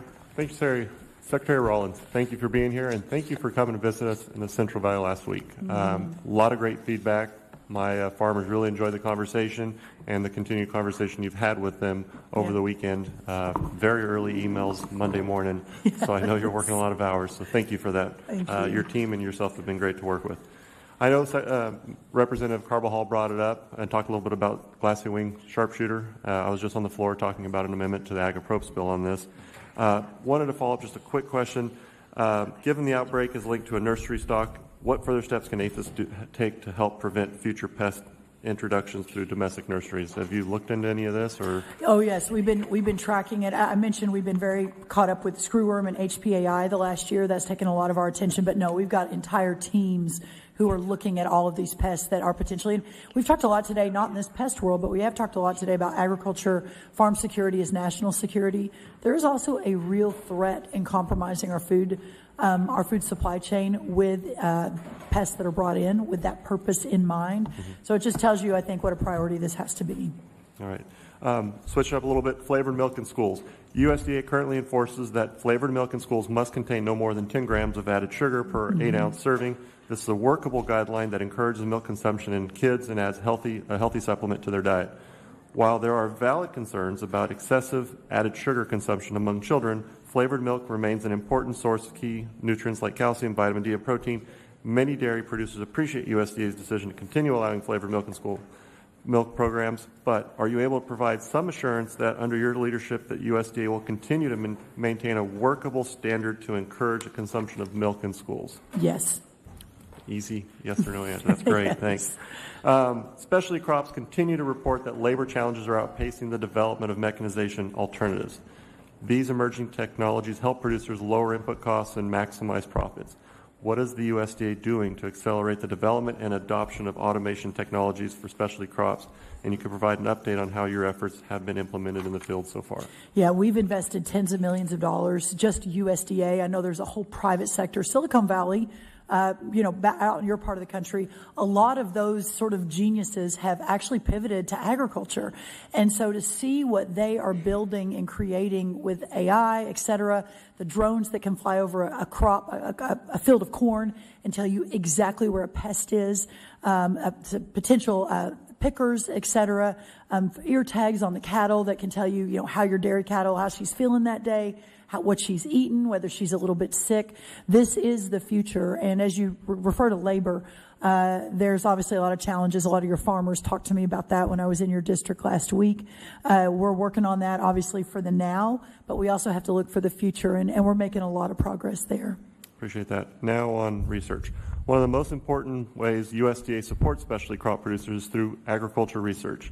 The work conducted by ARS has been critical to the success and competitiveness of our domestic specialty crop industry. I have concerns about the department's proposed reorganization and potential disruption to research programs and facilities. While I support efforts to improve efficiency, agriculture research depends on specialized facilities and experienced personnel. Throughout this process, how is USDA maintaining critical research capacity and avoiding disruptions on ongoing research? We obviously are closing no research down. We are relocating to parts of the country that are aligned with a university like a Purdue, for example, in Indiana, or any of our amazing land grants. You've got some incredible ones in California and out west. Really, they're also incredible. So that research can begin to build upon itself. The challenge is when you have decades of Washington, D.C. located research, they're doing extraordinary work, but you begin to lose out on the opportunity to have some of the brightest minds who may not want to leave a Purdue or a Texas A&M or an Oklahoma State and move to Washington, where it's much more expensive to live and to do that research. That what the feedback we've gotten, and I realize, listen, I'm not here to say it's been perfect. Everyone is so excited to move to Indianapolis or Colorado Springs or Salt Lake City or Raleigh, North Carolina. But at the end of the day, the opportunity to move those core functions out into America and the research part aligned with real research universities where we're spending billions of dollars, I think that's going to be a much better use of our taxpayer dollars. And I also think it's going to serve as a recruitment tool to get even more researchers interested in the USDA research. I appreciate that. With 7 seconds left, thank you for your time. And I appreciate everyone bringing up screwworm. It's a huge concern for us in the dairy industry as well. Yes. I appreciate your efforts on that. And Chairman, I yield back. Thank you. Great to see you. Gentleman yields back. The Secretary's been very generous with her time. She's going to extend another 10 minutes, and we have 3 members left. So just encourage everybody to be succinct.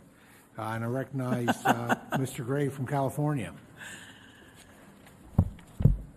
Thank you, Mr. Chairman. Good afternoon, Madam Secretary. Good afternoon. Nice to see you again, and thank you for being here with us today. I'd like to begin with a little thought experiment. Let's imagine that you became President of the United States, and California wasn't exactly in your corner during the election. You sit down with your closest advisors, and you say, I'd like to come up with a plan to make life as difficult as possible for California farmers. What would that plan look like? What would we do? Well, first, we might disrupt the labor market. California grows many of the fruits, vegetables, and specialty crops that are among the most labor-intensive in the world. If you wanted to create problems, that'd certainly be a great place to start. Then we'd announce tariffs and then change them. Then maybe announce new ones and then change them again. California is the nation's largest agricultural export state. Our wineries depend on customers in places like Canada. Our almond growers depend on export markets around the world. If nobody knows what the rules are from one week to the next, that's a pretty effective way to create uncertainty. While we're at it, let's pick some trade fights with some of our biggest customers. If foreign consumers stop buying American products and retailers start replacing California wine, almonds, pistachios, walnuts, and other products with something else, all the better. Next, let's cut staffing levels at USDA offices and local service centers, especially the offices farmers rely on to access conservation programs, disaster assistance, and economic relief. If we're going to promise help, we should probably make it harder to access it at the same time. Then, let's increase input costs, fuel, fertilizer, energy, equipment. And maybe we could even add a little uncertainty around water policy, too. California farmers love making long-term planning decisions when they don't know what their water supply will look like 6 months from now. Then let's freeze funding for pest detection and inspection programs, cut surveillance efforts, reduce research into drought, wildfire resilience, invasive species, maybe crop productivity. And if we're really committed to the plan, let's make some of those research cuts large enough that farmers are still feeling them 10 years from now.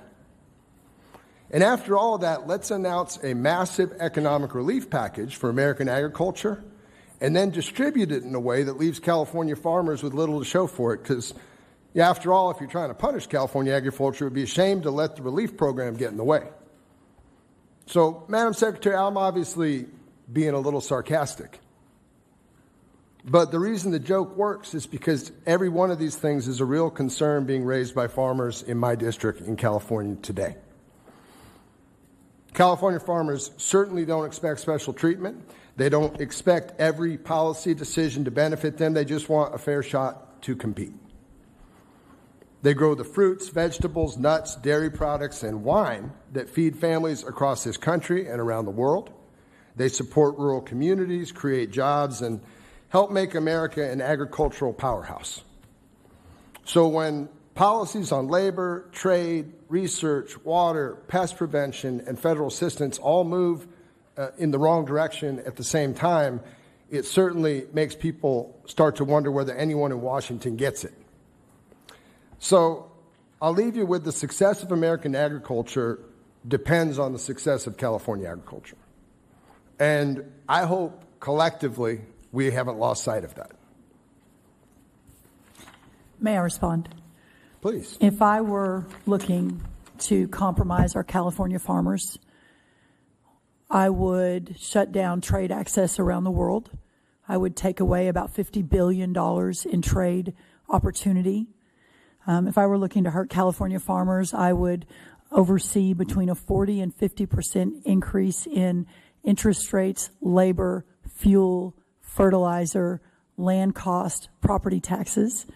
If I were looking to hurt farmers in California, I would recalibrate the USDA around a climate change agenda and a diversity, equity, and inclusion agenda that included supporting grants that supported BIPOC and queer farmers, their words, not mine, in San Francisco for food justice. I would spend taxpayer dollars on whether there's racial discrimination in the pest control industry and whether transgender men and women need more menstrual cycle support. That's what I would do if I would hurt farmers. And so I think you and I have a very different view of what this looks like. Thank you. Time has expired.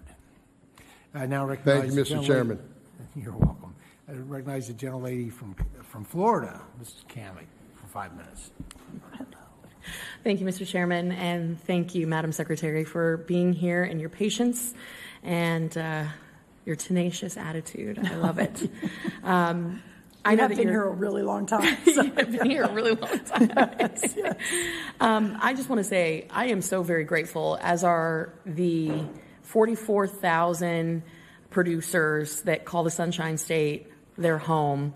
We are so grateful for your leadership at USDA. We have seen under your tenure USDA come through in so many different ways.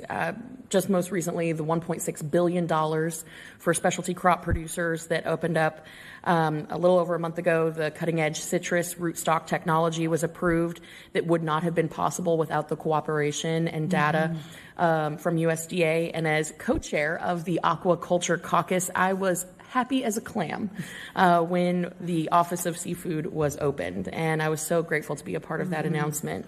So it has been an incredible 500 days, as you pointed out, for the USDA as well as the administration. But as you know also well, we have so many challenges. And so I'm just going to jump right into the disaster assistance. We've spoken about this. You have been incredibly forthcoming and had an open door policy working with our producers who have faced disasters. And just this week, Congressman Franklin and I, we introduced a bill that would provide $3.5 billion in disaster assistance, with the majority of our delegation as co-sponsors. When Congress approves that funding, how fast can you get that money out the door? We'll move at warp speed. Trump speed is what we call it at USDA, but we will move as quickly as humanly possible. This team is working 7 days a week, and I'm so proud of them. So absolutely, yes. And in that same vein, what have you seen that you are working to streamline and change within the agency when it comes to disasters? I have a long history of dealing with hurricanes and freezes, and we've seen a lot of broken systems. What specifically are you working on that has helped streamline assistance when disaster strikes? I think what I have learned, first of all, we have an extraordinary team. Our undersecretary has been at this a long time, the entire team.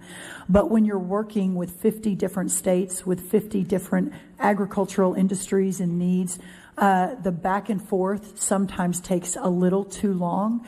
And I've asked the team to really come back to us for the next round to figure out how to cut out. I think I was going back and forth with one of the congresswomen from the Northeast, and it got a little loud. But at the end of it, there were 27 meetings between the state and our team to get to a yes. That's not fair to our farmers. I think we have to be fair to the taxpayers, make sure the dollars are being spent wisely. So there has to be some real intention in it. But we've just got to be more efficient on both sides, both the states and the USDA team that works this through. Absolutely.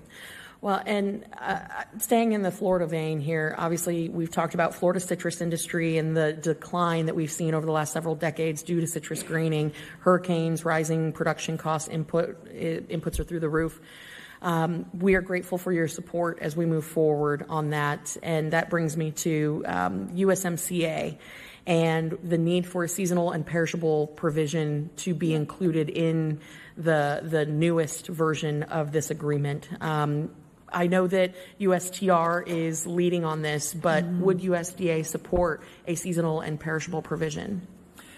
Well, I think USDA will support anything that helps our farmers and ranchers, and I'm in constant contact with Ambassador Greer. He's got an incredibly complex and nuanced job, but he does it as well as I think anyone we've ever seen. So yes, those conversations will continue, and I will continue to be the advocate that is necessary for all of our producers in that next round of decisions and negotiating. And that means the world to Florida, because both through NAFTA and USMCA, there's been a real imbalance and struggle that our producers have seen.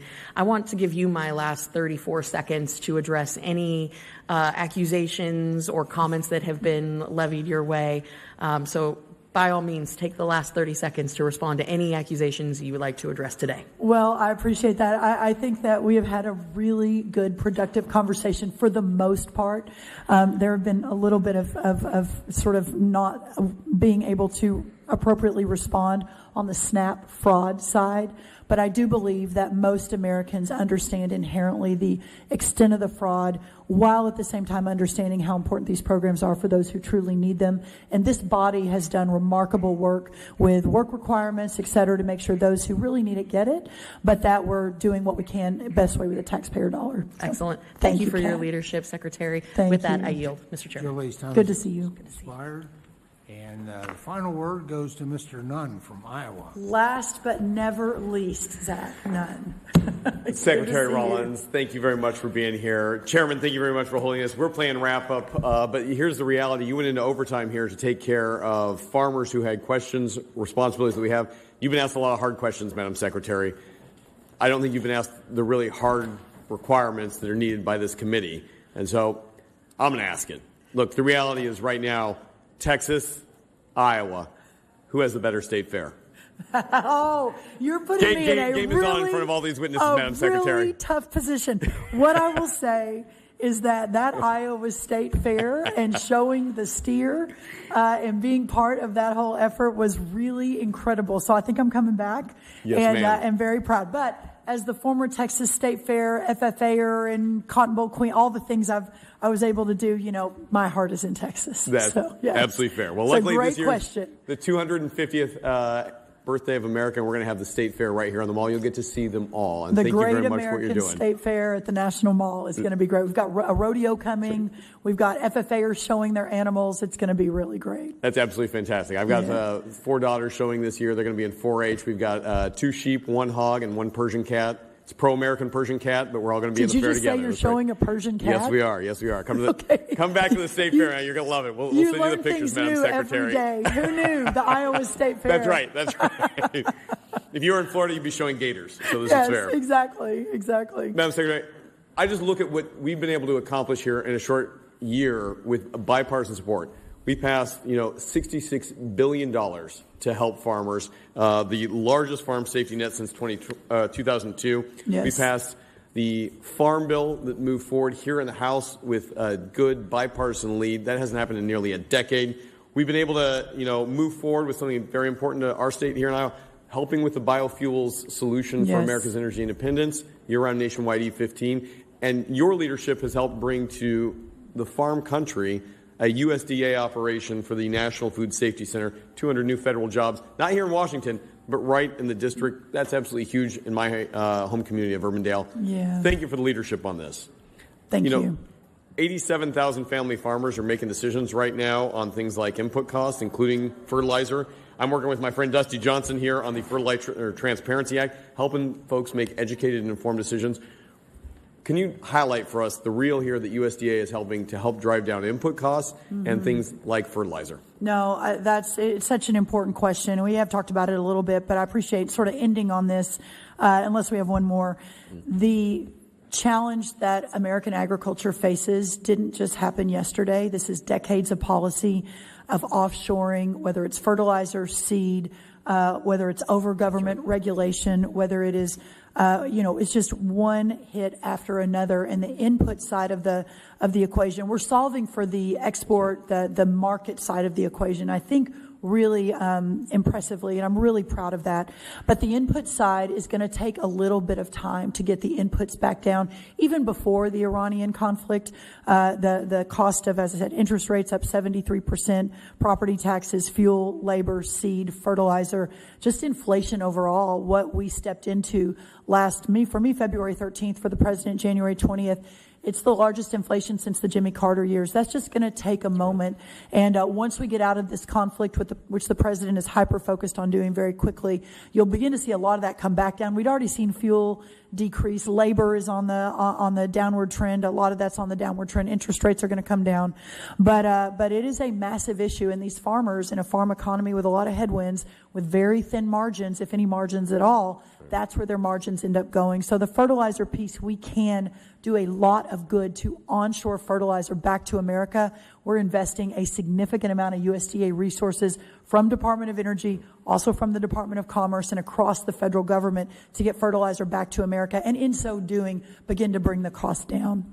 Madam Secretary, just God bless you for your leadership on this. I think this is really what government should be doing to help take care of people who need it most. I want to say this. Thank you for spending as much time as you have both in this committee, but equally back in our districts. For each one of us, I know that you have been out here talking, hearing from farm leaders. 70% of farms are going to transition to a new generation of Americans, and you've been hearing directly from them. I know you're a farm gal at heart. Our family's sixth generation. We want to make sure that's set up for success. You're leading the way. Madam Secretary, really appreciate it. Thank you. Keep farming. Thank you for that. Thank you, Zach. Mr. Chair, I yield back. Gentleman yields back. Before we adjourn today, I invite the ranking member to share any closing comments that she might have. Thank you, Mr. Chairman. We've heard a lot from the Secretary today. A lot of excuses, a lot of looking in the rearview mirror after 1.5 years of total Republican leadership in Washington. The lack of accountability or ownership of this administration's failures to farm country is truly stunning. And worse, we're going to be right back where we are today in a year if the administration continues down the same policy paths. Madam Secretary, I have farmers coming to Capitol Hill who, in the privacy of our meetings, tell me that they wish we had a Secretary of Agriculture who would just be straight with them and acknowledge the reality on the ground. They see the same song and dance that everyone got here today. But unlike most people in the room, they have to turn to their ledgers, see their disappearing margins and their increasing debts, and the picture they see does not match the rosy picture painted by the Secretary. They are being crushed by tariffs and high costs. Families in Minnesota and across the country are paying more for groceries each month, and they're starting to skip meals and buy less because Trump's policies are eating away at their paychecks. We have before us an agriculture secretary who is giving a wonderful performance for a reality TV president, a performance that is scripted, rehearsed, and frankly disingenuous. A performance that falls flat because it's not based on anything real, but based on what she thinks the president wants farmers to hear. All Americans, including farmers and working families, just want the Trump administration to be straight with them and focus on policies that help alleviate their financial pain, not make it worse. With that, Mr. Chairman, I yield back. I thank the gentlelady. Let me just say I want to bring a sense of reality to the closing comments here. Quite frankly, this administration, when they came into office, was facing record inflation and zero trade with a Democrat in the White House last administration. And I'm somebody who works in a very bipartisan way. Anybody knows me knows that. I'm just speaking truth to facts here. We had, during 2024, the stories about the bankruptcies that were out of control, the number of suicides as a result. And it was Republicans and Democrats that united with our farmers to push and to provide the $10 billion for the economic harm in December of 2024. I appreciate the fact of this administration is tackling trade. And we've heard about a significant number. It was somewhere between 15 and 19 of new trade agreements already that have been in place, reducing the trade deficit. Before the last administration, was always a trade surplus, but reducing that, what was approximately $45 billion trade deficit, cutting that in half already, and with more to do. And trade is messy. You don't achieve trade based on good luck or good looks. You've got to really come to the table and to stand strong for the American farmer, and that's what we're seeing. Our USTR representative, who is